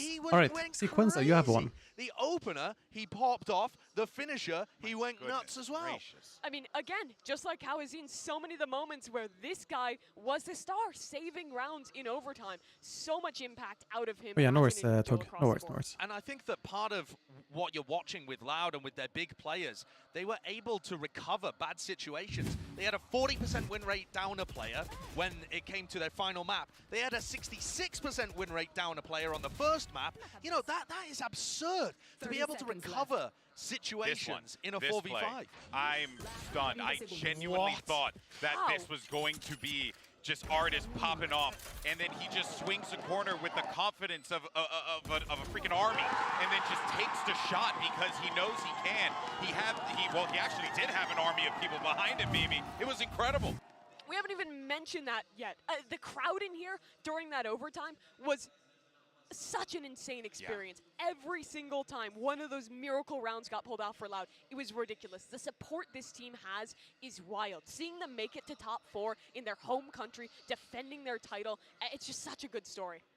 Also, in terms of full buy versus full buy rounds, Loud, despite winning the first map 13-3, they only won 4 more of the rounds. So this was an insanely close series. Yeah, it really, really was. But unfortunately, that means we have to say bye-bye to NRG for now. But like Sideshow said, we are going to get plenty of this in the Americas League. And I'm just so excited for it. But this match, top to bottom, or rather NRG top to bottom, it has been awesome to see this team evolve and grow. But there are going to be some things that they need to clean up going into the Americas League. Yeah, I think every player on their way home is going to be thinking about the moments that they slipped up, the moments that they missed. Yeah. And that's natural. Crashy's had an insane game, Artis as well. Victor had a really rough final map there, but also they really pushed Loud. They had needed heroics to get to OT on both of the maps where it went to overtime. True. And they had 3 rounds where they could have won the series, so you can't be that down on them. And to pull out wider to their run here at Lock-In overall, they've implemented 2 new players, both of whom have looked fantastic. They've managed to change up their style a little bit. They've moved away from being reliant on that one superstar in Ye. And I think there's a really strong future for this NRG squad. And now that means that Did you guys solve the camel to the semis. So, you know, I guess what do you think of Navi? Continues onward. It's I've not seen them play much, but it's the former core of FBX. Is this so I definitely like them. Winning the event. Cena is also one of the best players in the world. We've never seen a winner of 2 international events before. We haven't seen a back-to-back, which is what this would be. I think Loud look like they might be in the form, but we haven't seen, you know, DRX, Fnatic, 100 Thieves, all of these massive teams yet. I mean, that's what's wild about this format. We have absolutely no idea who from the Omega bracket will come out to challenge the teams who are making it into the top 4 from this side. And that's also, I think, a pretty good advantage for Loud because they get 2 weeks off to go chill out. The game was great. First game was Loud home team versus NRG. And it was back and forth. Almost, what was it, like 18 and 16, the last map. So it was a pretty long map, but I think that was one of probably the best match of the tournament so far. Actually, but we have a good one coming up here as well. Anyone could have been the MVP. Yeah, so, yeah. Be the MVP. I think that's completely correct. I mean, it's hard to capture the essence of that match in just words, but it was very good. It was very good. FNS has Aspas as just his sleep paralysis. And DRX versus TLN, I feel like DRX are gonna show some power, but well, that is gonna do it for us here. It's probably gonna lean in favor of DRX, like an easy 2-0. But I'm rooting for TLN here. Thank you very much, Golden Boy. That's right, I have Kawazine with me. By the way, he was robbed in that poll, but we'll talk about that a little bit later. And Arthur is going to be here to translate as well. First of all, massive congratulations. That was such a long game, a grueling battle. But I want to quickly ask you about one particular clutch that you were in. The one that got your team into the overtime. I think at that point it was a 1v3, maybe even NRG thought it was over. Was the MVP for you? What was going through your mind? How did you manage to clutch that out? And also all of the other impact kills you've managed to get in the overtime as well. It was kind of crazy. Então, primeiramente, muito obrigado, muito parabéns para I think it was Kawazine. Um jogo muito extenso, imagino que você esteja bem cansado, mas a gente quer saber um pouco mais de um momento específico sobre um clutch, onde que estava momento que até a NRG parece que ia conseguir ganhar ali, mas vocês conseguiram segurar. Como é que foi isso? O que passou na cabeça de vocês? I really like just Brazilian Portuguese because it sounds so smooth when they talk. It's like it's not chopped up, you know. Honestly, like when he saw it was like a V3, he got it's a very smooth sounding language. Not even looking at the score, he was just like, let me just like bring my game, and that's what happened. Well, your game was the winning game. Now, you know, you've been to an international tournament before, but you never had this level of success. And also, I'm sure you've watched all of the Optic versus Loud kind of rivalry back and forth. So how does it feel to finally be involved in such an exciting kind of El Clasico in front of the home crowd here in Brazil too? Então, com certeza, você já teve alguma experiência com coisas internacionais, mas o sucesso que você está tendo aqui está sendo, assim, fenomenal. Como é que você se sente estando agora envolvido diretamente? Porque antes você já deve ter assistido muitos embates entre a Loud e a NRG por conta da rivalidade. Como é que você se sente com relação a isso? Para mim é incrível, acho que é um dos melhores sentimentos que eu já assisti na minha vida. Principalmente agora estando jogando com a minha família assistindo presencialmente e jogando contra um time que ganhou muitos campeonatos no Valorant e que eu pensava que eu não tinha nível ainda para jogar contra eles. E logo nesse ano, 2023, né, um ano depois de eu ter jogado na NiP, eu consegui disputar com eles e estou fazendo uma disputa muito acirrada com eles, tanto é que mano, foi para OT, acho que 2 vezes, se eu não me engano. E, pô, foi insano e pra mim tá sendo algo muito incrível, tá tipo, lado a lado com o nível deles. To be like side by side in such like a situation is an amazing experience for him. Artist played well. Yeah, he fell off at the end, but I think he was tired. Watching him live, it's something that was not like he couldn't even think about before. He thought he was perhaps not in the same level, but like last year he got a chance to actually join Loud, and like only 1 year after playing for NiP. And now he's here, like matching such like a level, so he's like feeling incredible. Yeah, you're setting the level right now. And lastly, and very quickly, of course, a couple of the other teams in this tournament don't play any duelists at all. But your team, you stick with double duelists and more than one map. And one of them is your IGL Sadak, which is not very usual. So what's that? What's the reason behind that? And does the IGL any different when he's playing that duelist? Então, agora a gente quer saber sobre uma coisa que parece que ser bem única de vocês. Não são todos os times que usam o duplo dualistas. Então, vocês conseguem trazer para mais de um mapa até essa função onde você tem 2 dualistas ali e geralmente é o Sadak que está nessa posição. Como é que ele está ali como IGL quando vocês decidem fazer desse jeito? Acho que, na verdade, esse segundo duelista está sendo mais como um flex mesmo, não é tipo um duelista aquele que entra, que vai matar todo mundo, sabe? Quem está fazendo essa função mesmo de duelista é o Aspas. I'm not getting any good new riddles from ChatGPT. It just keeps on repeating the same stuff. It's stuck in a loop for me. E eu acho que é isso, a gente só tá aproveitando essa oportunidade. Like, especially with the exit of Chamber from the meta, like they think that they found like a very nice way to play that has a synergy with everybody. And like not necessarily only like Sadak, I'm gonna try taking from a movie instead. As well. It might not be common, but like so far, it's something that he sees that it's actually growing like in popularity. Well, it definitely works. Thank you very much, Arthur, for translating. Congratulations, Karazin. Thank you. We'll see you in a couple of weeks. Now, we're going to give you guys a well-deserved break, but don't go anywhere because when we come back, DRX will be taking the stage against TLN. I asked it to give me riddles that the Joker from Batman would say. And it gave me the same riddles it has given me before.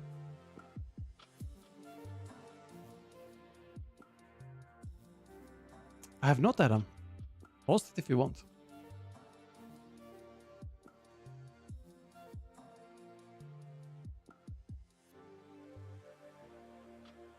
I forgot to make the list for riddles for today. What's an... Oh, Sherlock Holmes might have some. If it pretends to be Sherlock Holmes. All right.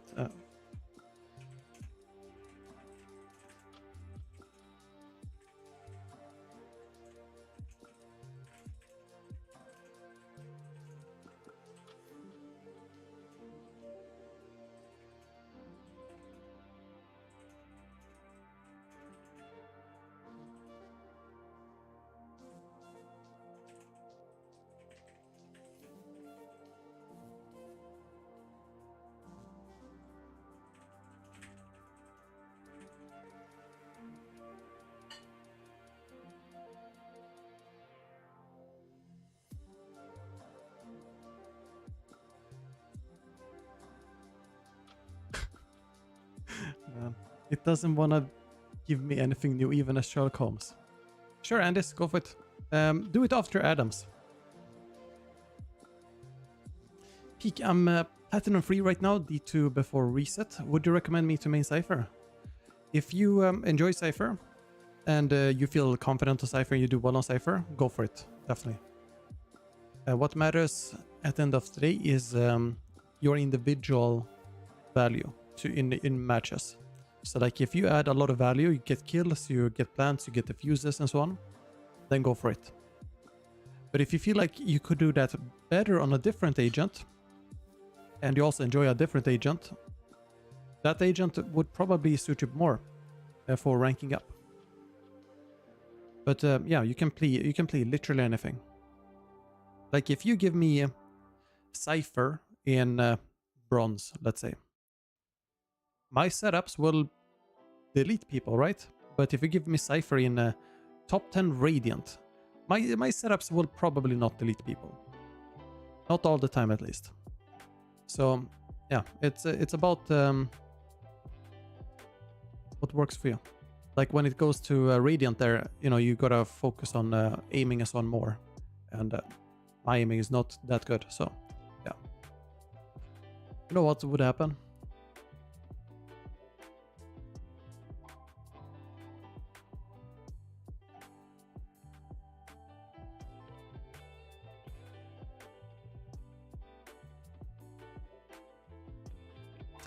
That is an interesting one, Anders. That is an interesting one.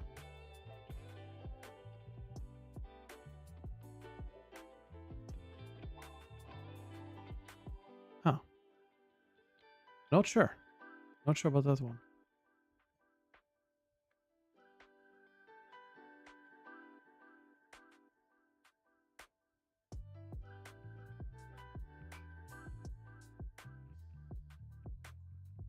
How regularly do you play some other than Cypher, like Neon in your past videos?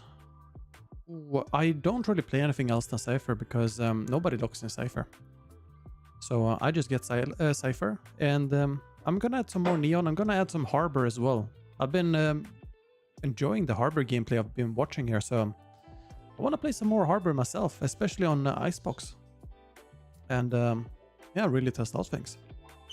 So I'm gonna go for that, and I don't know, it's not gonna be any special order or anything or time I do it. It's just gonna be based on feeling.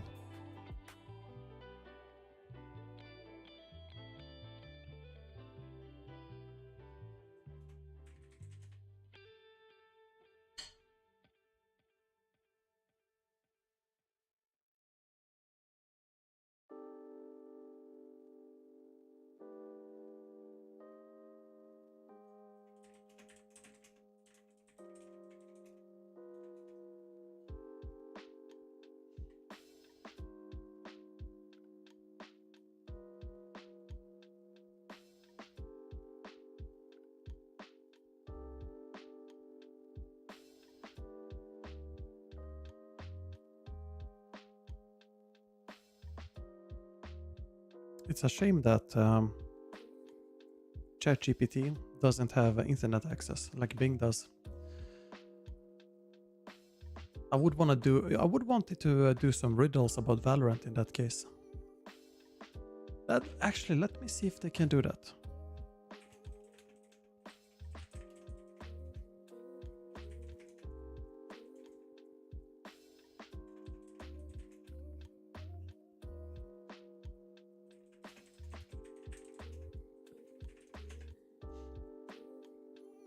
Let's see if it can give me a Valorant riddle.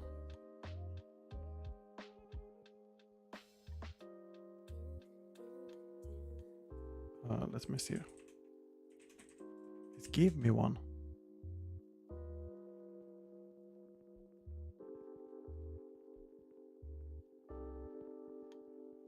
This is a good one. This is a tricky one. Here.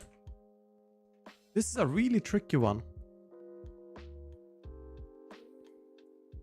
Sorry about the formatting there, by the way.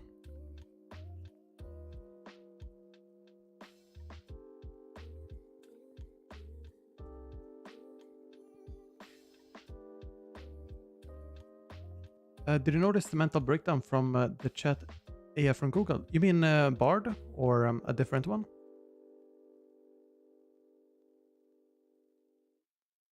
It's not Harbor ulti. No, no, no.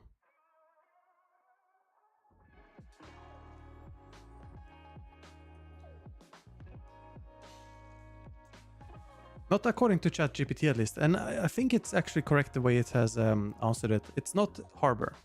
I'm an ability, but not a weapon. My impact can be felt throughout the game. Used correctly, I can turn the tide of the battle. The tide of battle. What am I?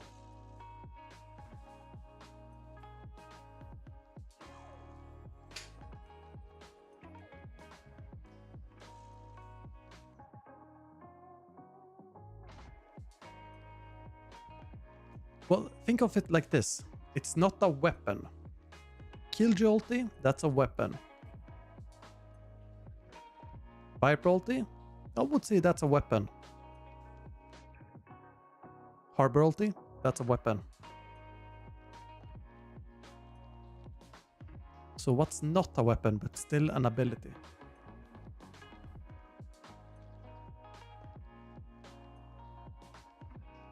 Omen ulti? No, it's not. That's not the answer. Not Cypher ulti either. Cypher ulti is a weapon, I think. It's not a Sky thing, no.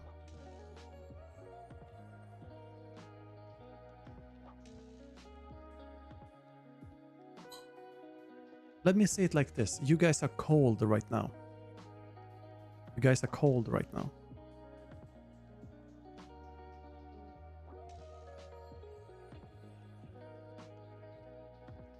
Try and be a bit more warmer in the answer.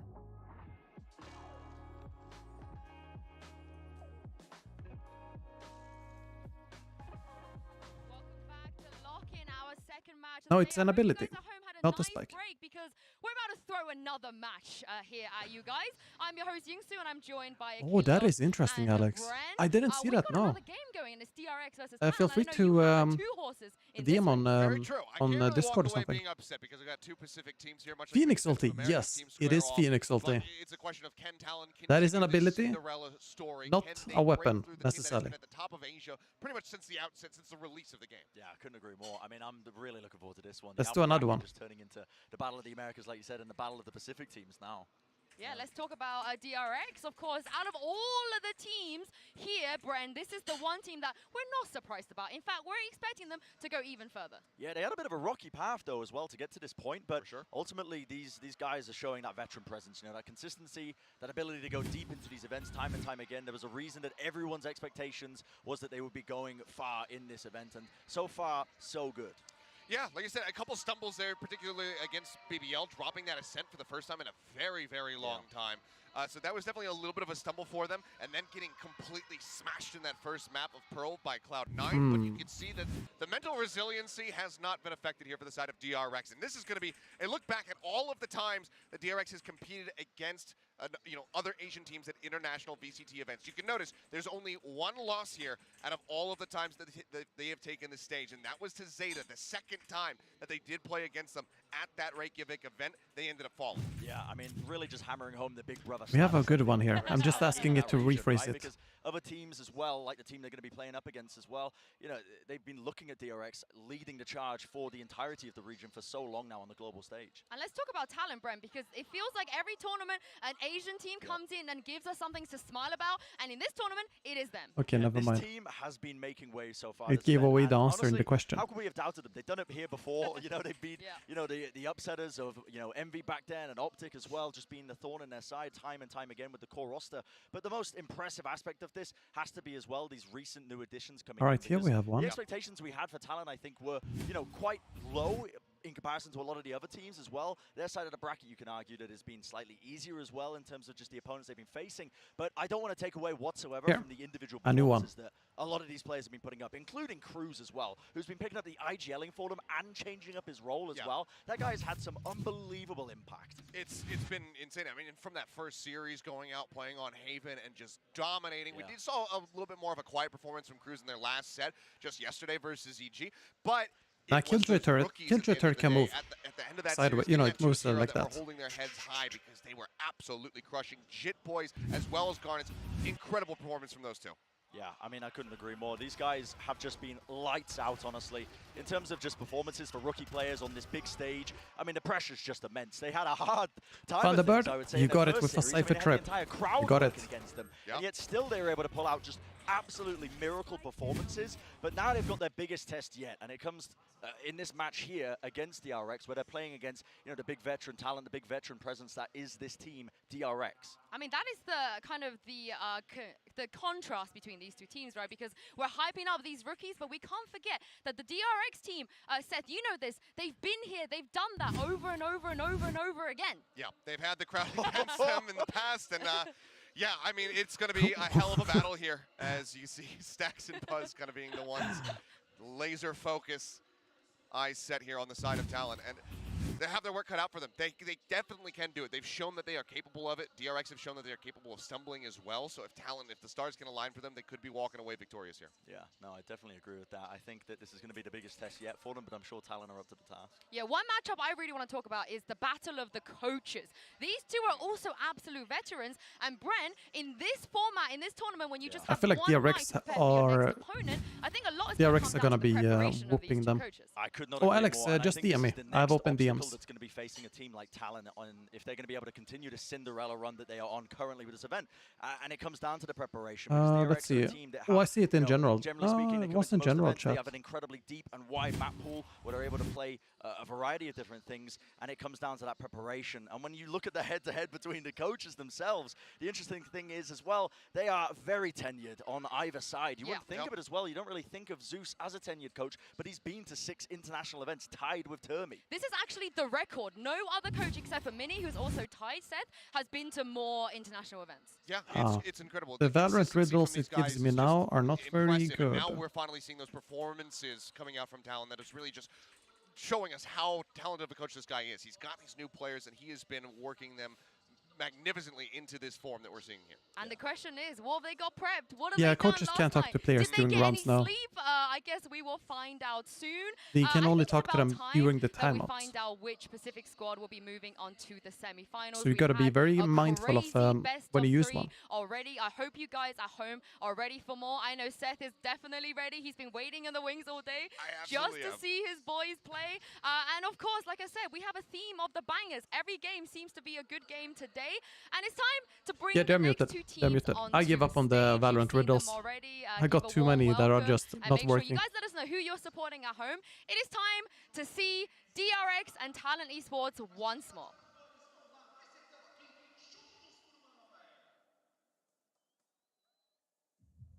Alex, I don't have to. It's open DMs.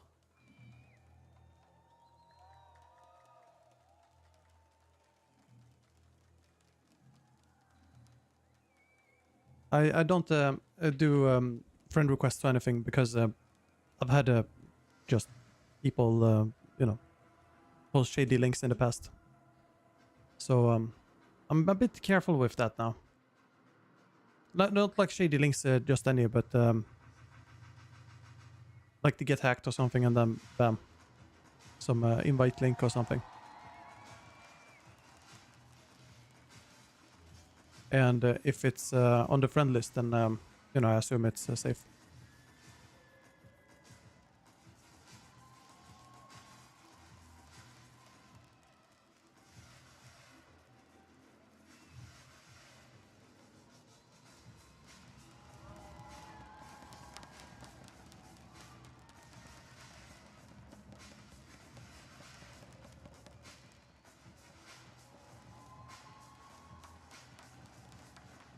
What about Keolti? That's not a weapon, isn't it? Well, it's an EMP, right? And I think EMP counts as a weapon.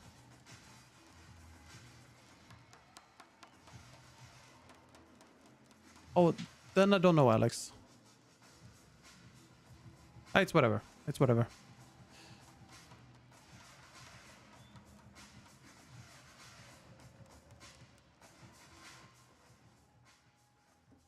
I gotta be careful. I forgot about the music there.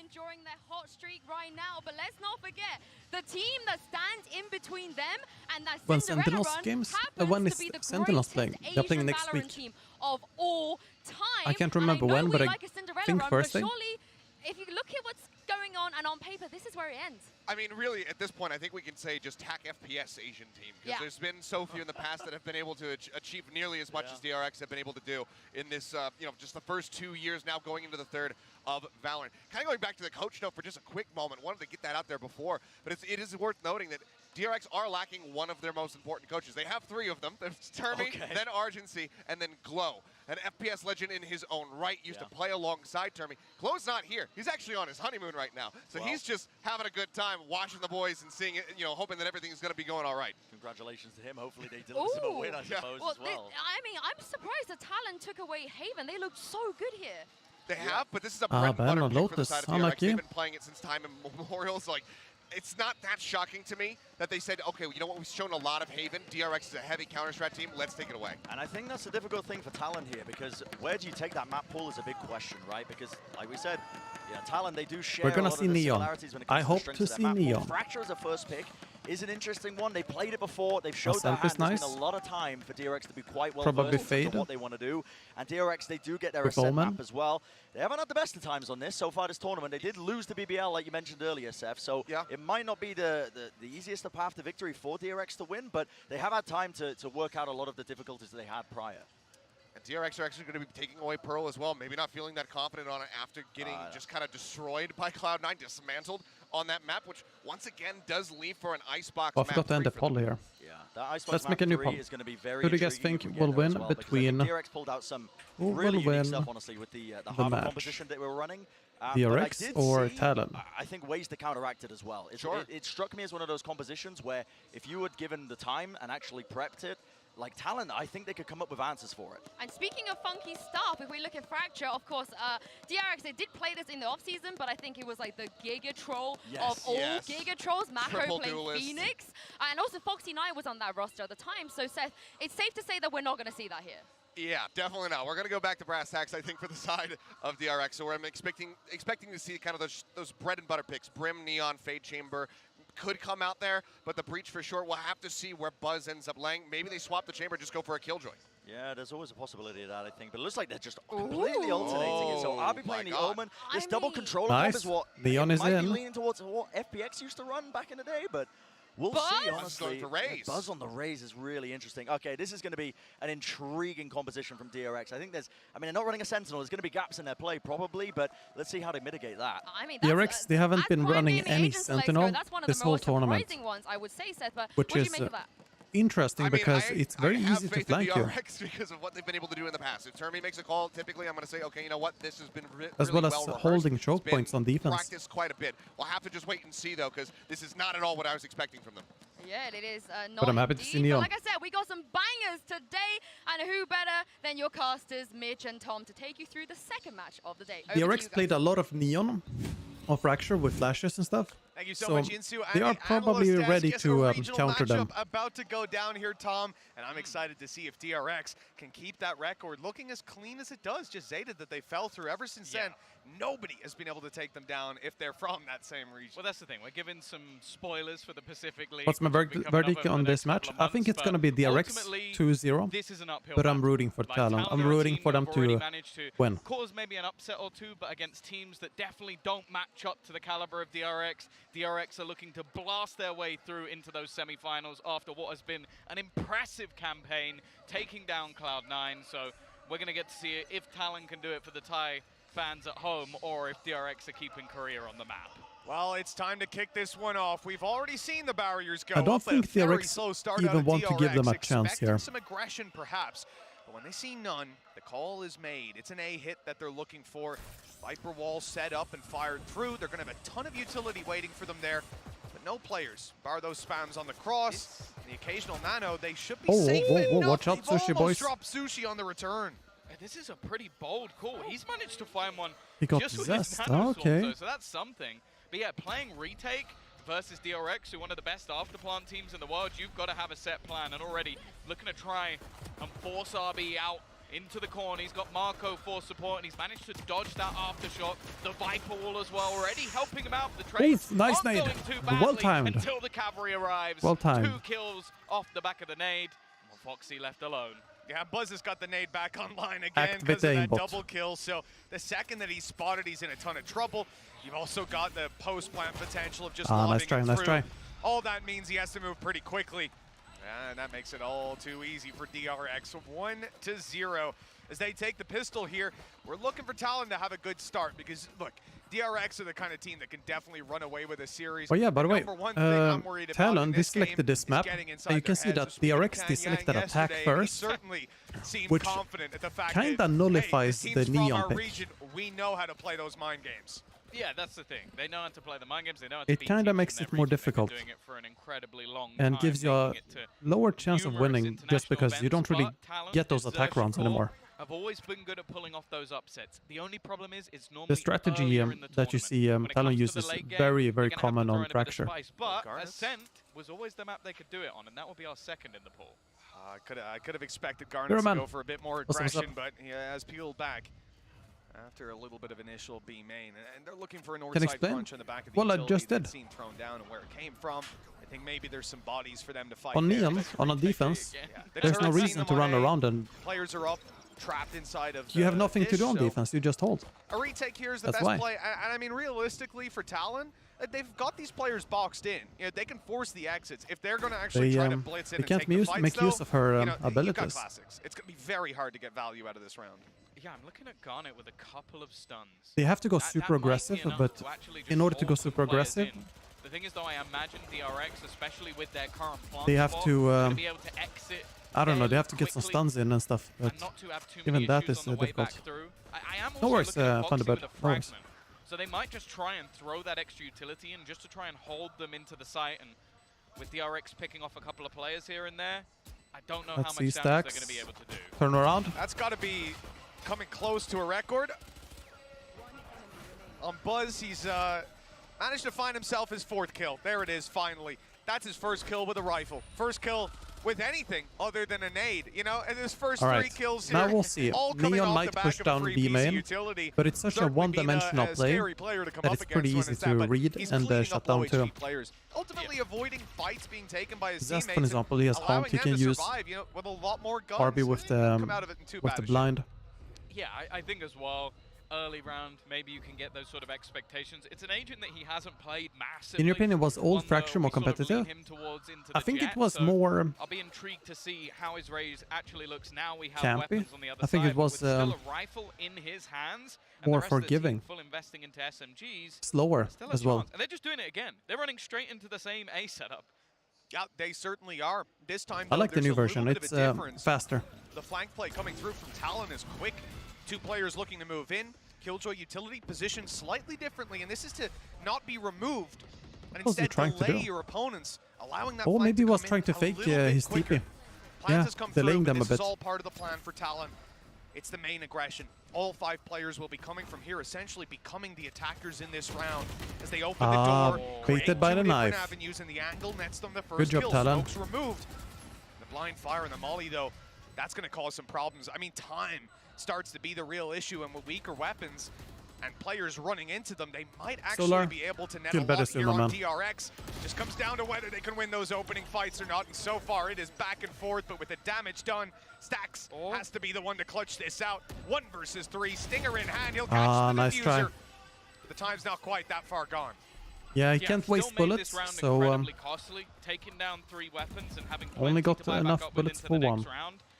It's not a bad retake from Talon, and I like some of the ideas, like using the knife to almost distract as they go through the door, basically create a couple of angles that have to be hit, but even still, just almost turtling up on the site, a complete variation to what we've seen in terms of DRX so far. I do worry now that the guns come back in if it's going to be the same success for Talon. Yeah, you know, the reality is DRX in a round like that, as you said, they take a different approach. Because they got the weaker weapons. They're trying to use their numbers to their advantage. They're seeing that full push come through. They're fighting the B main angle. Now we have to buy here. The problem for now is that here comes the aggression. Yep, that's the aggression I talked about. They really found that early engagement, and now they're seeing where that aggression's been coming in from. Talon did this in the previous round, a little bit slower. This time, though, with an orbital strike, they are going right down into their spawn. Mako isolated, and he doesn't need any help. He's just stopped them all by himself, and a 5v3 comes out of it. Talon, that was an attempt that is not at good. Something different, but One I don't think we're likely to see again. Well, yeah, I can see what they wanted to do. Stim of Brim to just they didn't expect the Viper to chill. Because she has not been chilling on that box. They've always been going into A main. There might not be a sentinel on the other side, but and Marco, then they change it up. him on a map like Icebox, he's always fantastic on those lurk plays. So Brimstone ulti just wasted. What can he get done here? Well, he's in a ton of trouble. A really expensive ulti. On the other team coming at him. He somehow survived this long. Whoa, whoa, guys, what are you doing? How has he gotten away with that? They're in with a chance, indeed, a probability. Just Buzz. And a 1 versus 2. They know that he's in main. It this started round so good, and then you done. just get domed. But a monumental hold of that site. Buzz will use his blast pack to speed it up and look for a plant on B. A 1v2 retake. Sure, you've got a lockdown, but low HP on Sushi Boys. It's anyone's round right now, but this should have already been DRX's. Yeah. And that was the scenario where I expected him to get next to nothing with how much utility that was pushed into his position. But now the clock is at least in his favor. 85 HP, a little bit of shields alongside it, and a very low Sushi Boys. And that's the thing. They're so far detached from this scenario that he could be anywhere. They're going to have to clear all the close angles, probably expecting him to fight for an additional kill before getting into this clutch. And even using the knife and it being dodged, they have no clue where he is. Such a problem with that plant spot. Sushi Boys, 1 HP, easiest kill for Buzz at the start. He is super and now low. He's even lit up Foxy. It should be the round, but Talon again with low HP and against all odds. They have well done by back Foxy, into this but round still. and found 2-2. An 1 unbelievable HP. start to their series. Absolutely no way. The BS meter has gone straight off the charts. Round number 4. Just the absurdity of the initial aggression. Sushi Boys somehow managing to find a double spray down with a Bulldog. How is that all the same round? And then the 1 HP from Foxy to land in. All it took was a single bullet, and Buzz, well, you can already see the frustration. They should be in the lead here. Absolutely. I have DRX no words.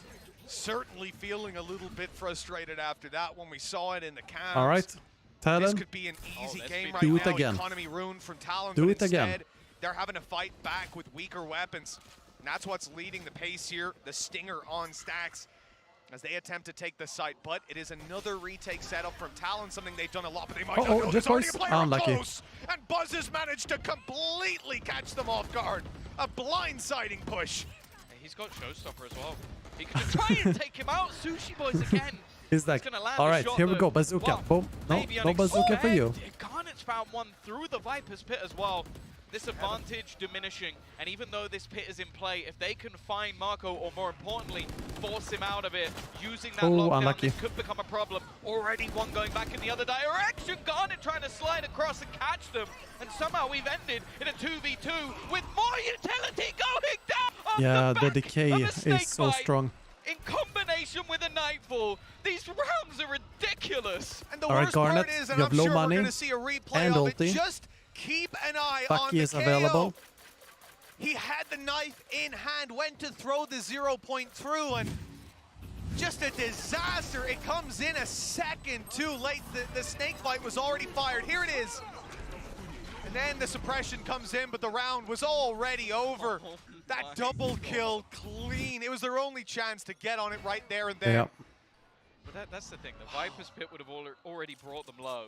The Nightfall made sure they were low. And they wouldn't have heard the snakebite either because their sound was removed. It's just a disgusting filthy combo. combination. And they're just continuing this bombardment of the A site. They're running it down again. At the end of the day, we said it, this team's playing All right, we got a kill. Hold on, though. Nice. This time they're fighting Another right one. away, Another one. They Let's were do on it, Talon. the site a moment ago. And now Talon are mounting a full defense. Come on, just Talon. pistols here. Weaknesses all around. And Cruz is left in what is a 1v2. Stacks now passing away. The Cruz retrieving a rifle. Ammo is the main problem. He would have won that round without it. A headshot needed to RB, but he's going to TP. It's a fake TP. No, it's not okay. He's going all the way, committing it on the B side, grabbing the plant, and setting himself up. These rounds are so HP close. versus 22. This is an eco round, by the way, by Talon.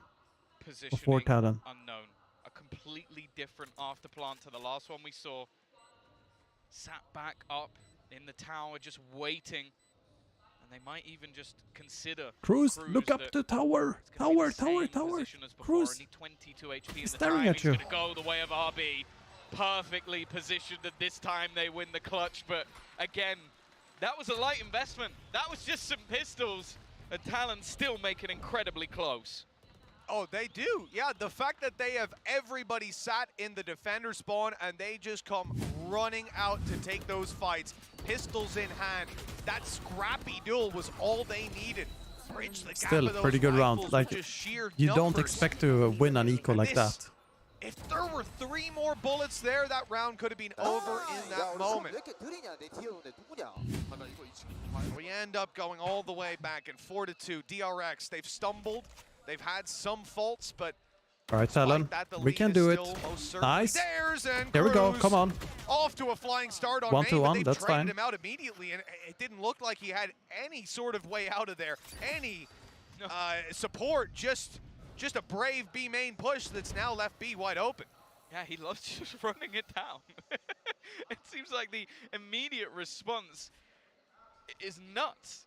And okay, this time they get 1 at least, but it's still not the greatest of trades. Now, a Rolling Thunder available for a retake here. So the rest of the players are just pushing all the way through. The thing is, the info should be there.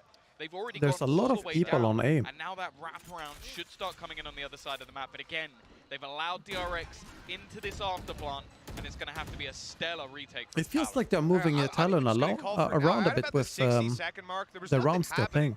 So like if they hit A very often, then they stack on A. Kind of weird. Like they had a great setup on A main, but having to play retake sucks. Rolling Thunder can help fighting your way back in. Garnet's already down. Fox, come on, more, get more. Out this map control doesn't seem possible. Too many bodies here, and it's Mako. Nice. He's been phenomenal so far, but not able to deliver this time. It's left on to Buzz in the 1v2. He spotted them both. The flash is good. There we go. Too good as Sushi Boys claims another victim. Talon pushed to 3. Talon, it's incredibly well in these retakes, the team and like the players are from Thailand, but the organization is from Hong Kong. Sprinting through some of the players of DRX on the wraparound and maybe not expecting. I think it was Fox. It's very impressive to see a full Thailand lineup. On the board. Well, you start to look at the economy of DRX. I think they're going to try and slow this one down, not because the game's getting out of control, but just because they're not really having any clean rounds. Every single time they're being caught by something. Yeah, you know, I was really curious. As I said, at that 60-second mark, we had 3 players around Time out for DRX, right? Cruz had already fallen long before that with the B main push. They were watching for aggression coming out of B main with Jip Boys, who had rotated off A a little bit. But the nice thing to have you here. The my man. setup they had in main was gorgeous. Carving out that early map control got Garnets into a corner. Yeah, I'm very happy to see Talon do well there. You know, it's very nice because there's so many good players in Thailand that are gonna get more recognition now, you know, with Talon doing good as well. Setup, maybe a Killjoy playing around the door, something like that, quite a passive hold, and with Cruz aggression on B main, that probably should funnel them to A if he wins the fight or just doesn't end up going out like he did. It was a great setup, like great little bait play in A. Talon playing better when they were in Sersha. I would argue that the opposition wasn't as good then as well. If you look at this tournament, no other tournament has had all teams have very good team play, have very good set plays.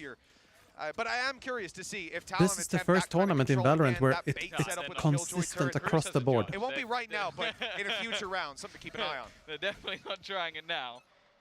They've also got Orbital Strike again. Are weird mice allowed in VCT? Going to try and take that initial control. If you mean like weird as in you made it at home and you got your own drivers, already, though. I wouldn't say so. Just to spam through, but the oh, nice, Cruz. And then hiding in the smoke is Cruz. He's going to run through it. So aggressive in every move he makes. And the rest of the team once more. Snashish, try and set up for this retake, Mitch. They've got lockdown. They've also got overdrive, but they're running straight through. So fast, that flash there. Wired. Catch oh, my bad. The stun coming in from Garnets. He's trying to find some players, and there they are. I misread. Right I in read front of his face. weird. Swinging out to try and weird deal with this. mice. Looks like he'll catch one in heaven. The stun is good. Not bad. It needs to go a little deeper. Yes, actually. you can use wired mouse. You can. That'll do it. Looking now for the last man, Mako. Inside his orb, out he goes, and there's 2 players staring. Is there any right player that uses wired mouse? will come through on Sushi Boys once again. I think we so. end up 4-4. Both players use wireless because it's just no mouse bungee and stuff. But in the context of how they've gotten here, they could be looking at a 6-2 scoreline in their favor. I might be wrong. It could be like a security reason too. I don't think so though. Okay, they've got the ultimates, but just the stuns that are being placed onto it's just very popular to have wireless. There's not really anywhere for them to go, and you can There's a wired here, for example. Frustration already starting to come in. I use wireless. On the other side, it's like they are putting themselves in position which DRX are renowned for pulling off victories. It's and they are Logitech Pro X Superlight. But before this one, I used to use the normal Logitech wireless, and then before that it was Zoe EC2B. They love their aggression in the early round, and you need it on a map like Fracture. This time it's the heavier side of the map they're pushing on. A main, lots of players here, and Cruz, of course he's going again. We hear conversations about how, oh, IGL duelist is good because you can go out and fight and just keep dueling. Well, it looks like Cruz has that idea even against Sheriff. Yeah, sure, he goes for it. And he's like, I'm just going to keep going. He keeps getting his ultimate. In the end, that results in him getting the sight and a rifle. Oh, he's not going to be able to wallbang him. They're actually going to get the plant. Nice. Oh, never mind. Eventually gets him. Now there is still a Nightfall, and we saw this in prior rounds how they were able Nobody to combo expects the Brimstone to go out like that, but also he gets so much ult charge from these kills, so he can be very relaxed with his ulti and use it often. He's at least got himself a gun, but that won't matter. Garnet at this point is just feeling so unbelievably confident with that Neon, and wow. After what was an initial I feel you, Arnab. I feel DRX, Talon yeah, I mean for sure, you can definitely use wired. This is a pretty I would say so. Start to the series for them. I know a lot of people have had faith in Talon since that first game that we saw up against MIBR. I know some have had it before, Vans, before you tweet at me, I know. But at this point, coming into this game, it's still so. We even had the discussion on the desk actually. Yeah, the headphones are provided by Riot, so that they block off sound. Do we stop calling them the underdog? And this is the thing. We came into this series and we said on the desk, no, like, up against DRX, they're still an underdog. Again, any other team, maybe not, but their play has been remarkable and so far showing a lot of ideas. And the main thing, Tom, when you play against DRX, they get in your head by making you play something else. Talon look comfortable. They're playing their A plan. They're getting aggressive. Oh yeah, right there. Zest is there. Nice kill. Nice kill. Exactly that reason. I'm loving watching these guys. Yeah, they took deep B control with Tree, had a sick little smoke that went into some of the stuns that were thrown off the back. Now they've taken the same control and just making sure it's clear on the other side. Now I will say the orbital strike to clear might actually bite them a little bit because it's the A site that's already been taken somewhat, but the spike crossing might be a little bit tougher. I don't think they know Buzz is here. In fact, they have no idea. Oh, unfortunate kill. Stacks is dead though. Spiker down. Spike in the open. Spike down, not Might Spiker. get some of the Talon players to play more aggressive sometimes, but right here, it's just going to be a Viper's pit and a plant. Oh, nice Garnet. Garnet's finding control over main though, so these players are stuck inside the pit. Do they try to go elsewhere? We're seeing the Buzz wants There's to, the slide. But Garnet's is a little too quick. Now Matt goes all alone. He's suppressed, so he can't. I want to see Garnet to get the zoomies on Neon and just jump around and do some weird slide.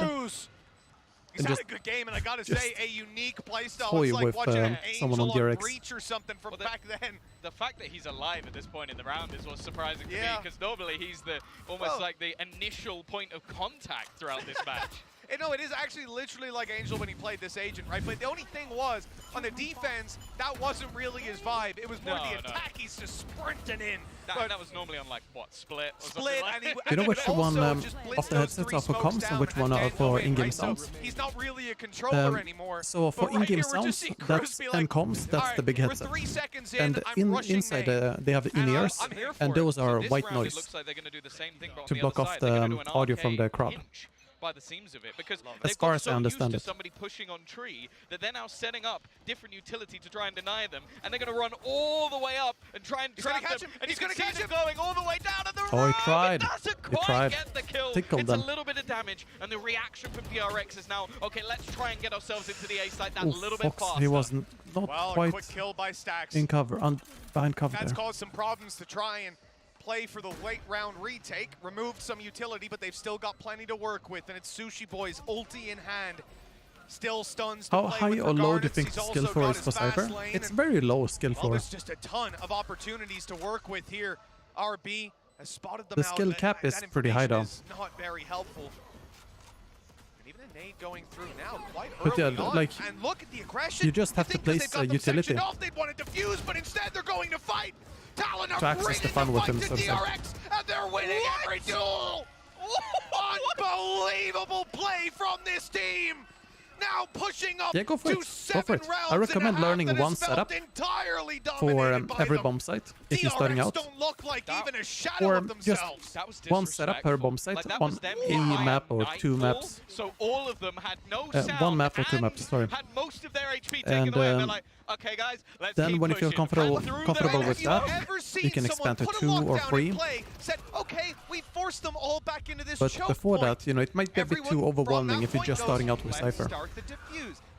He was just spamming, and he just happened to run out. Right nice. here and now. And instead they went, give me 2 seconds. Garnet's just going to just run into them. Run into the one angle that they're looking at. The only one they need to care about. Unreal. It might be because the nade was on the way through, but I think they had that plan all the time. They've now got a Killjoy operator. Like they really everything. What has just happened? He's shooting them through smokes. Straight down 3 players. This team is lighting up the server at the moment. They are tilted. The coach is tilted. And by the looks of it, DRX are still only going to walk out with 4 rounds unless RB can pull off a miracle. He's now stunned up. He can't scope in even. Yeah. And it's just not happening. And they're running over them. I thought it would be the complete opposite. This is not the way that I thought this game would go. 8-4. It could easily be even more with the way Talon have played. Is this the first and second map for this matchup? DRX first map. Were lucky to get out with them, I'll say, at this stage, because they need those it wasn't first smoke. This guy is just unreal. The level that Talon are bringing to the stage. He's just been running out B main, fragging, stay on B, frag. Leading the charge on that brim. Talon seemed to be in a good spot to close out this series. Let's toss it back over to the analyst desk and find out what they think about All right, let's see DRX. Defense. What are your plans? Thank you very much, Mitch and Tom. After all of the slow starts Talon have had in the last couple of matches, Seth, I was not expecting that. From the outset, they are just absolutely destroying. 8-4 on the half is an incredible scoreline for them to get set up with. And if they can close out this pistol, who knows? Maybe they can just take it from there. Because already, that was 6 consecutive rounds to be able to achieve that score. It's an incredible feat here from the side of Talon, and the one that we What do you guys think he has inside of his pocket here? We knew that they were looking good, but this is a completely other level. Bright spot, though, for the side of DRX, it's Mako. Of course. Mako continues to put up very solid numbers, but right now it feels like he's the only one doing such. Buzz had a decently hot start picking up those couple kills with the paint shells, but it's really only been Mako. It could be, yeah, Jason, it could be like the match versus, what was it? C9 yesterday, where they lose the first round. I don't know what you want to call it. RNG plays, just pulling stuff out of your ass, it felt like. And they were doing it again in this series. But the thing that I loved about Talon so far in that first half, it wasn't just these miracle plays that we're seeing from them, just that. They were doing a really good job of What's a good anti-stress for team running down in a site that DRX were playing super with heavy for that A-Horse control, a and they were actually strat? playing to disrupt it a lot in the later section of that well, first so half they that want we to saw. pinch you. So Talon are actually thinking about And if you stay in the middle on the site and allow yourself to get pinched, their strat will have a higher chance of winning. So you gotta decide, do you want to fight choke point A or choke point B? And then position for that.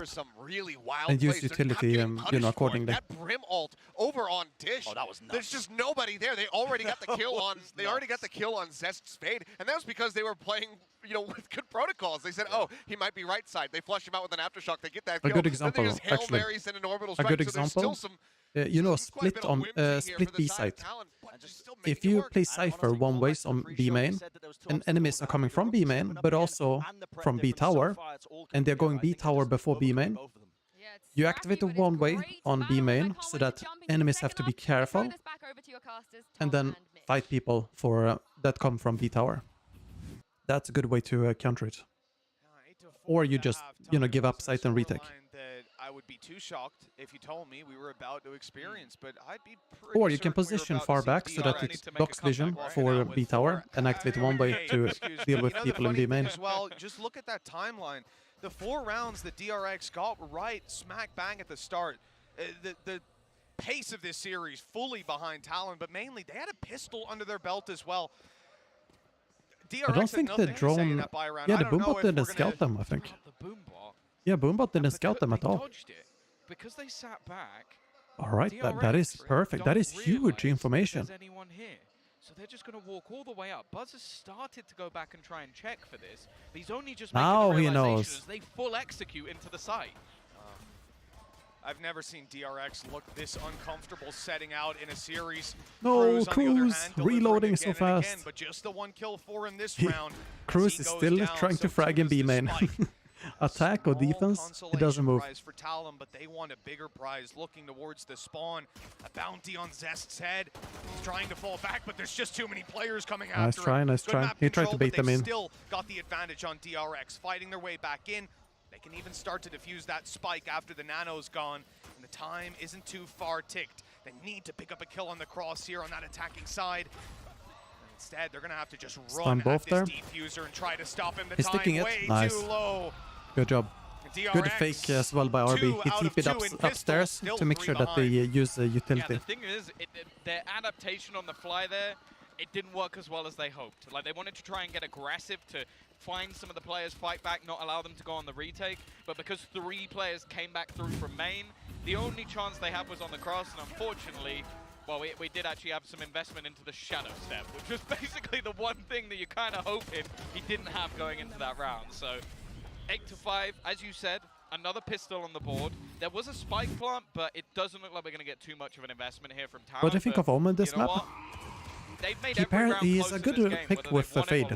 So you see, Fade and Omen, they play. They have Doggo going A main, and Omen ready with a blind. That's a strat that DRX use on Ascent, for example. And they play contact with Omen, and then they have Raze ready to frag. By your opponent, right? You shouldn't be so he's pretty good. From what we saw of Talon, though, here on Fracture, it's definitely a possibility. They've taken the orb and they're gone runabouts. And he can offer smokes that they otherwise don't have because no brimstone. They're trying to sneak their way in.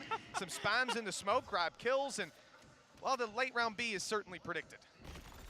Oh, stun in. Nice try. Hasn't actually connected somehow. Garnet has managed to make his way around the corner, and you know what? They'll get a plant. Nope, maybe not. Maybe not. Buzz was waiting, and Foxy's lurking.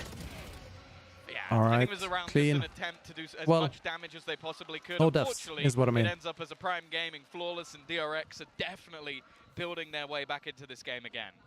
Oh yeah, look, the pistol. Let's win the buy round. We've seen this before. We need to win the buy round, Talon. 4 out of the first 5 rounds. And nothing afterwards. For DRX, this is a bit of deja vu. It's a repeat of how we started out the previous. But with the side swap there, there's definitely a tangible difference, or at least there should be. This is the round that Talon won the last time around. Silker Alex, have a great evening yourself. Understandable, coming in with your rifles. Well, it was still hella close, though. It was like, I think 2 players surviving. Yeah. Nice counter. Nice counter. Messy economic start as well. Leads to that. I mean, DRX losing 1 to start with, it's not ideal, but it's expected in a round like this. Yeah, and already again, Garnet taking the space. They need to deal with that haunt from Fade. It is a problem, a big problem. Close, but Zest should be screwed. Lives a little bit longer than maybe I was expecting. And Stacks, he's expected. He was the one sort of point of contact, but he somehow wins that battle as well. Yeah, this is getting way too close. This round should already be tied up neatly for Talon, but instead DRX are looking for a very early comeback. That flank from Foxy, expected as well. He's actually looking at this angle. RB, he's got a galaxy brain, but he turned away at the wrong moment. Luckily, the shot whizzed past. He won't be dropped in main. Jitboy survives, and that's the spike denial. They know now they've got this with a Rolling Thunder. There's no way. And you know what? He's not going to try and deny that fuse with an aftershock. Instead, the Rolling Thunder's put through, committed for the round win. Might be gone, but he secured the round. Because Talon should have won that one with confidence, and instead, they lost 3 players and an ultimate. Yeah, that Fade haunt is so tricky to deal with for them. Placement is I couldn't see where it's placed by DRX, but oh, there it is. Oh, it's a pretty normal placement actually. It's on the corner now to Canteen. 9-6 is there going to be a response from DRX? They have to deal with it. We expect them, to be honest, taking this one not easily, but cleanly. And thus far, Talon have shown they are more than a match for DRX. If Doggo doesn't see anything, you smoke and then you take control. The side of Talon in saying that it's the regional history of DRX and their performance thus Do I own a far. custom keyboard or do I plan to get one?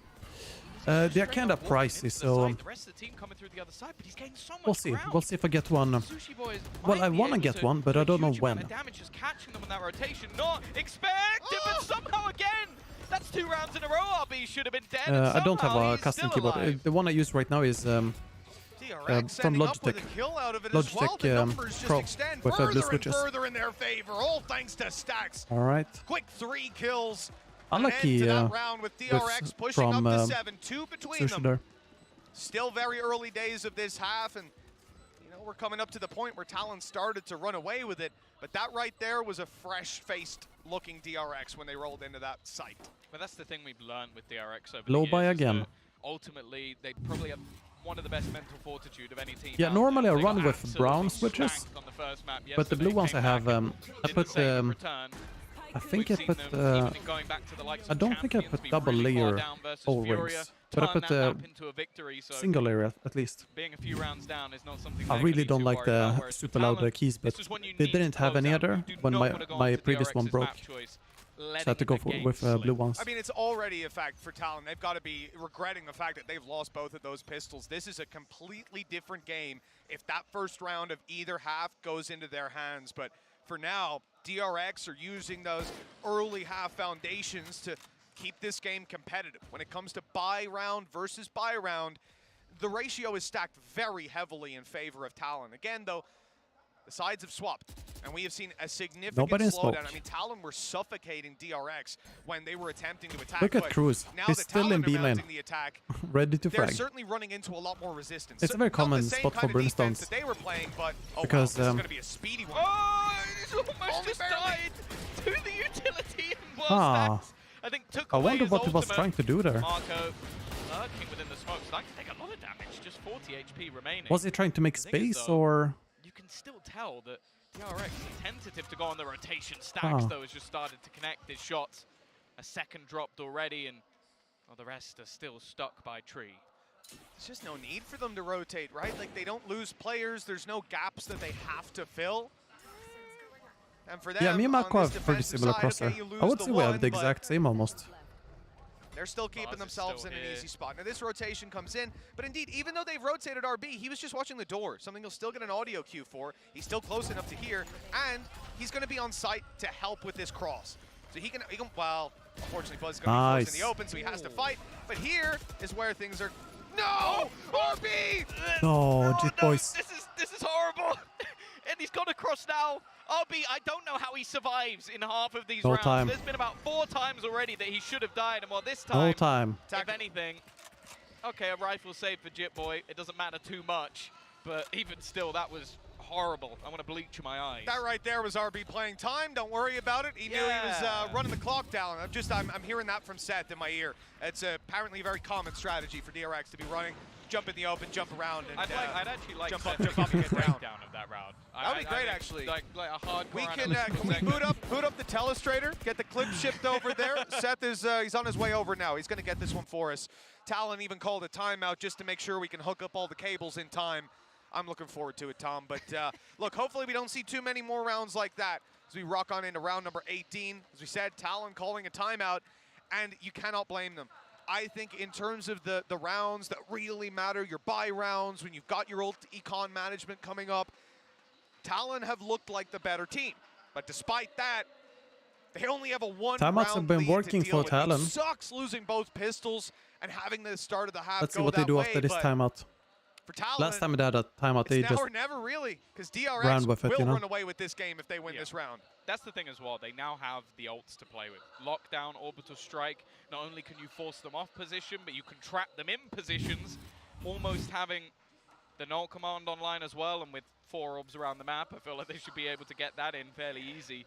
Buzz has his showstopper potentially, and again, he'll probably battle for an orb somewhere in this round, but it depends what DRX want to do. I'd almost be inclined to say you're either going to look to push, get aggressive, try and take the early fights, or just try and play a retake. So it was 4 of the first 6 they won last time, DRX. Now they're on 4 of the first 5. Not too bad. Let's see how the rest of this half goes for them. Rifles up on Talon. As we said, ulti's online, close to a null command. And early round, they are making their way up to Dish. That orb is theirs. Should see a null command online. Yeah, oh no, they're going for control is nice though. Just having that might be able to deny the lockdown. It's dependent on whether or not they nice actually movement there. need it. The dancing man of Garnet was just the distraction. Lucky he was in the open. And now Stacks, well, he's managed to find one on the and other there's side. the ulti From Cruz. They've used it just to try and get them the plant guaranteed and deny a little bit of extra space. And DRX has said, you know what? I'm not about this life. I'm peacing out. Oh, in all seriousness, I would love to see Seth break down. I like that they use the ulti very fast, but at the same time, the ulti doesn't get much value more than space. But 2 kills. I love this guy. Yeah. He's so good. He is a stand-in. He's just supposed to be replacing a dude who had surgery, replacing Patapan at that. Those are big shoes to fill. Historic shoes within this game, within other esports titles too. He comes in as someone relatively unknown, regionally all right. 18 years of age. 18 years old in front of a crowd. And this is what he's delivering. Okay, again, in that round, he goes onto site. He distracts the player on site so that his teammate can grab the kill. I believe it was Foxy. Yep. And then a stun comes in. He's staring at the main guy, spraying away at Buzz, telling him, oh, look at me, buddy. I'm going to come kill you. I'm about to dash in. And Buzz, rightfully so, looks at him. And then his teammates come out of main and kill Buzz. I think it was Sushi Boys. Just look, he's going down. He's distracting 3 of Stacks that killed him. So 3 different players are fighting that man. He kills no one, but he wins the round. Timeout from DRX. All 3 of them end up falling. Stacks survives, right? He runs away to save, but they grab the 3 kills, they grab the side, and that's all they need. I think this timeout is pretty good. Yeah, it's gonna stop the momentum for Talon. Like it's good for DRX, that is not good for Talon. It's been a quiet performance for RB, even though he's because Talon did just finish talking. Living in the Matrix, dodging everything that gets put in front of him. And again, with that lockdown still online and a null command, you're almost sat there keep up the momentum, waiting for that afterplant to come through. Like it's such powerful ultimates to get you into that sort of position. You can already see the pings coming in on the map out from that attacking side. 78% of you guys voted DRX win, by the way. I expect this round there has to be something from DRX to take some space. How it looks like soon. If you sit back and you allow them to use these ults, I expect the DRX to win too, of course. A massive risk that you can catch someone. But they're looking like they're in danger right coming now. Out of this timeout, you have to imagine they've got an idea for where the showstopper is going to go. You don't come into a round like this and just leave that on the team that calls timeouts? If the opportunities present themselves, that only gets to speak. No, both teams get to speak. So if your opponent calls a timeout, you can speak as well. Faster push if they didn't have that null command, being able to fight into the site early on, straight blitz. I almost expect it. It looks like a south side crunch going to be attempted here. Wow. Buzz is like, I'm gonna do the same thing. I'm gonna do the same thing Cruz does. Kills him out. And That's bam. about as cursed as you can be for Buzz. And well, we've seen Talon do that many rounds with those tree pushes, but I don't think any of them went as bad as that. Well, Timmy's opening duel stats looking pretty solid in this one. 2 rounds between them, and DRX man disadvantage. Showstopper removed from this, and we have a minute on the clock still.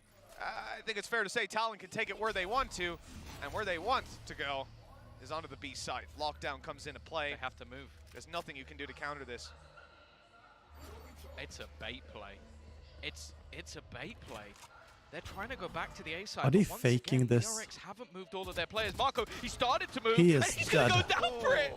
Cruz was none the wiser that he was even there. I'm doing great. I'm enjoying this match a lot. They've spotted that cross, and Zest has gone through. He's trying There's to some get silly into plays that are just working out here. Knowing that their afterplant has been sublime, but it's even The better most for Talon when simple they try fake. to fight them. Oh, they're living rent-free in DRX's head right now. As 11 They're to 8, in there. Talon are running away with this. DRX might be strong in those normal humans. matches historically, but this their eyes project whatever they, take in on the inside, right? Not the project, but you know what I mean. They like gathering, visual signals. They only use their lockdown, For so they're DRX, still going to have a null it's command to printed fight their way in. through, and look at the frustration Talent players. visible. DRX they're facing a challenge like they've never faced before, and this is single elimination. They can't afford to make a mistake. They can't slip up here. And right away, Talon not giving them a moment of solace. They are on their way towards the site. Fast lane goes up. He is in. But playing so fast as well. Oh, nice shutdown. Shot from Zest. Oh, a chance to even get 2, but then the trades come back thick and fast. There it is. Only one man standing, and Stax Dude, is they are down running as well. so fast. They're running so fast, and I love it. In their prior match versus Cloud9, it is looking like they're going to have to fight from a deficit again with a 4-round advantage, a streak of 3 for Talon, and just 1 needed to take this map over the line. I'm not going to lie, I think most people expected this to be a fast game.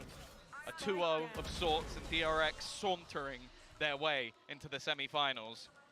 Right now, we don't know if they're getting there at all. No matter what All right, let's go. What coach, what region they even come from.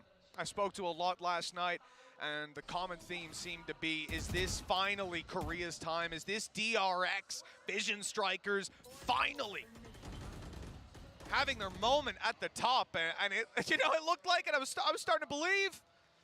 But it turns out this actually might be the Pi era.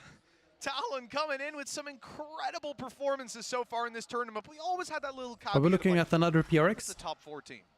Are they there yet? I would say so. I would say so.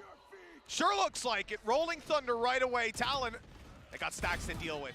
He has been a consistent, phenomenal factor, but for Garnets to pick Keep the momentum with ulti. Delete Zest. Hold on. There's the flank from Mako. The spray was a little whiffy, but he got there in the end. Yeah, and this allows He tried to make them rotate there. They were pressured, the flashes. Oh no, they overcommitted this. They overthought it. Finally stepping up to the marker, and the trades are fantastic as well. Yeah, APEC are doing amazing. APEC are doing amazing. And he has to try and get past Marco. He will not be able to. DRX. So many good teams from APEC. Them before they can throw a spanner in the works. And they're still finding their way back through. But there is so much finances available for this Talon squad. They are not having any troubles at all. Garnet's still so much fun to watch. Early aggression out of him, and to be putting DRX in a position where they're on the back foot so frequently. I mean, we are actually seeing this was a good attempt. Have to not only was a good think about attempt. what you're doing, have to set up for it, and even then, having Zest in a good position to catch that push through from Garnets. The dude's just winning the fights when he goes for it. Like, you kind of, it's not even just about predicting. You're right, Jackson. They're different to Paper X, but I think what they mean is like they have some ultis to you know, play with, more unknown team just hopping off in their own way, if that makes sense. Mako barely preserved his life. Might have to use one now. They do their own thing because no team really plays like Talon here in this tournament. Take positioning below. Now, Opwise on the other side, there's not much. Sushi Boy is just almost trying to find that initial pick with the operator. And there's aggression all across the map. North side, Zest has taken that control. A main still held by Buzz. They are almost sandwiching them at this point, and they have every piece of information they could need. Yeah, it's a great starting point for this round. DRX have definitely set themselves up for success in the flank from Zest. Nice kill on Zest. Better than any other opportunity they had. Still just 1 kill for it, and no responses. I mean, here for Talon getting to reset, that's a pretty damn good start to the round. Going back. That's the thing. They have started to do the same thing again and again with these rotations, so they have to split 2 and 2. They're so wary that there's going to be a push back in the other direction. Bear in mind, Marco already tagged low on the site. So he needs to just sit back and relax and just support onto Stax. But that's exactly what he's done. And now, with a late move back in the other direction, it leaves Cruz to try and fight alone on this side of the map. He might just be able to get an afterplant, but Stax is rotating back around. Oh, this could be it for Stax if he has the timing. And the shot is hit every time with Cruz down. Nice the round try. follows. And DRX's comeback may just be on 2 more to push us up to an overtime. And right there, you know, it was I feel like a blip on the communication spectrum. We ended up with Mako playing anti-flash behind that wall, but they actually just spotted Foxy on the other side of the map. So they knew at that point, you're not gonna end up with a flash coming through. They couldn't put 2 and 2 together in time. He just got executed. Despite that though. The thing is as well though, like, I feel like Talon right now, they're trying to play so much with those rotations. that it seems like they're very, very split on a lot of these battles. And it's giving some individual fights to players like Buzz, which, okay, initially he was losing those fights. Now he's starting to come back into the game. This is definitely starting to slip away from Talon, but they do have some really strong ults coming into this round. But again, DRX, they haven't actually used any of theirs over the last couple. Quickly back across the wire. Foxy's going to be bailing. Full south side play out of Talon. They're looking for some control on this B side. Gotta get themselves Arcade. Cautious of any pushes. But with no utility watching north or south side, I mean, at this point, it genuinely looks like they were just waiting for the aggression. They very much expected it to be coming through. That is a very interesting Viper's Pit. They're going to play further off, but what control does this give them for the late round, you know? I think they were expecting the push to come from that position in Arcade, yeah, but it has this also held Viper ulti is kinda through the edge here. Sushi Boys has kinda a free weird. kill. He's just trying to play the timing, and actually the pit's gonna get dropped. He's just let his teammate die, dropping that. What? And Sushi Boys comes out with both. It couldn't have gone any They worse for DRX. And now to kill the him. remaining two are trying to make that space back in. There's so much still to find, and although it's a little whiffy initially, it's Buzz to try and face off versus 3. The turret even giving them the info. There is no hope for DRX. Talon have taken map number 1, and tell me now who predicted that. Let's take a look at this part here again. They are making noise down there and between, I mean, the entirety of this Talon roster delivering. Garnets. Let's take a look here at this one again. Here, ulti comes up like a million years ago. Control does this give them for the late round? You Spike know? down, and Sushi Boys is sitting here, chilling. He's chilling. But it has also held Mako coming in. They know somebody might be here. They know. He's just trying to play the timing, and actually there he is. Gonna get dropped. And bam. Where is Mako looking?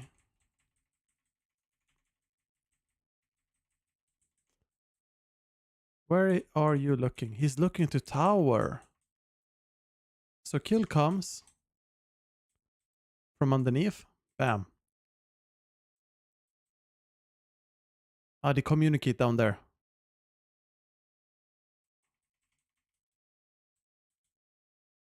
And then he decides to swing here. That's when he pre-aims. Just unfortunate. Just let his teammate die, dropping. Yeah, unfortunate. From making it into the top 4 of this event. Sure, it's one of those events that's a little bit spicy, it's a little bit different, but if you came in and predicted that they were going to beat DRX, one of the favorites to take the whole thing, even taking a map, I would have called you crazy. Taking a map is a monumental victory for this team. Did At this Tombis point, take they have to be thingy from his pockets? Close to being the most successful Because there are some missing, and he has one on the chain. Was Ascent. So I am very excited to see what we've got coming up, Mitch, but of course we're going to pitch it to a break, and I'm sure that there are some people on the desk who have got a lot of stuff to say.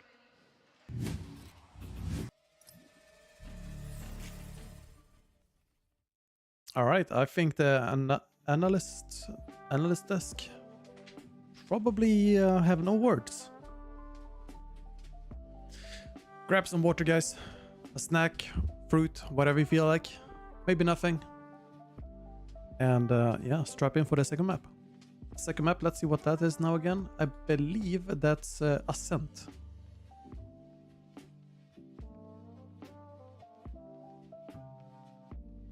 Yeah, Ascent. Also picked by DRX.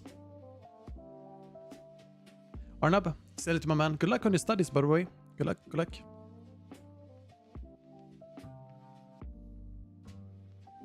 I feel like on Ascent, we're gonna try and see... We're probably gonna see the same stuff DRX played now. And that means Fade, Omen. Then they have possibly a Jet. I think Jet, yeah, because it's very good for mid control, but just in general.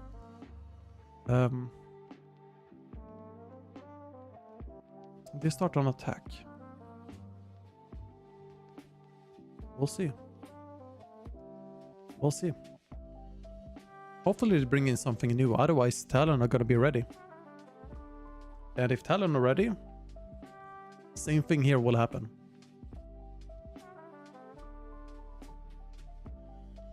I'm just surprised that DRX chose to attack first instead of defending. But I guess that has to do with the neon stuff.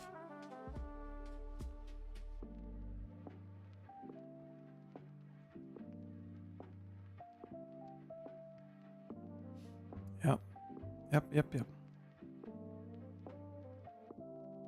You wanna sleep, but at the same time you wanna see DRX on Ascent. It's gonna be a good map, I think. Like this one. But maybe not what we expect in terms of results. I don't think, and well, some in chat actually expected Talon to win. We have 27% out of 147 votes that expected Talon. So I mean, it's definitely doable.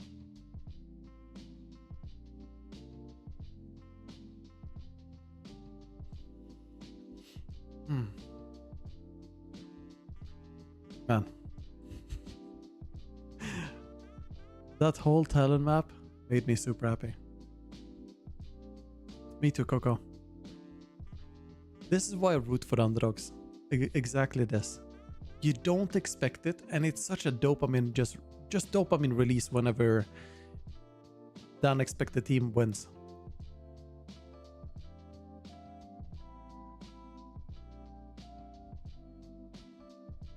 Also, not only that, you know, they deserve some support as well.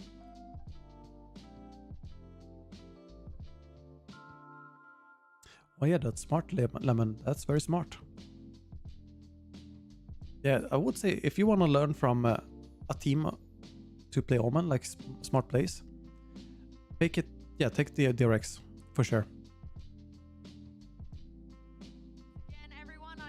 I've got Brent and Achilles with me. It is happening, guys. It is happening. We might finally have I'm gonna go grab some water. I'll be back soon. On our hands in this tournament for the first time. It's looking incredible right now. I mean, like Tom was saying, if you told me that they were going to take a map off DRX coming into this, I might believe that. But the fashion in which they were able to do it was just so damn impressive. A very dominant first half there for the side of Talon. A little bit rocky. DRX were starting to find their footing, but they were able to kick the legs out from beneath them again to just go ahead and close it. Yeah, I mean, I think this was a Talon that had literally come into this learning from the mistakes in the previous map of Fracture, even though they won it last time they played against MIBR, but they definitely came in with different looks, different ideas of how they wanted to play it against DRX, and they made a lot of really nice adjustments as well. But overall, there was no shortage as well of miracle plays. I mean, Sushi Boy's pulling out multiple of them. This guy had 5 first kills. And only 1 first death. In this game, 1 first death. He was playing out of his mind. But there was a real turning point in here, and it came off the back of those timeouts as well. Zeus took one, round 18, immediately into the A split. I was screaming on the second half, just begging Talon to take A more and put pressure into them, because it felt like their combo is so good for taking that A control just through holds. And then round 19 was another example of it, where they ended up faking pressure towards B. They got a first kill. They used the lockdown as well, and then they late round pivoted to it. But a lot of that success in that second half came from those adaptations and finally recognizing that they could take that A control. Well, it was a really good start for the side of Buzz in those first couple rounds. Was able to find a lot of value with the pain shells, but then kind of just started slipping away from him. And Garnet, my God, what an incredible performance from him. On the defending side is where he was actually getting the most work done as well with that Neon. Him getting into the sites, being able to really blitz through. I didn't expect him to do well on defense with Neon. Instrumental, so a huge performance from him. What time is it for me? It's 11 p.m. We've got a scent on the horizon. We're anticipating that he's going to be going back over to 11 p.m. like the Jet, which Garnet has also shown that he is incredibly cracked at. So this is going to be a hell of a battle. Yeah, might see that head-to-head just continue getting into Ascent as well, but we said it in the pre-show, the rookies needed to step up, they needed to hand it to the veterans that they're going to be going up against in the form of DRX, and they've certainly done so far, at least Garnet has. He's been pulling his weight and more. Yeah, speaking of Garnet here, he is in the AIM Lab shoot-around before we get into the next map, but also, I can't help but feel, his Neon reminded me a little bit of RB. The dude is going nuts in AIM Lab. Do you feel like it was a bit of a mistake to put him over to that Omen, debuting it here, and not playing the Neon? I do kind of agree. I mean, granted, there's a lot you can study because they have played that RB Neon Fracture so many times in the past. But I think that I think that it would maybe deliver a different result. They are so very comfortable on it. I think you could have just as easily shifted the chamber out of the composition and had Buzz there with the Killjoy, which is something that he has played an immense amount of in the past. But I think they've just been wanting to prioritize Buzz on that primary duelist right now, rather than putting him on it. I mean, Buzz can play a ton of roles as well. And honestly, I've liked RB when he's been flexing now. He feels more like the glue of this team, where he just fills in the gaps of what they need. And it feels like he's been enabled a lot more, where that pressure's not on him to frag as much as the primary duelist. So I don't know. It's a lot of hindsight, right? Saying maybe we should have changed up the comp, and maybe RB shouldn't have been playing Yeoman because he was bottom fragging. But the comp was pretty nice. I think the comp has legs itself. It's just that it's clear that DRX maybe just don't have that much time playing with it.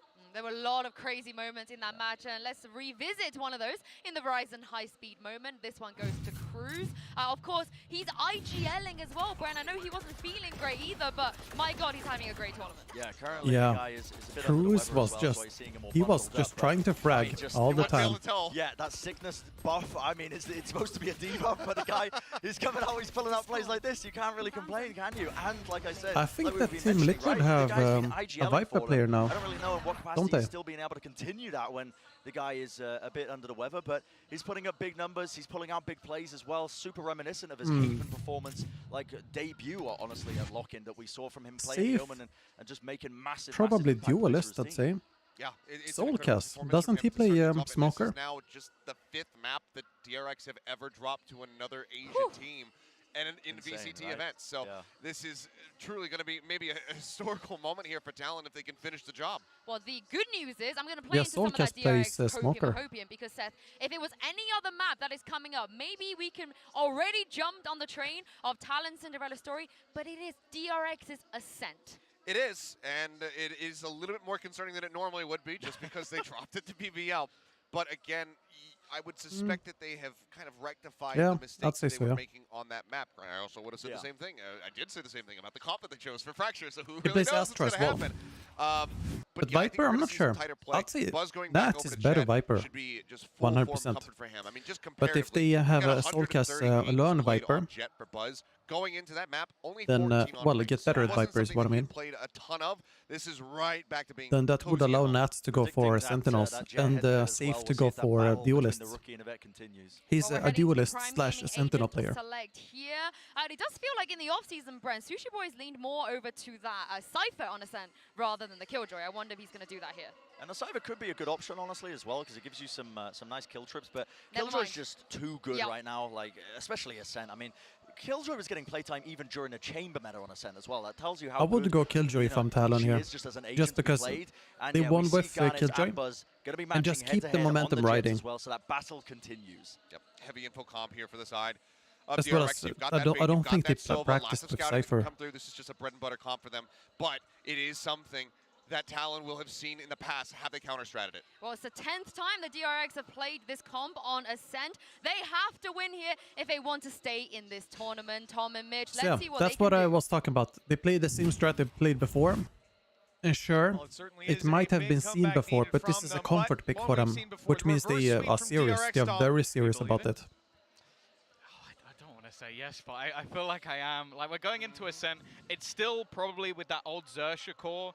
This was my favorite map. They're not experimenting anything. Cool little, so flash plays off contact. I think it's just going to be the same stuff, but more perfected. Some really top teams on. I think you've got the likes of FPX at Champions. You've got Optic when going back to Reykjavik. You've even got Gambit at the Champs in 2021. They beat a lot of good teams on this map in the past. It's just whether or not this iteration of the roster can take down DRX, who have always been good at this map. Well, that's exactly it. But look, with a map under their belt already, Talon got to be feeling good about their prospects. We saw DRX win both pistols in the previous game and still failed to walk out with the map victory. That is crazy to see. And Talon 4 people will on be B starting side. this one off on the defensive side.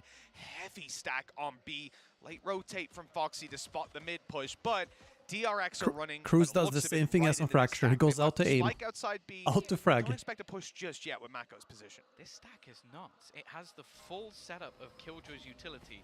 the turret playing contact on the stairs. Yeah, it's semis for the group stage, so not for the playoffs. Meaning best of 3. They've got Foxy trying to spam on the cross, and he's nice doing headshot, very damage. nice. Even going to get the headshot onto one of them, and now they've they almost realized melted. that there's a stack on this side of the map, but it's too little too late. They're stuck in the mud. Fantastic play by TLN. They expected DRX to take it this way. Read like a book. And the Sheriff spams even coming through. Attempted wall bangs nice here, and the pistol stack still alive. He's going to try to get himself onto the site, but there are so many players RB on KO, by the way, instead of stacks. Still with an option to take it elsewhere. 30 seconds on the clock, but they've committed so heavily at this point. And in the end, the spike will be dropped, leaving Mako to clutch it. 1 versus 4. He's already got the first, but that is where he'll be finished. TLN have found a pistol, Tom. This is not looking any better for DRX. What a read. Imagine DRX coach timeout immediately. Have you killed your utility? So it's not even yeah, like the loser is out. As soon as they lose, bam, out. No, Hook you fly. that was their whole plan. Their whole plan was B, and they just read what DRX were going to do. Someone has been watching that tape.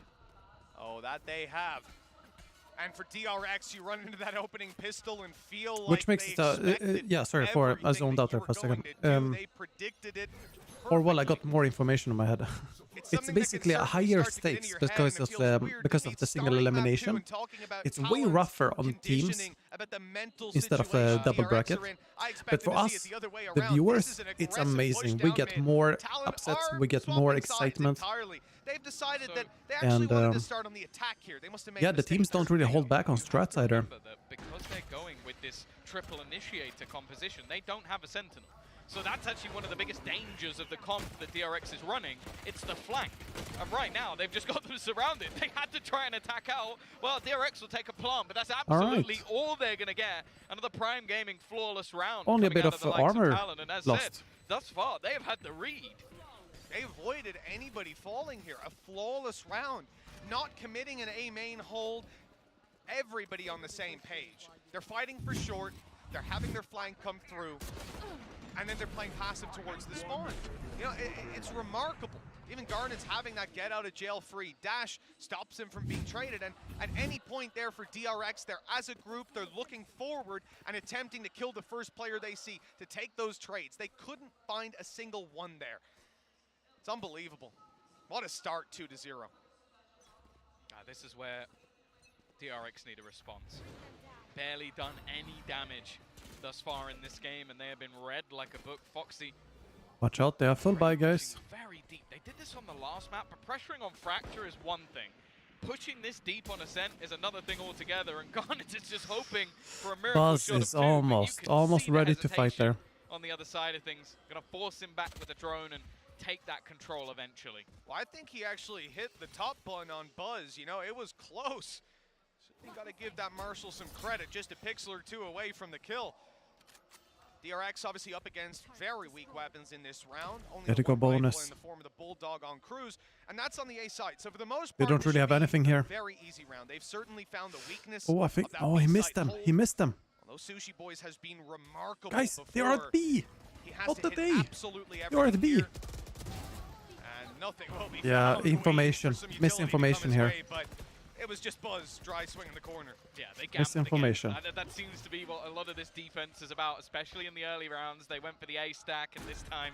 What happened to NRG versus Loud? It was a super good match. I mean, last map went to 18-16, and Loud won. But it was such a good map. I think it was the best match of the tournament so far. Well, on their way back in, Talon have a lot to deal with, and for them, just well, Mako with 2 headshots. Should be the goal. They get nothing. 2 quick kills. The players left to just attempt a few they tried no scope. Smokes. Perhaps as they're exiting. In fact, are they even looking to fight Foxy here? They've spotted him, but no, they'll take it towards main. Let him die to the spike. Certainly seems to be the correct play. Yeah, don't give any weapons up. Don't give him anything extra for this round, and while DRX are going to come in with a Prime Gaming flawless of their own, keeping every single member of the team standing, and give them a very good stance going into this next purchase. One thing they won't have, however, Mitch, is going to be that operator. Garnet's going to be pulling that in, a chance for him to really fight mid. And that's the thing. We've already seen that happening over the last one. Oh, Sushi boys. Oh, he's going Odin? What weapon is that in your hand? Odin? He's been saving up his credits a little bit. This contact play. We saw this from them, like, I think over a year ago. It's like basically using the turret so that if anybody walks in that direction, he's just going to spam the living hell of them. Well, he's going to do it anyway nice at the try. beginning of the round. Nice try. Garnet's Nobody operator there. in hand, looking for a fight on mid. They're aggressively pushing up mid. Flash ready to come out. Push should follow. And it's off contact that they see. This is But didn't he save that? Because they buy this round, and he would be sitting with less money the call is made. Let's just go. Let's than take his the fight teammates. to them. They attempt to push And, on short. They're a little bit also late. a worse weapon. Cruz, he's good for one.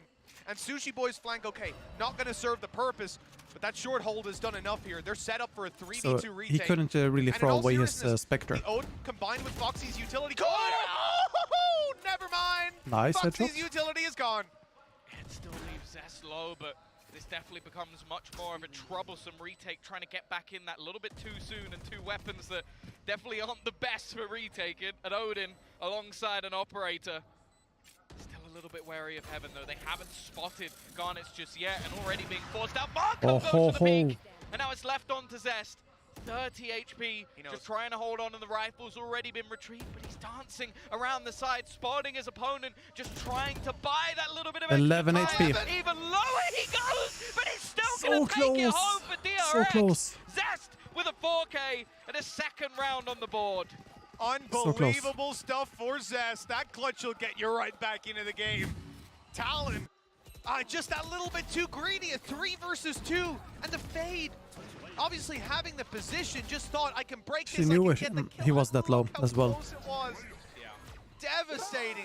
But in the end, just 11 HP makes all the difference. We even saw the swap from Garnet's over to the rifle, knowing that player had such low HP. We saw the swap from the Odin to the rifle, but both shot off first in order to tell them, hey, there's no operator, guys. It's all good. Go ahead and swing. Nice. Prepared for that. Good, Fox. Very good. No info given. 11 HP, a small margin, and that's all that defines it. Talon now neck and neck, and DRX, they've lost the pistol, but they're back in control of this game. They should have the lead here. Remember, as you can see, Talon don't have a lot to work with, just a few pistols. Jackson, probably when one of the players become very complacent or like tilted and stuff, that's when they bring him in. There we go. At the top of mid, but it's basically like a way to make the player, you know, behave. Not behave, but, you know, like... The rest of players can start to really hold in towards this B site. How do you say it? Come down to timing. And Cruz now spotting them going in this Feels direction. on fire, you know? Try and stack the remaining players up and buy some time. The smoke even coming through might delay them at least that little bit longer. Certainly while they set up the utility to breach through, they're now grouped. Flash is going to come in, the push is going to come through. That's from the attackers. They both actually flashed at pretty much the same time, but the defenders are so cautious about going in until that flash comes through. Garnet's then able to take a double on the back of that utility. A triple, in fact, the Blade Storm stopping them in their tracks. Huge. Crew is coming in with the blind there as well. Huge. And DRX, they might get a 4K clutch to equalize, but they will not take the lead. This team is exactly, feel the competition, because that way they don't sit in a safe bubble and, you know, just try to make it easier for them and so on like that. Place to hold on to their flanks, so they are just bullying them with it. They are taking so much control early, they then get that. And it's something that happens, especially with pro players, because you know, they notice like, oh, we know we're super good. I know I'm this good. I know I'm this star. It's so sick. Wait, what? Every setup is sublime. A new round again? Behind them, but DRX recover. All of a sudden, this is a game yet again, but in the corner, Sushi's caught. Not this time. All on to Foxy in a 1 so yeah, they develop like an ego, DRX and you want to combat that. Immediate response. And because like young players, they have a bit more of difficulty dealing with that. Fate, but you know, being mindful of it. What a recovery! Compared to someone who's older. Well, Foxy, not much of a chance here. player sat passive, waiting in the back. Stuns being put through a smoke to try and run past as well. The rest of the players are just sat outside, almost waiting for this time to tick through, not giving him anything, not giving him a chance. And Buzz, pretty much the savior of this entire round. I will say though, that setup was gorgeous. Just using his own smoke, having the Haunt over the top, but the thing that's even more perfect, and it's actually kind of what bit them, the idea was sublime, it just didn't quite work. They used it from the shadows to TP into the spawn at the same time, so while all of this havoc is going on, a player is then behind them, but some of their own utility catching off and just stopping them as they try and peek back through. And same thing applies for example, with assistant coaches. I'm not sure if it's the exact same now. It might have, improved. But certainly years ago, when I was in Korea, I spoke with some legendary coaches from StarCraft and League and so on, and some team owners. That's the thing. DRX is starting and they know in these sort of rounds they taught me a lot about how Korean teams operate, and basically, like, if you're an assistant coach in the team, especially if you're new, you're the guy responsible for making food, cleaning toilets, and doing a preparation for matches. Not just game stuff, but like you do chores as well. What else have Talon got? They have shown their hand. They've shown some of their ideas to DRX, sort and of DRX have taken them and used it against them.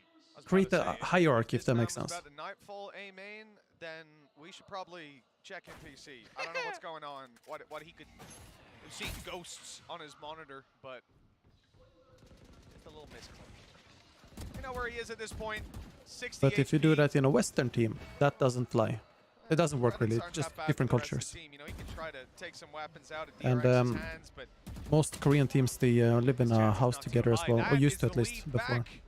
I'm not sure how it is nowadays. I assume it's the same. The series with a 2-0 lead, a 4-2 lead. I think this is the first time they've had it back since. Prime Gaming flawless once again. It does almost feel like right now, DRX, they're the structure, they're the calm, and they're just trying to fight against that storm. And if they can, they'll win this map, maybe comfortably. But it does seem like the depth of ideas for Talon, and the credit needs to go to Zeus, to Cruz, who I think is now calling for the squad. They have got so many cool little things that they're You know when cameras, Cypher's cameras, two Cypher cameras meet each other and they like wave? Would be fun if the Doggos did that too. Interesting setup when you take a look at Talon's Killjoy in particular. Obviously, when you look at RB having his ultimate, makes sense that you're not going to be playing too close to your utility. The turret holding mid, the alarm bot for short, and nano swarms on B. There's 5 ults here for DRX. You have to expect this is a round they're going to take. Do they expect the player in the corner? They've dashed past, but they've not cleared it. A chance for He got so much value there. G2Boys got amazing value. You saw the jet, my man. You saw the jet. Nice. Oh, good kill. Fantastic stuff from Sushi Boys. Damage there it is. There it is. All too easy to close you saw the jet when she dashed. She looked to that corner. That's a way to show on the minimap, you know, who's there. But they didn't even pay attention. Can you tell me the teams which are winning like Loud? What are they qualifying for? They're qualifying for the playoffs in this tournament, and then you know, the winner of the tournament, they get a lot of money. It's a total of 500k prize pool, but you don't get any points or anything for the Champions event or anything.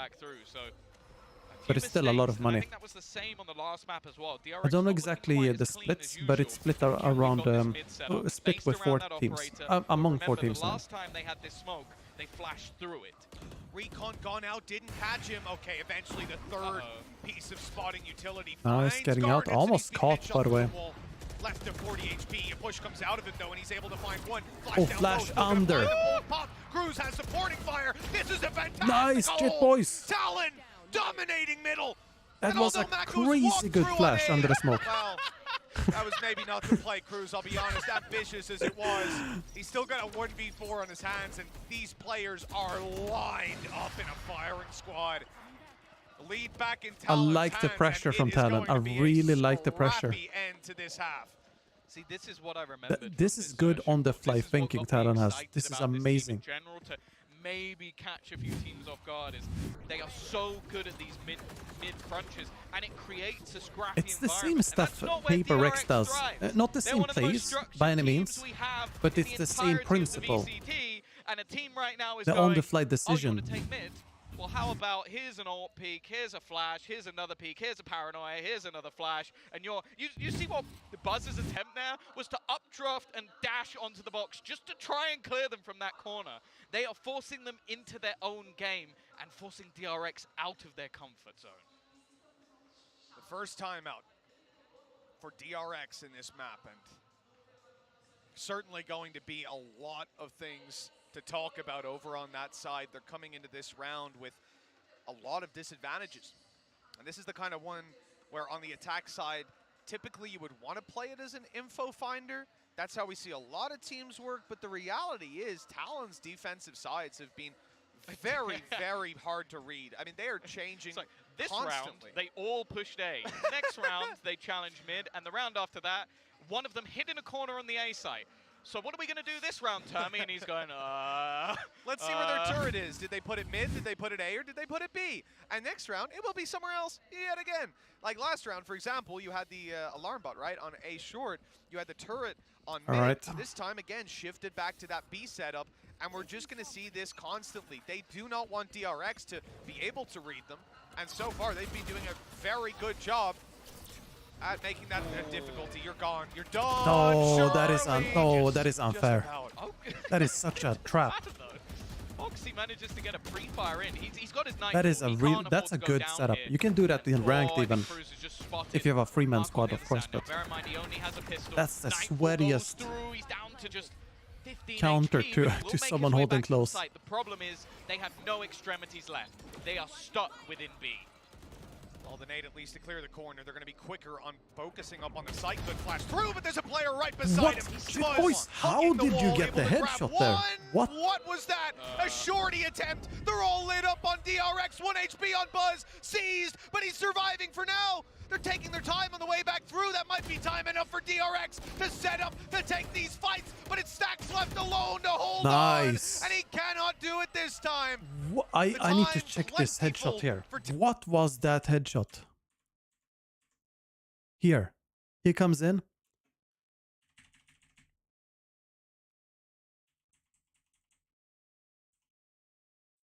Bam. What is that angle? Look at that. Almost 90 degrees to the gun. To win one, and although sure you still go through on the other side, well, now they got a blade storm. Now they've got themselves a lockdown, and honestly, after what Cruz attempted in the last round, for the first time ever, I might be excited to see what's going to happen with a From the Shadows. Oh, here we go. I see players outside B, and I see. How do you skip frame by frame? You press colon and the worst part about this strategy is playing semicolon. Let me. Yeah. That might be. Yeah, I always mix them up. Well, that's true. But the dot and the colon. On the other side coming back, still no spams. They are holding this in their back pocket, waiting for DRX to make the move through to reveal that they've actually got the ability to wallbang to take those fights, and it's actually leaving DRX in a spot where they're waiting for the B main aggression because of the utility that came in earlier, and now I think they'll start to make noise elsewhere. They want someone to push B, but that's just never going to happen with the setup. Jet boys, watch out, my guy. Well, they did have a push on the other side of the map. The patience of DRX almost. How old am I? I'm 28. This would be a very nasty surprise. They actually sent 2 players, and now the peek through from Garnets. He's not low, but he's not going to land the shot. Yeah, you don't expect 2 people peeking there. The paranoia is going to leave them. Nion completely blind. A second flash. He was scouted. And Buzz and RB yeah, Haunt has been so good. The only player anywhere near now is Garnet. What about teams like G2 and Guard who aren't part of franchise? Well, he has the operator that they saw earlier on. They have limited practice. They know this is a man with a deep utility but they can still be pretty good. Although they will be outscaled.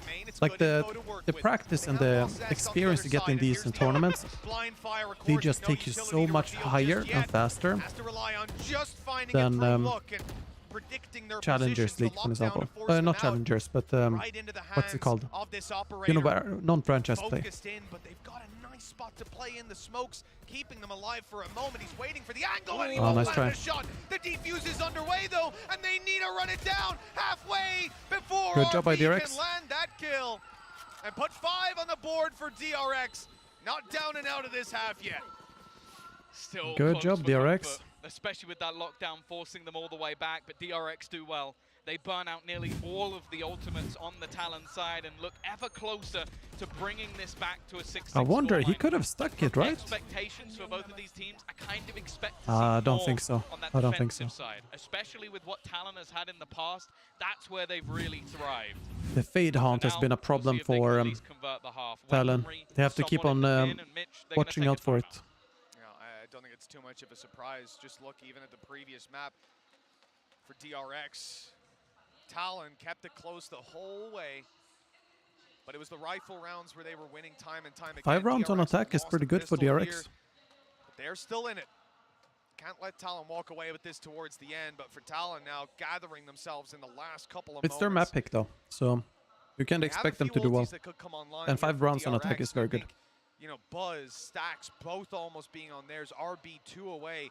It's definitely a round to approach with some caution. Those early round defaults could be rewarded when you see the push come out of the defenders to grab an orb or two, and so far they have been relentlessly aggressive. Let's see. Once again, Garnet setting up into mid. I'm looking at that also, the Omen KO. We've seen this so many a time. Foxy as well. They are looking to brawl in the early stages of this round, but for DRX, it's looking like much more of a default, much more of a patient affair as they spread out, waiting for what Talon has to offer. Oh, Players whoa, outside whoa, B, whoa. they've got to be careful already. Wallbang's coming through. Sushi Boy is not on the Odin this time. The threat is a little bit lower. He still hit Buzz. Like, he still hit him. You made him That was scared. an Odin. It could have been the kill. Yes, but they, made him the scared. finances here, the real issue in this last round. You know, Chip Boys is even having to play with a stinger in hand, focusing on his utility for his teammates instead. Garnets is going to be forced out of this corner by the looks of it. Oh, he got And that scouted. drone coming through to cause problems, and it's going to be revealed and taken down. Huge kill. They're finally able to punish him for his shenanigans. Operator actually picked up by Foxy. He goes straight back. No fear from this man. Okay, he's tagged desperately low, but that is a worthwhile trade to get rid of Zest, get rid of a lot of that utility, and again, right place, right time, 3 players. Nice, nice. Oh, he died from the molly, but that's fine. The way of DRX, other than the TK, Cruz still fighting around the edge, but RB is doing everything. And now Foxy, we saw him tag low, 1v2. To try and gift his team. Yeah, it's very risky, his positioning. So he didn't use updraft to get away there, You but also have to remember, RB's going to have his knife. I think it should still be 20 seconds or so away. nice try. Won't have a chance to come back online. That was only 5, so that would have been a disaster anyways. 6-6 at the halftime. 6-6. What am I talking about? 12-12? They lost the pistol. They've kept it even. I think, for now at least, they can come out of this with a smile on their face, especially if you're anyone but Buzz. You know, he got team killed that round. I'm sure he won't be delighted, but it is what it is. Well, they have managed to weather the storm. They've managed to fight back versus the craziness of Talon, but they're going to have to do it again in the second half. We'll see what the Des thinks of that.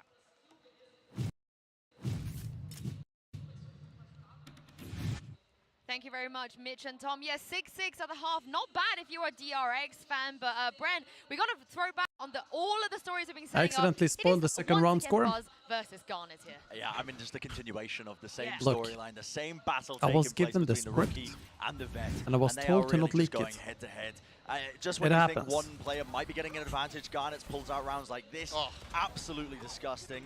I mean, here's the same play again, just in case you miss it, but it was just back and forth. I think the follow-up round was this one where Garnets, they do a tiles crunch, which was a classic play that DRX should be ready for, but then immediately overheats, and then they just punish it again. Buzz gets 2. I mean, it's just ridiculous. Back and forth gameplay between the 2 Jet players. Yeah, it's been so tight between them. They're separated right now by a single kill and 3 assists to Buzz's advantage. It's been such a wonderful jet battle, and this is what we were expecting. You know, we knew that it was just going to be some bread and butter comps coming out here for the most part for both these teams. We were going to have that jet head-to-head. Let's get back and in that's there. exactly what we have. But it feels like the fate of both of these teams right now in this map, for Talon trying to get a 2-0, for Buzz Also, and DRX getting the inhaler he had yesterday, really a viewer left a comment yesterday on the VOD that it's a very popular inhaler in Thailand. DRX have claimed their 6 rounds that they got now on that attack side. It's a better look than the prior times they played this map, at least at this tournament. So I think what time is it at your place? 11:30 in the night. Yeah, I mean, versus BBL, so, they started on the defending side. That getting a bit late, but you know, not too late. Fell apart for them when they were only able to find 3 rounds on the attack. So 6 should feel very comfortable, but Talon is still a very fiery team. Having them go on the attack, having Gardens play the entry, that could still be the breaking point here for DRX. Well, we saw Talon come back from a 9-3 before, so who knows what they can do here. Let's jump back into the second half with your casters, Mitch and Tom. I'm going to have to agree with the Talon pessimism perhaps over there from Seth. You know, the reality is, we heard from him before, they made it back, they made a huge comeback happen, but the reality is their defensive side is where we expect to see them mount that incredible stand. Here on the attack, it's a bit more of a challenge. 4 AM, DRX are known to be strong that's pretty late. Defense. That's pretty late. See if Talon can break through. I remember, that near like last Monday, the matches, there were 3 matches, I mean, this is so quick, they're already and they went to 3 AM my time, and some viewers, they watched me before they went to bed, he's still going as well. and then they woke up and saw that I'm still streaming. To hold the site while his teammates sprint from the other side of the map. Any damage here would be massive. And now he's got some support, but Foxy's found a kill from the connector with him on 18. This is getting very dangerous. Shock Dart goes through. It might be perfect. Zesta's got 4 already. 1 more to seal this round for DRX. Sure, Elfrog. Sure. Post in the art section on Discord and tag me if you want. This is an unorthodox position in this sort of stage in the round. He's going to give it up slightly, make his move, try and use his utility to almost bait his opponent in, get that little bit of extra information, but it's cat and mouse, and he's looked away as Foxy starts to make his way forward in towards the site, just 18 HP, and I don't know if you'll expect him to be an ace! Zest is going to get the ace to take DRX home the I live in Sweden, Andronic. What a game this guy is having. Standing on the back of site with a ghost in hand, his first teammate shut down by the flash. And yet he delivers 3 kills, lit to 18 HP, turns into Robin Hood, and that sneaky little hideaway on by the way, short. what I'm thinking of doing, testing out tomorrow, maybe not tomorrow, but after the watch parties have ended, Claim the pistol. I know a lot of viewers, they watch me in the night as well, like night for me. So I might try and do 2 streams a day. One in the morning, you know, a bit earlier than normal, and then one a bit later. It's alright, it's very normal for the smoke player to be the first guy going. I might try that. Yeah. So that and jump peeking into more people can watch. That they can just fully see you. Yeah, again, that's just standard smoker play right there. So that's what we want to see out of our controller, out of our Omen. They're going back towards him again. The reality is here, they found the weaker side. There's only 1 player holding, the problem being that it's Buzz. Or Zest, excuse me, sorry, Buzz on mid. Well, they've doubled it up at this point. But they're just farming the orbs. Cruz again is just going to go walking in, hoping that he'd found a timing, but, well, all he's found is his demise. Maybe trying to bait them that this was some sort of luck play, but DRX, as we've seen on the last map, they're not falling for these plays. They've not moved. They are staying in their formation. Foxy might be able to do something here, but no, it makes no difference. And, what was RB doing? Just jumping and right-clicking. A prime gaming flawless again for DRX, and the perfect start to the second half. All right, by round. Come on, Talon, come on. 2 Bulldogs to work with as well. Yeah, DRX I do heal. I do. Stealing away the lead. And now, as we said, on their defensive side, where things do just look that little bit better. We need the slow-mo on that one, thank you. To be fair, he obviously thought he was going to get shot at. He would avoid the headshot from heaven or something like that. Instead, he Did look a little What's up, silly, Ricky? Nice to see you. Nice to see you. This is the round that DRX need to be shut down on. They're playing with 3 Spectres, as we said, just the 2 Bulldogs. No ultis even close. Huge advantage for the attackers, and if they are to stop DRX from running away with this, we want to see it here and now at least. Come on, Talon. Come on. Get kills. Nice, nice. More here. Once more with a sublime entry. Zest at the back behind you guys, behind you. Still causing problems, and he combines along with Stacks. It leaves Foxy alone and surrounded. He doesn't stand a chance, just 26 HP. This B-side nice seems try. to be close for business, as Zest the first time gets an ace, and this time comes out with 3. Nice try. Well, I said ultis weren't exactly close to being online. Zest has got his. You know, when you're playing like that, I can't really be too surprised. They're very good, actually. 9-6, 3 rounds on the board this half. 2 of them were entirely Zest, just holding that site. I cannot understand how he's able to dance and move around. A lot of it comes back to a player like Stacks, who had his own incredible little interaction with these attackers, walking past them in multiple smokes, barely missing, and then stampeding behind them. So one guy turns around and goes, "Oh, some behind us, we got to kill." What's and out comes Zest to help out. Goal. Everything I see about this team, about both of these teams, honestly, is beautiful. But right now on the defensive side, DRX certainly seem to have control over those reins. Yeah, I think the main thing you have to maybe look wanted at to DRX counter has Zest. been something we've given them credit for is communication. I don't know. What must be absolute chaos. Speaking of absolute chaos, Sushi Boys. Well, it's definitely shooting with Darius right now.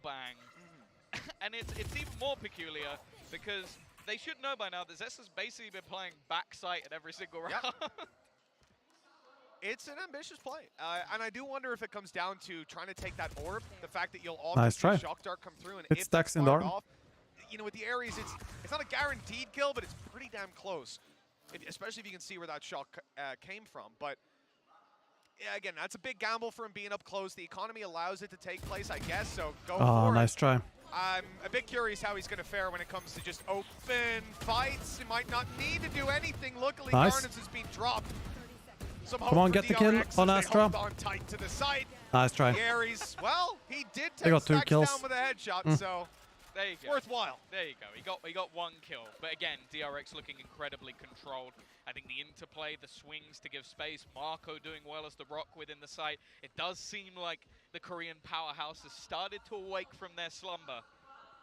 And now if Talon are going to do it on Ascent, it needs to be now. It does. Yeah, we've already seen the start of this round. Pistol goes DRX's way. Bonus round goes their way. The follow-up just there with pistols.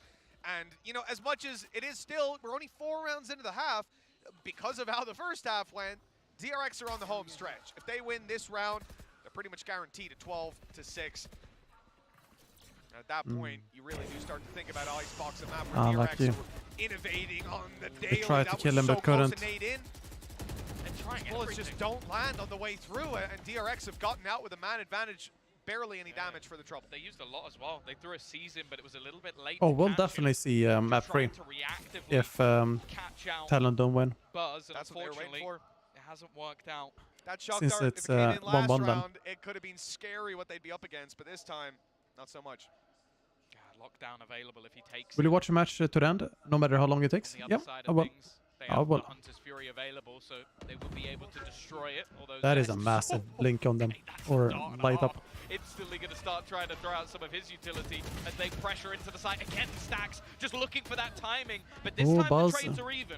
However, with already a man advantage in hand and still a man at the back of the site, there is still work to do. Great flash, that's caught Buzz completely. No way he hits that shot. So we're down to the shorty, up close to try to lead them, and a right click from Foxy puts them back to a 2v2. Talon, this is a round they need so badly. And he could go for one-way here. Out of their control. In fact, it still may. RB's caught them off with great timing. Foxy, the last man standing. A flash up and over. It buys them space, but the operator. All they need to do is trade this out, but they won't find it. Here comes the Vandal, and Foxy just needs to find one more. RB nice try. Returns the fire. Nice try. 11 on the board for DRX. It didn't even look like it should have been close. They knew that push was coming. They scanned 3 players heading into that B site, And then the man at the back, I think it was Buzz, just jumping right-clicked around the corner, gave them an avenue back into the round. But now 5 rounds in a row for DRX.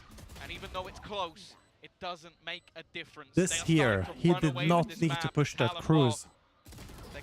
But again, he didn't need to push in B main on Fracture, and he got the kills. Talon down the dog? Yeah. What's up, Psycho Kid? How you doing? For Talon to pull these out would be a little wild. They don't have a ton to work with, but they do want to try and drain some of DRX's ultimates. This is a recon right up and over, has been spotted. Yeah, you're correct, Galax. You're correct. Trouble to follow on from that. DRX actually canceled pretty much all of their aggression. It's a good thing too, because they are being pressured on the other side, dealing with it very nicely. When she fell down, it looked like she hit her head. And that's why she died. But the fact is, with the spike down stacks, if he can hold the line, this round might be over already. Nice. Never mind. Cruz is going to kill him off. Spike will be retrieved, but they've still got 2 players to deal with within the site. And they also have a fair amount of time. On the fallback here. So we're not going to see that operator held up close. Instead, they're going to both play on the very back of the site. Suppression ended. And that's going to lead to the lockdown. They have smokes, but Hunter's Fury comes through. Countering the ulti. And it's Gallic on point. Oh, they know where he is. Trying to force him out of the corner, but it just hasn't worked out. And now the rotation's in from RB. They've been so good at hitting the timing through these smokes to catch the players off guard. The operator's going to be so annoying. Swing to the site. Damage being done, but the double spray down again. Talon, come on. That can never be dealt with. Zest is popping off. And well, 12 and 6, double the rounds of their opponents. This defensive half has been clean. 6 in a row needed, no pistols to help them out along the way. This is Talon's biggest task in this series. The streak of rounds coming off the back of dominance out of DRX, and this man here captaining the defense for DRX. Just cannot get him out of that boathouse, and it feels like for Talon, you know, they need a solution right now. I would almost be looking at that 3rd map at this point. They needed a solution a few rounds ago. They did, you know, because this is the thing. You need at least the bare bones of it, because right now DRX have a fairly 2-dimensional strategy that's working again and again, which is Zest hold. He's just finding round after round. If you're going to get 6 in a row, we need a plan that can consistently deliver, rather. What is map 3? So far, it doesn't seem like we're anywhere close to that. Yeah, and the thing is as well, RB has been playing fantastically well. Marco is that A site hold. Like that's map the thing. 3 is going to be your sort of Icebox. Okay. Just hold A. It makes everything else so much Man, easier. DRX with Harbor on Icebox is dangerous. Zest that space to play. And now while Marco, it looks considering like they won 13-2 versus C9. They've got plenty of ults to play with going into this site take, but there will be some on the response. RB actually has his own, and it's going to be popped right now. No more utility than what's being thrown can come through to play. Those nanos up and over, but they won't be activated. Not while this man is still standing. Mako! Great angle as well. He's taking Garnets. 3 kills with 1 player down in the open. And from this point, what can they do? Run into Mako and die. 1 after another. 4 kills for him as Jitboys finally falls. And Cruz has to do it all. Oh, he's missed his TP. The time is going to be very low, but he'll make it. Just about to get this plant in. Look at the swing, though, right away. GG's. Buzz to find it. GG's. 13-6. Map 3. And the reverse sweep is on the cards. Icebox to close. Yeah, it's not a map I think you want to be facing, DRX, unless you have come up with a perfect plan to counter everything they were throwing at C9 the last time they played it. Marco ends up topping the board, but the difference between top to bottom on this DRX side is minimal. Zest with a fantastic hold of the B side, Marco locking down the A side, and then the initiators almost just roaming in between with All right, let's see what they have in store for Icebox, because and that was the worry. Talon had so many ideas. I don't think any team really has any counter already for Harbor on Icebox. A very strong half of their own. The problem is when they went into the attack, okay, they had ideas. Unfortunately, Zest obliterated all of them. Unbelievable. You know, they tried to test him in so many ways, in so many rounds, but that B hold was Do you have a team you're rooting for? In this match, I root for TLN. Otherwise, I root for the underdogs. We were very, very close indeed, and I think all I like rooting for the underdogs. For TLN. But up next, Icebox, a very different feel to this map when you see DRX play it. At least previously, if they run that same comp, they play it with the Harbor the way they did, this can be such a difficult map to, I guess, predict what your opponents are doing. And we've seen DRX, when TLN were being fluid, when they were being hard to read, it was a tough game. Now it's DRX's turn.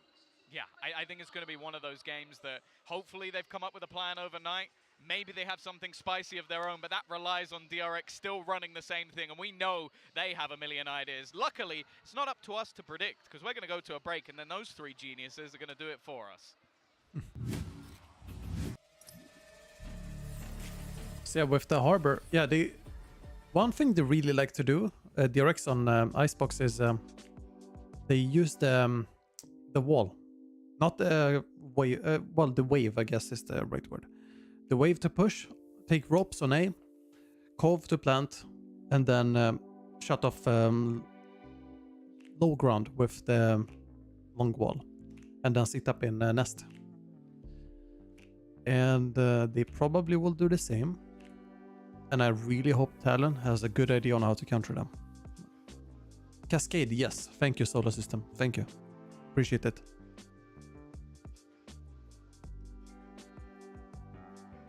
It was really fun to watch it. Like that was one of the first times where Icebox feels fast and nice to watch. Not this slow Viper, Sage, Killjoy type of stuff, you know? Monkey Gaming, what's up, dude? What's up? Yeah, Fricky. I mean, Ascent was DRX's pick, so you can see why they picked the Ascent. They feel very comfortable.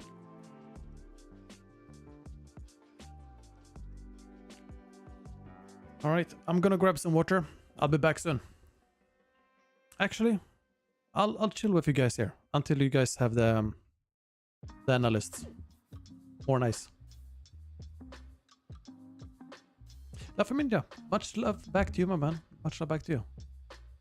When GE are playing next week, I'm expecting a lot of you guys to turn in and root for GE. The next agent type in rotation is Sentinel, right? I don't think they have maybe they do have a set rotation, but not that we know of. It's rumored to be Sentinel, and I would assume it's Sentinel because Controller just came out, and before that, Initiator. And before that, I believe, let me see, Chamber came out after Neon, right?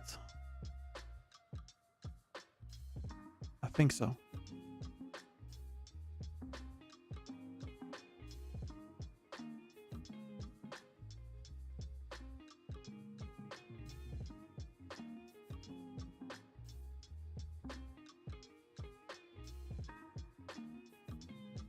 Chamber then Neon, okay. Then it's a Sentinel, I feel like. It's Sentinel. And I really would like a Sentinel that has some form of camera vision, like Cypher.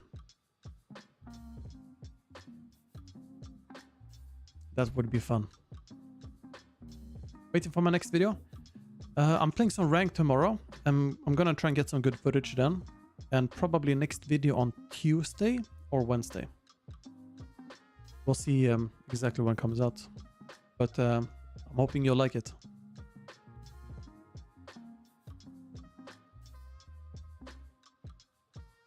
Imagine 2 visions on the same team. Yeah, that would be fun. Do you think Detonation is the worst team at lock-in? No. Detonation had a very difficult team, right? Let me see who they faced. Detonation, they went against Giants, and the Giants, they went 2-1 versus NRG. And Seth, I told you, Seth, you don't lose to DRX on not Icebox, Ascent. He was all worried as well. Yeah, you don't have to be worried. Because it's TLN are playing out of their goddamn minds. That's why. But DRX, they did look very, very strong. They have that perfect defending side.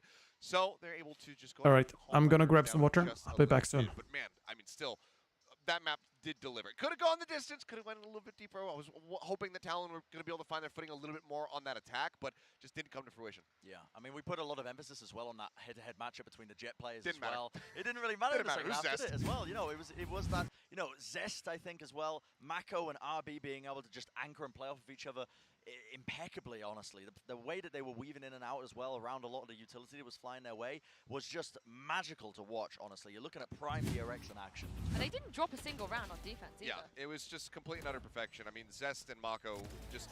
You got Zest anchoring over on B, you've got Mako anchoring over on A with a little bit of support there from RB as well, who did have another, you know, a very, very good map for himself, as he typically does on this map. But it was just absolutely gorgeous. And at every twist and turn, I mean, Talon, they tried different things, they just couldn't quite make it happen. You've got Zest getting an ace right off the rip with a pistol round. He knows that he gets that dink across onto Sushi Boys, so the dart gets the easy kill.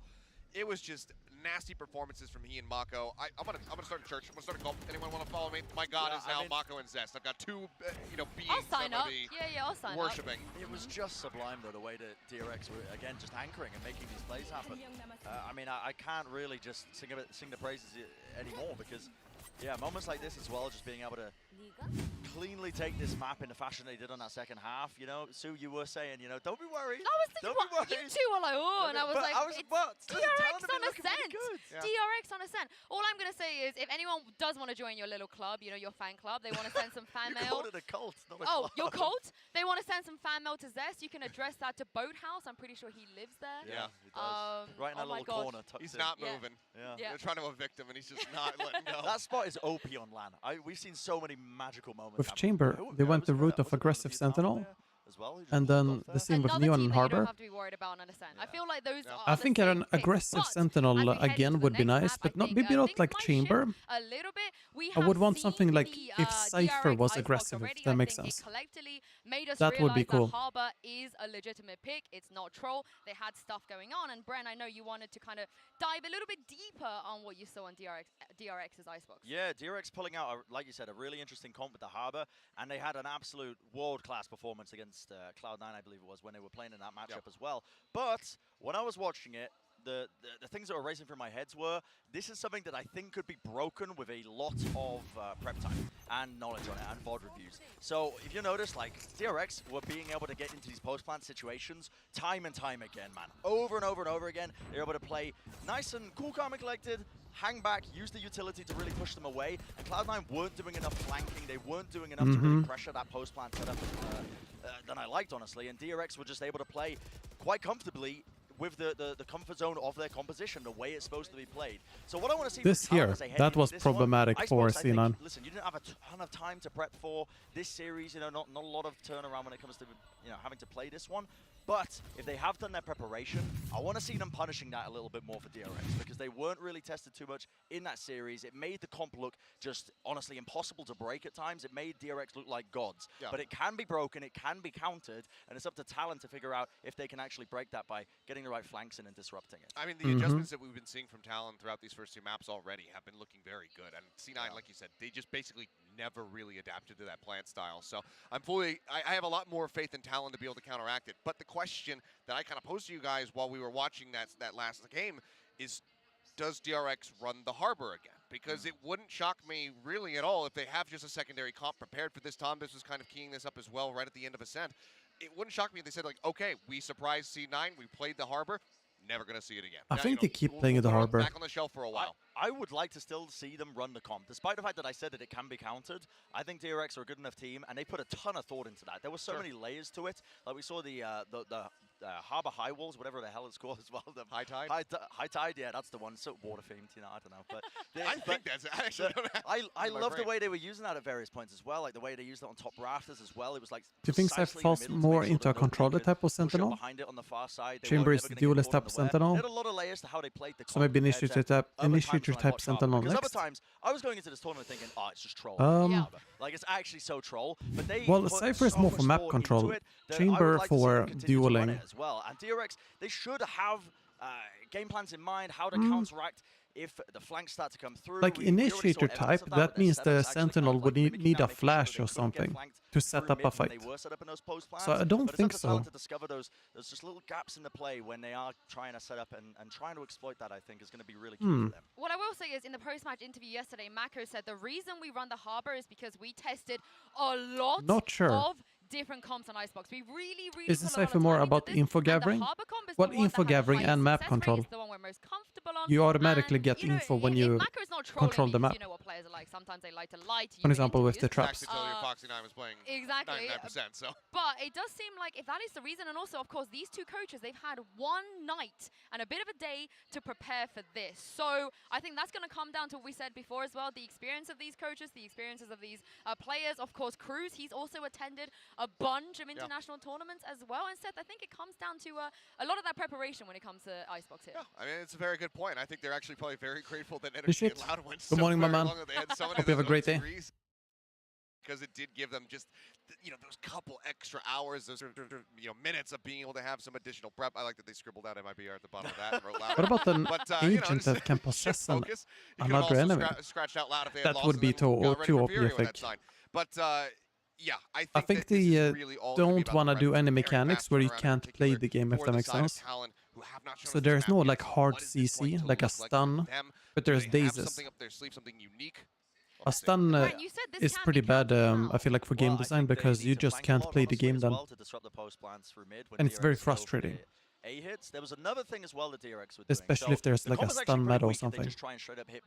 Overwatch, they went that route, and in Overwatch, legit, there was a strat where you don't play the game for like 10 seconds or 15 seconds.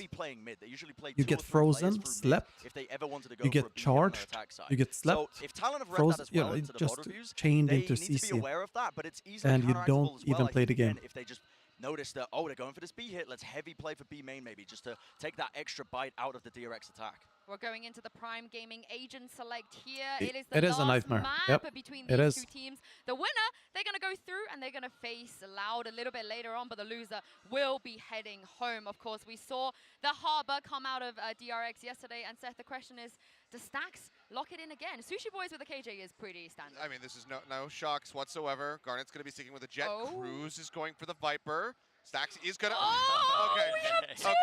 They're just going to mirror it. Harbor. They're going to mirror it. Nice. So bizarre. The mirror let me copy your homework real quick. I promise I'll make some changes. Do they think they would just yoink... do the yoinking. I mean, it's kind of crazy that they are playing the same comp, because I think this is going to take a ton of... DRX looked very well versed on it. Yeah, they really did. But, Yinsu, you're talking about interviewing Mako. One of the things he says that he loves when people steal their compositions, when they steal their strats, because they know how to counter-strat it. It's time to prove that right here, right now. This is going to be interesting. Imitation is the greatest form of flattery. Mitch and Tom, I bet you didn't see this one coming. Yeah, this one's it's a little bit spicy. Beating DRX at their own game, not something that we're going to see a lot of teams. I'm not even going to say do. It's not something we'll see a lot of teams try. I want to see Talon play this. I want to see them do this. After maybe What's like up, Straw? How done? Like at least running it a few times. The only thing I could say is maybe these teams scrimmed against each other a while back and they stole it ages ago. And now they're really well prepared, or at least I hope they are, because if they've tried to copy this comp in one night, they're insane. I can't remember if it was, I think it was Mako, it might have been Buzz. I think it was Mako, though, that said over on DRX, we love it when people try to steal our comms. He was thanking everyone for trying to steal their comms, right? Because this guy said that they know exactly how to counter their comms. So if you're Talon right now, maybe they didn't watch the interview, or maybe they didn't believe him. Let's find out which it is as Talon dive into that defensive side. 4 players on A and a little bit of slowing action on B, which they're going to need, because this is where the push is coming in. Well, that's the thing. We saw how good DRX were on the attack with this comp. We didn't get to see much of the defense. Cove. So that will be the idea. Looking for that after plant already. The Cove will be broken. And very Stax nice. They know where Spike is now. Early advantage for Talon in this round, but with the after plant, it only becomes more difficult. But the blind fire is definitely favored Talon. The damage done is massive. Recovering from here is difficult. DRX going to struggle when it comes to trading out. Swinging in with low HP, the shock darts finding those kills, and with the numbers on their side and a tap on the spike that forces the swing out. The reveal catches both, and that should There we go. There we go. Talon owning them with their own comp. Found to kick off Icebox. That's the thing. If you're running a comp, you should know the weaknesses of it. And just spamming out that cove and almost just making sure that they can kill off that player as he tries to escape and work on that retake. I also like the way that they're using the high tide. It buys a lot of time for them and sections off the corner of the map that allows you to then go for an easier retake around yellow. A good start for Talon, and already I think they've matched the amount of rounds that Cloud9 managed versus this attack. Yeah, you know, it's a little bit of a low blow. Just want to say, Vanity, I didn't ask him to say that. No, you paid me to. You demanded it. Well, after what he said last night, what can I do? You know, we had to get one back. 1-0, Talon. All right. Very good spot to start. We go aggressive on A. Avoid giving DRX anything here with the pistols. I saw Garnet's going aggressive with a Bulldog, and he scared me a little bit, but it's falling back now. That's the thing, they're using the high tide here to just take really deep control early. Yeah, the reason for that, Lemon, is it's very long-range fights. Very many long-range fights. So Spectre doesn't get much value. Well, RB and Stacks, they do at least manage a kill. Alright, not too bad. The SMG and the pistol like if you go B, then Spectre is not very. It's like tickling the enemies. And a rifle. This is something that we'll see teams do. I mean, ever since FPX started doing it, really, I think that this is a reality for DRX that they can't be happy with. But coming into the third round is their chance to put it all on the table. It's only the 7th decider map that Talon Garnets has faced in his career. In fairness, like you said, Tom, this is a young guy, 18 years old, coming in. When we're rooting for overall in VCT, I want Loud to go to the finals, and whatever else, you know, whatever other team, I want the team to at least be a fun team to watch. Coming from one of the smaller regions in the form of Thailand, to have such young talent coming through is super exciting. We'll see if they can make their dreams come true with a top 4 finish, the highest we will have seen. He's moving so much while aiming. Coming out of Thailand, but here we go. Cruz battling early. They've still got rifles to play with. Only one. How about you, Hestra? Just I thought maybe they'll stop playing with the null effect. That could also be a thing, yeah. It is looking like they're going to keep these players on A, but I hope they don't do too much of that though, because it's going to be very annoying when your abilities are just shut off all the time. The utility they've got covering here, it's not a terrible worry for them that anybody's sneaking up the turret, the alarm bot. This is covering so much ground. It allows them to keep with this heavier stack on the A site. Should be difficult now for DRX to make that space. They've spotted one player at the back. They know Harbor's close. Starting to get a feel of just how many players are here, but it doesn't seem to deter them. They're waiting for the utility to fail, and then they'll be right on their way through. 5 HP. He's holding on barely. He got a kill. He'll even get a kill. Even a little more. Somehow surviving. Although he falls in the end. Surely he's done enough. Go, maybe not. The last man alive, Zest, 1 versus 1. Look at the HP on the other side, just 4. He's going for the plant right now and needs to stick it all the way. Jip Boys, though, coming up close. Nice, yes. Good. 3 kills. Nice. And with a sliver of health That's left, the Byron he'll gone. even get his ulti online for round number 4. I don't know how half of their players survived as long as they did. It was just ridiculous. Imagine if he died there. He jumped a bit too far up and dies from the rope. Up getting him that rifle in the first place. But then also, just the Doesn't fact get to that keep the that was weapon. the same execution we've seen DRX do so many times. The point is to force them out of awkward battles, but it seems like Cruz basically just waited. The second they turn up, he goes, Viper Wall. And he delays. He gives them enough time to try and reposition out of those awkward battles DRX created. And although it was desperately close, they take themselves home another round. Yeah, Yoris is a pretty good agent, Skinny Panda, so I wouldn't be surprised if we see him. Oh, nice. Very good, very good. Bonus. Although it was a strong bonus, doesn't matter. It's put Talon way into the lead. Opening duel goes their way. They're still pushing. Garnets, they're getting unlucky pistols here. Cruz has died on B. That's free space. It's a plant. If they decide to stick it, they don't know that the site's fully free, but it is. And there's the plant coming through. Oh, 19 HP. I was about to say DRX are way ahead in this round, but RB is now trapped. They're going to deal with him. They have players surrounding him from every angle. Nice. That was close, but not quite. By the way, in ranked, wallbang this area if you ever know think enemies are in there. Not many players know that.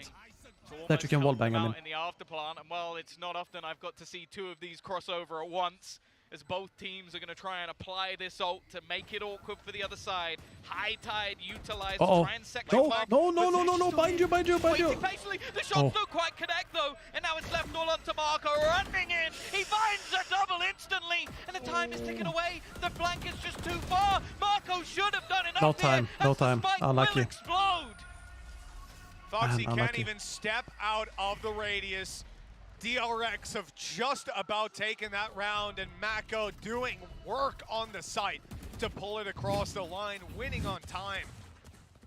Considering, you know, they were mounted up for a very, very strong comeback, and the fact that you had a late flank coming in from the Sova, the width up close as well, it should never have worked, but Mako just carved himself a little bit of space. That was the thing. They used the opponent's Cove against them. The Cove, when it's in that sort of position, doesn't actually benefit unless there's someone else in the Cove, and they didn't know where Marco was coming from, so they had to try and watch for it.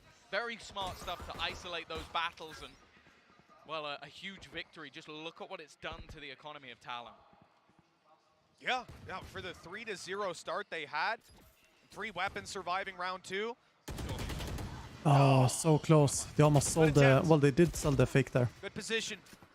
But this round across the board, Hope you have a great day, my man. I'll see you later. Well, maybe not. Look how quickly those rotates are coming. They've heard both of those players, though, rotate in. They know now they're going to have a fight on their hands, but they also know the weaponry. Some random shot. Got cruise. Expect a bold play, a risk to be taken, and while Buzz is playing that security guard for his teammate, nice shot from Jitboy. He's been pretty nasty with this pistol before, but not this time. 3-2 DRX, break back once more, but this is where Talon will have another purchase. Yeah, all in all, a good recovery. And, you know, when we see a bonus round 1, when you're playing with pure Spectres, some pistols, stuff like that, over on Talon's side, that would give them that little economic fallback. But because they went for the bonus, because then, obviously, we come into round, I think, 4 with a little bit of a closer result. DRX have given themselves that opening to fight right back into the game. They're 1 behind, they're on a bye, they've got ultis to play with. And the best part about it is, even though they're down by 1, DRX are almost in the better position. They can win this round and break Talon's economy. Meanwhile, they're pretty healthy. Snakebite's not quite on the mark. Again, I love the way they use the Cascade to just clear a lot of those closer angles. They're switching up whether they do a high dart to be careful. Along, or using the drone through it to give them that extra little bit of space. But even still, this utility There's a big flank here. Cruz, he's gonna go down to a spam and then a snakebite. And if he survived that, there was a shot dart after as well. Just to make sure. Oh, that's a connection and a follow-up. That's the kill. Spike Planter dealt with. Possibility for so much more to come from it. But I think they might have an angle to catch RB on the way back. He's got to be careful and got to be lucky this time, though. He's made it out. Killed Jolted there, too. Already Viper's Pit, a Hunter's Fury available, a lockdown on either side. Sure, they can force him out of that Viper's Pit, but the fact is there's going to be one going through if he even attempts it. Now just making their way through already. A kill coming through for Sushi Boy. A good start, but they need to try and clear these players out of position. The lockdown being used, but I can assume there might be another, and in fact, it's going to get destroyed. RB holding, Marco alongside him. This deadly duo leaving Foxy alone.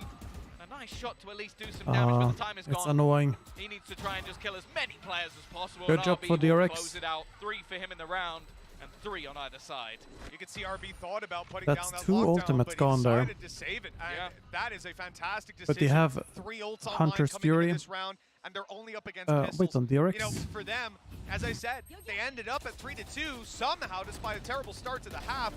Numerically on the scoreboard, they were able to bounce right back. I thought it was DRX that used it. Control and now push Talon to eco. They've got no ultimates, having already invested quite a few over on their side. It was Talon. This is a big blow to the Talon side. They definitely felt like they had the momentum, the wind in their sails when they started this one out, but they have come to a screeching halt. Yeah, and that's the thing. We don't know with their attack if it's going to be as clean as DRX has had it. And also DRX, as we've said, with their composition, likely going to know how to deter and basically beat them at their own game. So even though I still feel like both teams are expecting to get the majority of their rounds on the attack, as we saw last time out, we don't really know what DRX have cooked up on the defense because we literally saw a couple of rounds of it. It's such a big statement coming out from the Talon side to play that comp, though, especially been playing a Cypher for a while, and then recently I saw a high-ranked Cypher player. Cypher plays his trips at eye level. For making themselves so predictable to this team that knows their comp inside out, and Sue even highlighted it. It's not good. Before we started this. And she said that Mako in the interview said that they tried lots of different comps, but this so here's the thing: in high rank as well, with all that time on the server, a lot of players just don't respect utility. I guess the benefits that Talon are looking to exploit here. I like the push. Good idea from Garnet, but the shots aren't going to land. A lot more players are afraid and you know, slow and just take time to do things in lower ranks. The problem is, it's a lot easier said than done. But in Immortal, for example, people just yeet themselves through choke points all the time. A lot of the time he's able to stay alive and call for reinforcements. Now, Attack has been hit on a couple of players, in fact. You think Sentinels is a good team? I give them the benefit of the doubt with the new roster until I see them. Just a sliver of help. He has got his orb and his snake. I need to see how they play. Make this a bit more difficult on the way through. Nano swarms from Sushi Boys as well. 50 seconds though. And you have to imagine that DRX are not going to be too afraid to take the fight to them. Recon up above even got it. Well, it got a pulse off, but no reveal from it. I don't quite know how many players are waiting for them on the other side. Here's the utility to make its way, but no snake bite. And that's going to cause a big problem. They throw a Nano Swarm into the cove to try and do as much damage as possible. And that's the thing, they have done damage, Mitch. But it's not enough without actually managing to kill anyone off. Buzz low as well. Just look, 3 players now tagged desperately low. That cove doesn't very last fast more than a on second, but it forces a couple forward. In fact, picking down the cove. Right up close to that Viper screen. But so far, nothing found, and even a freebie almost missed by Sushi nice Boy. try. They will get absolutely nothing. A Prime Gaming flawless to take the lead for DRX. Well, that is a ridiculous answer. I mean, the fact that Talon had so many players in position there, you had to feel so many ultis on DRX side. So many ultis. Who was a big point man in that round. Not only did he have his orb there that they completely negated, but also the snake bites. Nice shot on Cruz there as well. Just so much more deadly. Cruz has had a rough time getting shot through smokes there. His positioning is not good enough. Have a chance to fight back. Some good ideas there, and that's the thing about Talon. Even when they lose rounds, you can see. He was like, man, these glasses are not working. And that's why this game, for me, Coach lied to me. For DRX, it wasn't that they were bad. It wasn't that they were making stupid mistakes. In fact, I'd look at it on the other side and say Talon played remarkably well, but now DRX are dialed in, and they're playing that same old game we see from them. Lose a map, look weak, doesn't matter. They can bounce back every single time. BO3 is like a double elim bracket for them.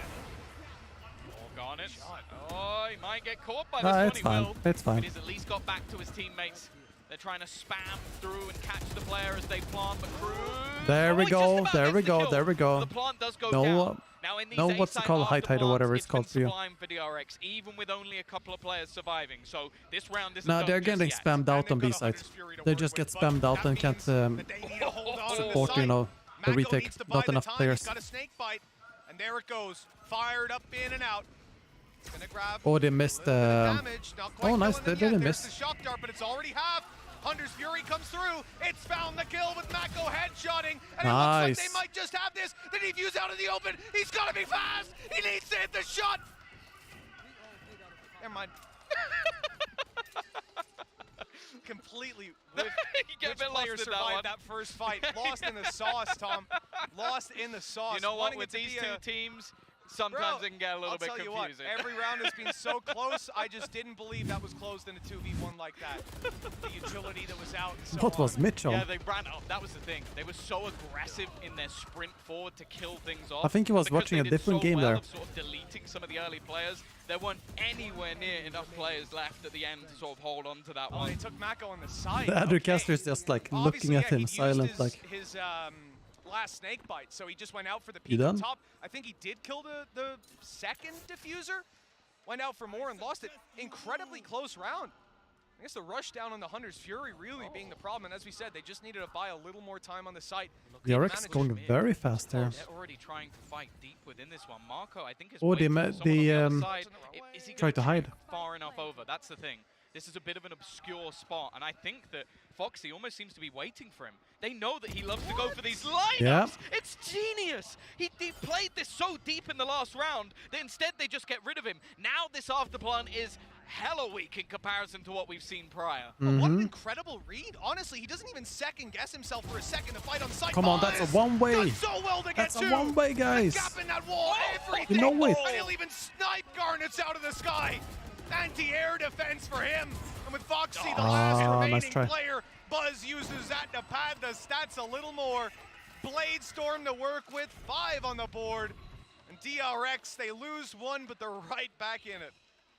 Yeah, that's the thing. Even though we've had adaptations from Talon, making that realization that you're going to have that sort of... Yeah, they threw that run by walking into the one-way there. Those snake bites that caused them issues in the last round. They deal with that, but there's an adaptation on the other side. Get aggressive, get up in their faces. Just walk through the smoke in their last matchup as well. There was the 4 players almost working on the afterplants, and then 1, and that 1 player was Buzz. Oh my god, the aggression here on A main. 3 players running it. They go for the orb immediately, but they were ready for a fight. 2 players watching for that Rafters push, but you can see how patient they're being here. There's been a couple of rounds where we've seen that attempted, where Garnets goes aggressive, and sure, he's running the classic, building the orb for the Blade Storm, but they don't know that.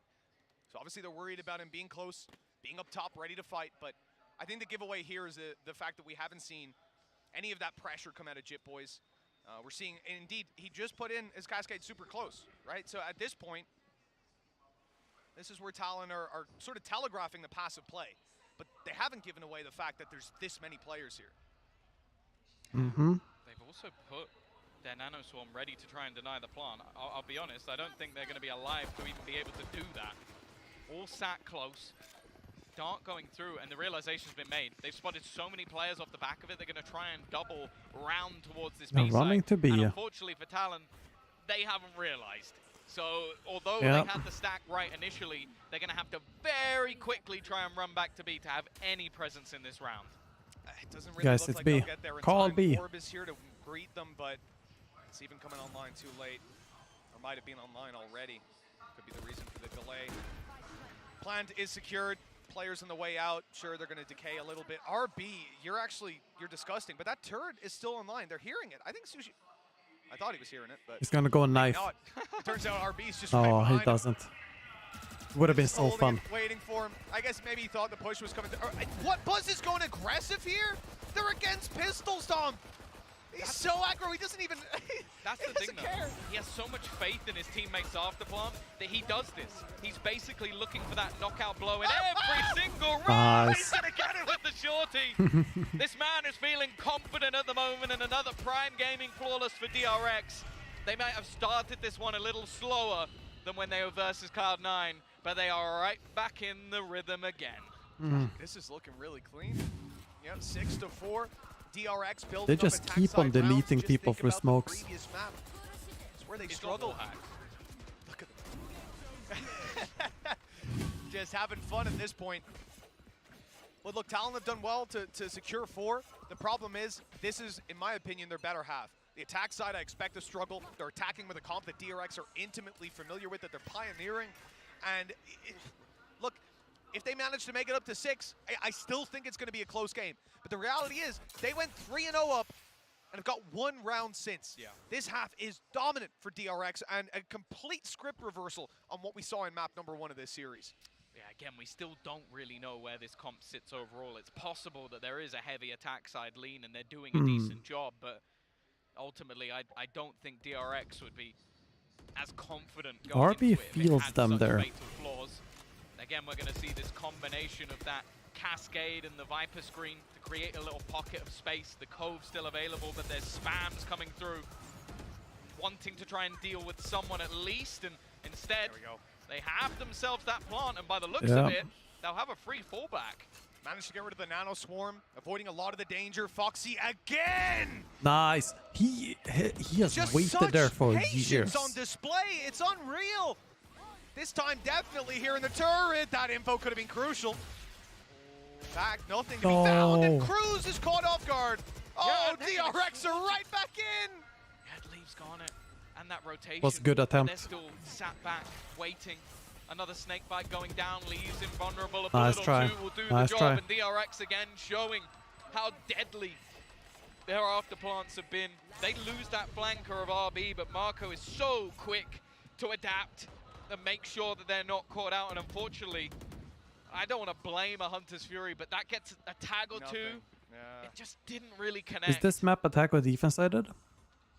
7 It's out of the last 8 easier rounds to have gone attack. to DRX. Talon. Not by a long shot, but What it feels it's like pretty to easy win to a attack round. A site, for example. They need this one. Look, their attacks, they've struggled. And here on Icebox, with this comp, I don't know. Maybe we can have more faith in them. Maybe they'll pull something crazy out and show us a level of mastery that not even DRX have hit with this composition. But Stacks right his now, ulti as well.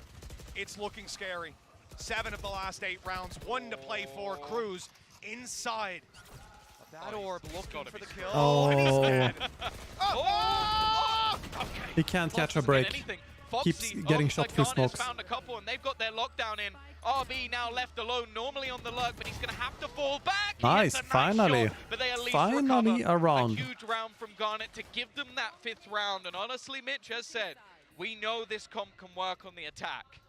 We know that they've been pretty solid in their pistol rounds. The question will be for me now, can DRX prove to us that this comp still works defensively? 25 HP between those last 2 players, Tom. It certainly wasn't a clean round, but they might be able to bounce back into this. The reality is, 5-7 is not too bad. To be tested. We heard from the analyst desk before that wasn't fantastic for them on previous maps. What do you think about Icebox?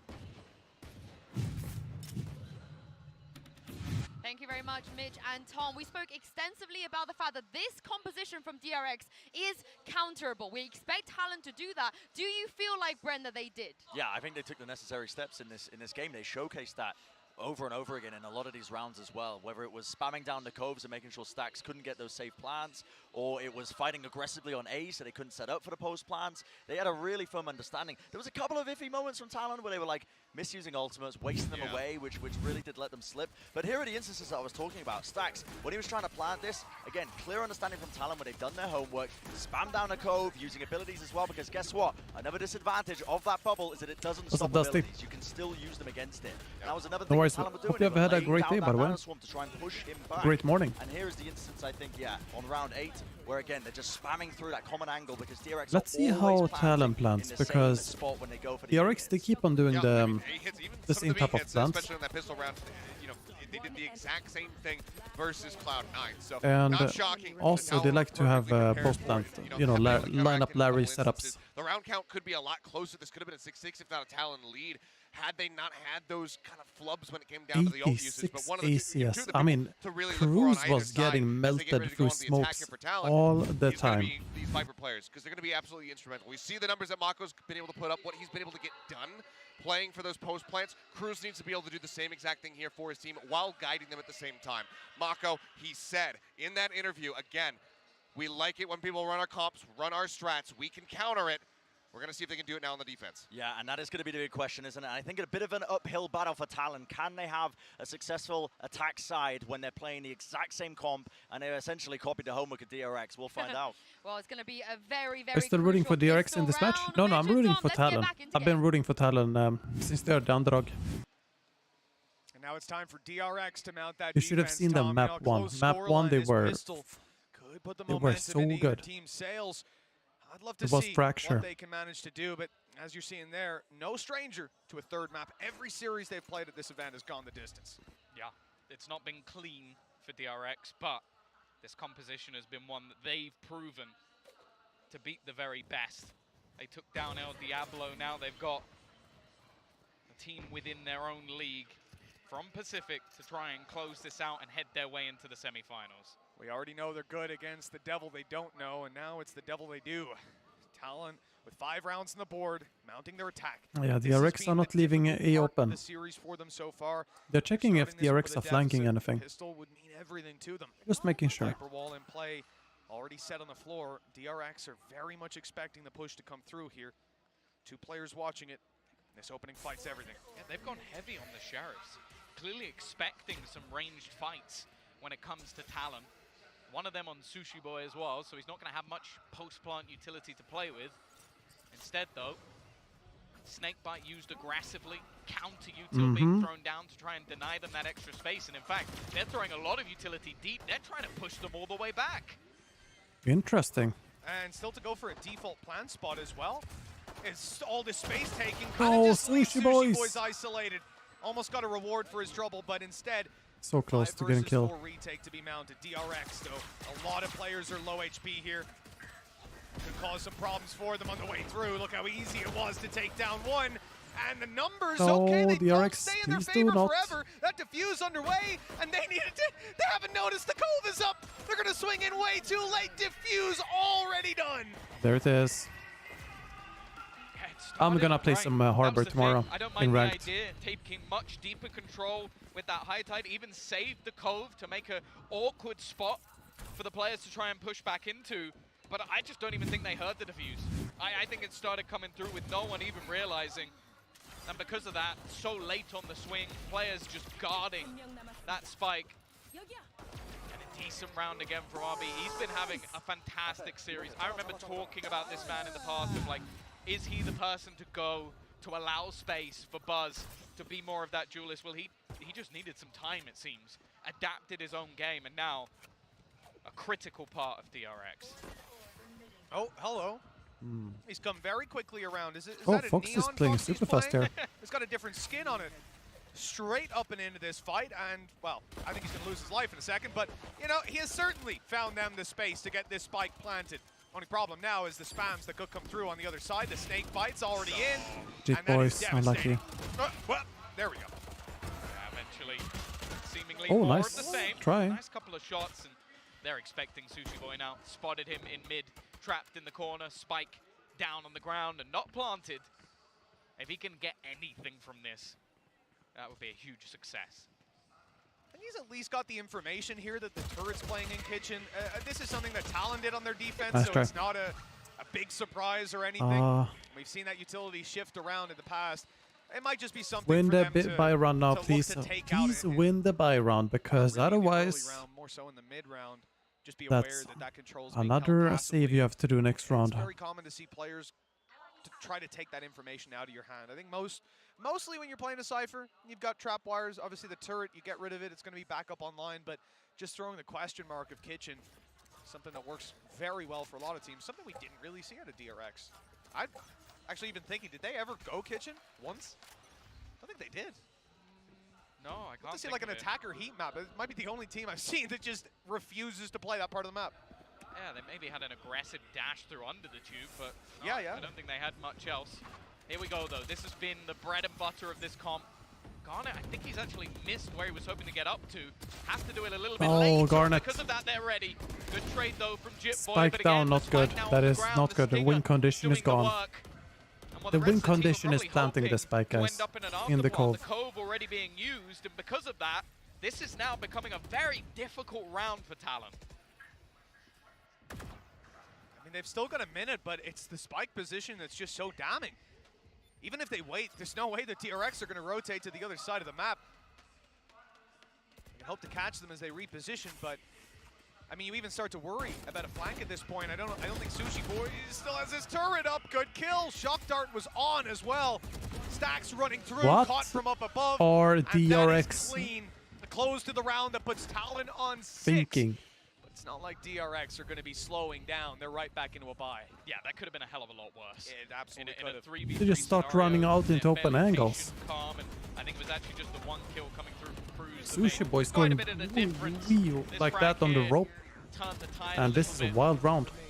Still 9-6, and that wasn't a full investment. That still had stingers, that still had some weaker weaponry, and now the rifles come up for DRX as well. However, Jit Boys has been farming orbs, so they are going to have themselves their own online in the form of the Reckoning. Actually seeing practically nobody on this A site from DRX. You have to kind of imagine they're expecting that Reckoning, and there Nice it goes ulti right away. to threaten the position. Tom? You've left the A site completely. For the area. Looks like they've got free control. It's not even tagged a single player. Ah, so they do a their different response type has been of to push mid. cove 3 plant. players gone down, two leading the charge, and it's Cruz who has Nice to try. hold strong. Good trade to start. And there's still a second player here. There's more people. Nice, nice, nice. With Mako falling, now DRX are in trouble. Yeah, they did. Very nice. The fact is, the plan from DRX was a solid one. Get in fast on that flank, expecting where the ultimate will come through. But the fact is, what Talon did, they didn't do what a lot of teams do, which is, okay, let's fight on both fronts. Let's try and be greedy, hold the control. They know with the plant that they have, they can sit deep. So what do? They all go together, fight the backline, then they can go back if needed and fight the players on the site. It's a smart adaptation, it's quick thinking, and ultimately it's what won them the round. One more on the board, and the gap closes yet again. Saving these weapons seems to be a certainty. Not quite enough time for them to get into a position to drop 5 one. more times. So, we will end up with a decent economy over on that Talon side. They're comfortably bought, they're sitting pretty, and their ultimates are starting to come online. Very good spot to play from it for them. DRX, on the other hand, they've got what they saved, and I don't think they'll have much more.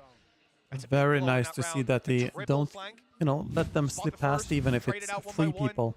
You really think at that point that you have the player Mako behind enemy lines, but it just so happened that Jipoise was in the middle of checking that spot for the Jet. It might seem random how these teams move, but they usually have like a 3-man squad, 2-man squad, and so on. Blade Storm now for Buzz. They've managed to at least, and it can be easy to recognize. More into contention. The problem is Marco has nothing. He is sat back. His so like if you see the 2 people in the 3-man squad, really doesn't have anything to play with. Could be a 3rd one. They have been able to go for a fast lurking rotation, around. But this is all a ruse. They've used the screen and are starting to put that pressure onto Buzz. An initial tag, but only 1 player spotted, and that 1 player being the lurk means that they're not going to pull a rotation just yet. Yeah, there's no reason to suspect, especially with how prominent that Killjoy position around A, having your turret or your alarm bot for mid, it's very common. But now they're starting to realize there might be a few more players here. We're down to just 1 blade. Nice try. Nice try, Buzz. Right, Buzz is going to have to hit that headshot right away, or he's going to be relegated to the Classic for the rest of the round. And that's the thing. Again, okay, you have a couple of rifles, again you have the Reckoning, but it's how much you want to invest into this round and how much is just about taking some of those guns out of an opponent. That 1 knife now dissipated. Slice the hair out of, you know, above the ear. But there's so much utility in the way that it is barely missed that shot. And tougher by the second. A Hunter's Fury in post if they need it, and it seems like they're going to throw it in just to maybe try and confirm this one.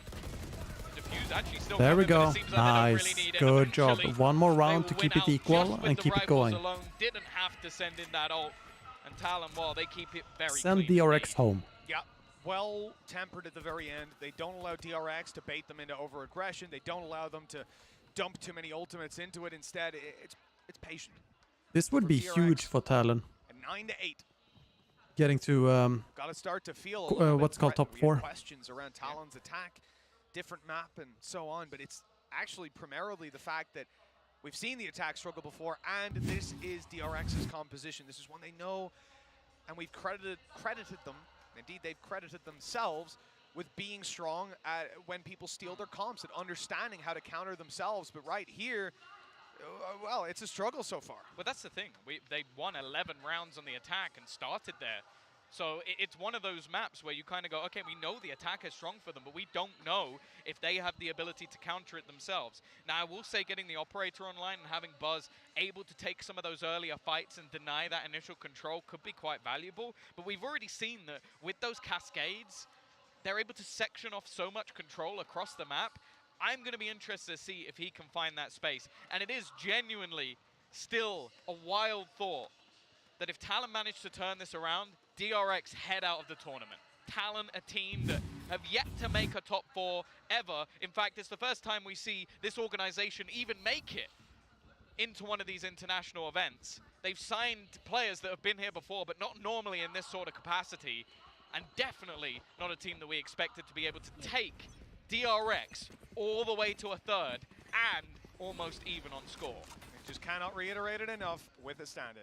Like, we've seen super subs before, we've seen Cider, but man, he's drawing everybody's eye.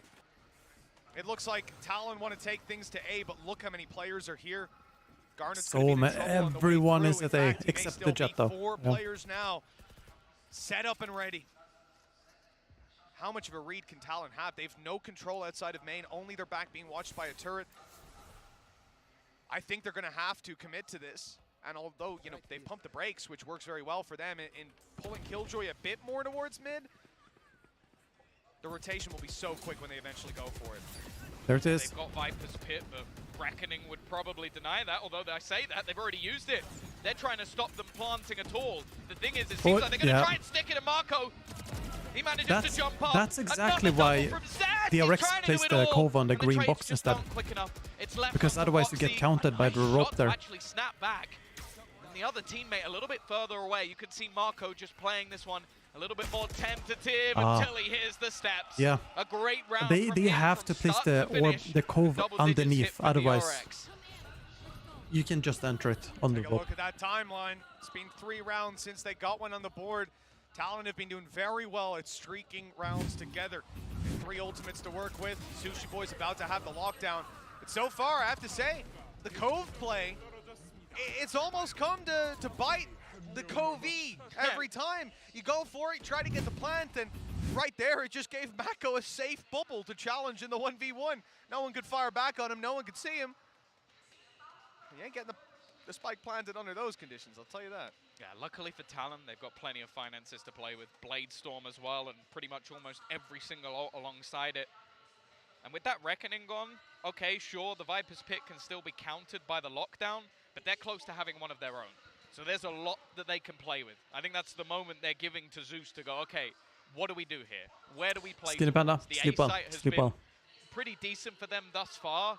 The question is the adaptation now coming through for DRX? Are they going to fight more to deny that plant as they did in the prior round? And is that something we're going to have to see? Oh, we got the DRX sign in the crowd and everything. People getting involved. Rooting for Pacific one way or another, I suppose, but we heard it from day one. You know, DRX have got a lot of respect globally. When they were walking out for the very first time, the crowd was certainly behind them, but I think Talon have earned a lot of people's respect over this event. 2 behind. Economy looking pretty healthy for the attackers, all things considered. Oh, sorry, I forgot about my mouse on the screen there. It's actually DRX, who if they lose this round, they'll be forced to probably an eco, especially with no Blade Storm online. So a big round coming up for DRX. They could push to 11-8 and still have a close game, but if Talon win this, we're back to neck and neck. Drone pretty much ready to go. Hunter's Fury available, but it might just be the plan to try and get in with that Viper's Pit. Even when it's counter available, much more of a chance for a plant. Zest is just playing almost hidden, hoping that someone attempts something here, and he's just waiting, but he loses the fight! Across the rope goes Sushi Boy, and Marco this time, he's going to get traded as well. Well, a trade good enough a lot of the time. Sushi Boys goes down, there we go. And Cruz trades it. A brave play to step out of that Viper's Pit, but in the end, it's left them with the advantage, a huge advantage, in fact, to play with. With the plant down, the pit to cover, and a completely unknown Foxy just roaming around. 2 snake bites, 2 shock darts. The win conditions are just completely ticked here for Talon, and DRX have realized that. But that's the thing, he used the Hunter's Fury just to deny the lockdown on the other side, making sure that they had themselves that execution onto the site. And I'll say Zest, I'll be honest, a little bit unlucky. He had a good read there, was ready to try and deny the plant, but this time they were ready and watching. I don't think Zest was ready for that even. Well, obviously, being able to get a kill on the ropes will help you out quite a bit. Yeah, it's not too bad. And, you know, I guess the thing is when you're holding the position Zest was in, as we saw I feel in like ropes. placement. Come on, Jit boys. Oh no. I feel like ropes should have lower accuracy. A lot lower accuracy when you're on them. We said they were looking healthy. It's fine. You know, it is what it is. Don't get an ult orb if you do that, just because I've heard people say that before. But you know, that's not been a thing since 2020. Maybe he hasn't read the patch notes in 2 years. Yeah, we can figure it out. No, it's a little mistake. Yeah. Listen, the reality is, yeah, when you're in the position Zest was in, he's holding for head height down below. He's expecting a normal push. The fact that Sushi Boys comes on the rope and is aiming at his head height is what gives him that fight so easily. Well, the difference back down to just 1. He's alone here as well. Is where DRX are in a little bit of trouble. Buzz on an operator can always do damage. And they've sold this as an initial ruse, sending in the jet. But with no follow-up, Buzz is now going to double back towards the A site. They've spotted that drone. Close angles cleared. Oh, Buzz is here. He's looking at them. He's gonna take them. A site. If they decide to go in this direction, they might just be punished. He's gonna yoink them. Yeah, he saw the elbow. Buzz has spotted the player making his way up the rope. He's ready for the peak. And it's coming any second now. 50 on the clock. TLN entirely set on taking this A site, and Buzz won't get the opportunity to take the first kill, and a brave play, but he dashes right out of there. This is very used as well. They're desperately trying something. The trade's coming back, but it's still a slight advantage for the moment. God, it just goes huge. He's found 3 kills with that Blade Storm. They're going to be able to get the plant, and he might have just saved them. That was looking like a huge blip with the initial kills going the way of DRX, but that did not last long. Still, though, Zest and his doubles, we've seen plenty. Oh, he's clutched out rounds before. This time on the attacking side, he misses the first, but gets it after. Down to 16 HP. 1 blade, all that's needed from Garnets. He's holding the angle close right, and there's the shot, but Zest can't land it. And a wide swing, but Garnets is ready. And that will be double digits tied up. This game going right down to the wire on Icebox Tom, and well, an Icebox OT, I can't say I'm surprised. Right a bit for Marco. I'll be honest, I think most people thought this broadcast would be over by now. Hours ago. I think most people still in this arena thought they'd be at home, or maybe at Carnival. But instead, 10 to 10. TLN fighting their way back, taking their opponent's composition and the running coach, it he's loading up. Against them. He's loading up.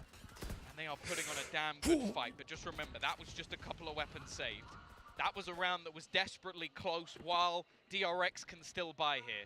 They are nowhere near over that hump just yet. So this part of the map is called Kitchen. You might not have seen it much before, but Cruz is actually going there. Let him cook, my man. He's going to be playing super late in the round, but turret's gone now. So Garnet is going in. Out of there. Not really done too much, but RB, he got rid of the turret and took the gun himself right into the site, and he's still going. Making his way through his teammates' pit, clearing it piece by piece and grabbing the information. They're leaving. Stop the flank, Buzz. There's no need to continue moving Imagine forward. his desk with that. His elbow goes through the desk. Waiting to grab the info, waiting to punish that rotation. It will be carved out, just a small, like, half circle. Bypass the pit. And in fact, the fight maybe stacks. It's so, it has so much force and precision and sharpness that it doesn't break the desk. It just carves out. The problem is with 2 players in the pit, they won't actually know until they've pushed through. And just trying to get any form of battle, it seems like it's just going to be played as a retake. The dart, not going to catch, but it will buy a little bit of extra time. And they know exactly where it's been planted for. They know that turret was taken out earlier on. The kitchen is exposed, and they're watching. Buzz is coming in. Passively sat in the corner. That position catches Foxy off guard completely. Nice try. Stacks. Nice try. Just takes command of the round for DRX. Yeah, Loud are amazing. Loud are amazing. This Korean squad is here to play. Every single time that they've entered a series at this event, they've ended up on the 3rd map. This is their home territory. This is their comfort. This is their composition. TLN will have to dig deep if they want to take this victory, Tom, because losing that round has decimated their economy. I did not expect him to die there. Pretty much expended every single well, stop pushing Garnet, that is. That's it. Yeah, 11 to 10. DRX win this one, and yeah, it should be the home stretch, but the same could be said for the other side. They might be able to just drag their opponents into the dirt. Again, we're going to see this aggressive dash, but Stax is out. Not willing to overface, he's the solo defender. His whole job is to try and delay he has.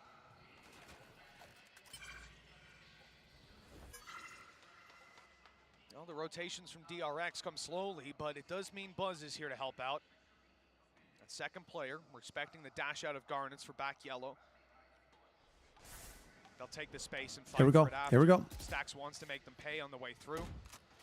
Usually when that recon goes out is when the dash has been coming through, but Talon off pace a little bit in this round. Instead, looking to actually take a fight. They want to punish some of these duels, but DRX are being patient. By the time they eventually make those peaks happen. Oh, sorry for the well, I was going to say the spike might be timeout. down, but the bot is no, this isn't a commitment. yeah, I night don't bot. think Talon even. It's I anti-spam. want to say they don't want to go B. They've so many players here, but I think they're trying to bait a rotation or a flank from A. That's what it looks like. Well, actually, you start to see some of the players on DRX moving back. Oh, fake. I think they expected it to be a fake at this stage, almost doubling around as they're going to get towards the site. Finally, nice. Buzz low, and he's going to swing back into an opponent. They've somehow, with their patience alone, found themselves an opener. Stacks is very there. Quick to respond, though. As Retake sits in the same spot as before, they use Good the job, to actually Cruz. escape rather than to plan. And with the lurk from Cruz, that's something DRX need to deal with. Big wall blocking off B. I mean, this is going to put pressure on Talon to move forward. Cove goes up, and now Garnets has to get in there. Good spam, but he won't catch the kill. RB returning, and it's already being diffused, and it's gone! It's underneath diffused. their nose! Come on, guys. It's not for the first time that Talon have had players alive in post plans, but they could not the one see energy the loud, spike. loud now one. Just one more for DRX. Nerf fire, what's We up, my said, dude? Tom, the struggles would be there for this It's team if they back lost and that forth. round. It's very, Light very shield, intense. Utility waning, no ultimates. And Talon are so close to Two in a row winning. needed to fight back into this. That could be the final blow dealt. But they die With this swing from through, silly stuff. I feel like Garnets had to see that he was diffusing. Maybe expected that he would let go after the swing came out, but full faith in a teammate to hold that line. DRX, they get the benefits of it. And now maybe looking to pick up the pace a little bit. These slower rounds have played into DRX's hands instead. They want to put the pressure Oh, right he back found on. the leg. But that's where Buzz Who plays tomorrow? thrives. There's no matches An tomorrow. opener to boot. Instead, I play tomorrow. I play ranked. No matter what happens here, Talon have made history for their team, for their region, for their country most certainly. The top four is all they wanted. A monumental spot, but DRX, so they've been after the Korean meta, the Korean era for a long time. Come on, guys, like don't might be on their way. lose it now. Top four within their grasp, a 5 versus 2, and Garnet's one of the most impressive players that we've had in this tournament. Definitely a breakout for him. Yeah, Valorant is For nice. him to break back into this, we would need some of the best Valorant we've seen on an individual level in this entire event. A reckoning going to be used, a lockdown into play. A flank attempt by Jip Boys, but now he's the last man standing, and that final blow is about to be dealt. GG. DRX are going all the way. Was good try by 13 to Talon. 10. Was good try. Although Talon can be proud of what they've done here today, DRX are the ultimate victors. Well, that's the thing. We've seen it time and time again. A single GGs. loss to Pacific opposition. Was a good match. The Korean Conquerors come out once again. DRX and Loud going to but for semis. Talon, it is I don't think still they an will impressive face each showing, other. coming in with I'm not sure rookies what the matches are gonna look like in the other, who's still only, what, in the 17, semis. 18 years of age. It's an incredible performance from them on their debut, and I have to say, going into the Pacific League, I think it's going to be interesting. The qualification for Japan it will really be. is up in the air with Loud how versus good DRX. this team has been. Still more to see, of course, with Zeta coming up in the next bracket. That's going to be a good match. The fact is, nobody, and I mean nobody, wanted to face this DRX roster coming into the tournament. A team renowned for innovation, All right, guys. structure. That's it for me. Their interplay, second to none. They definitely I'm hopping off. in this series. They definitely proved. And tomorrow, we're going to be playing some ranked. I'm not sure exactly how many matches we'll do, but we're going to be playing the rank tomorrow. And yeah, we're going to try out some Harbor, I think. I'm feeling Harbor. I've been inspired by the matches, and yeah, it's going to be super fun, I think. Hope you guys have been enjoying the matches today. I've been enjoying them. Harbor Day? No, not a Harbor Day. Maybe one match, maybe one. I want to play Cypher, but maybe something more. And in any case, if you haven't subscribed to the channel, like the stream, and tune in tomorrow. I'll see you guys then. Take care, GG's, and again, thank you for watching. If it's your birthday, happy birthday, and I love you all.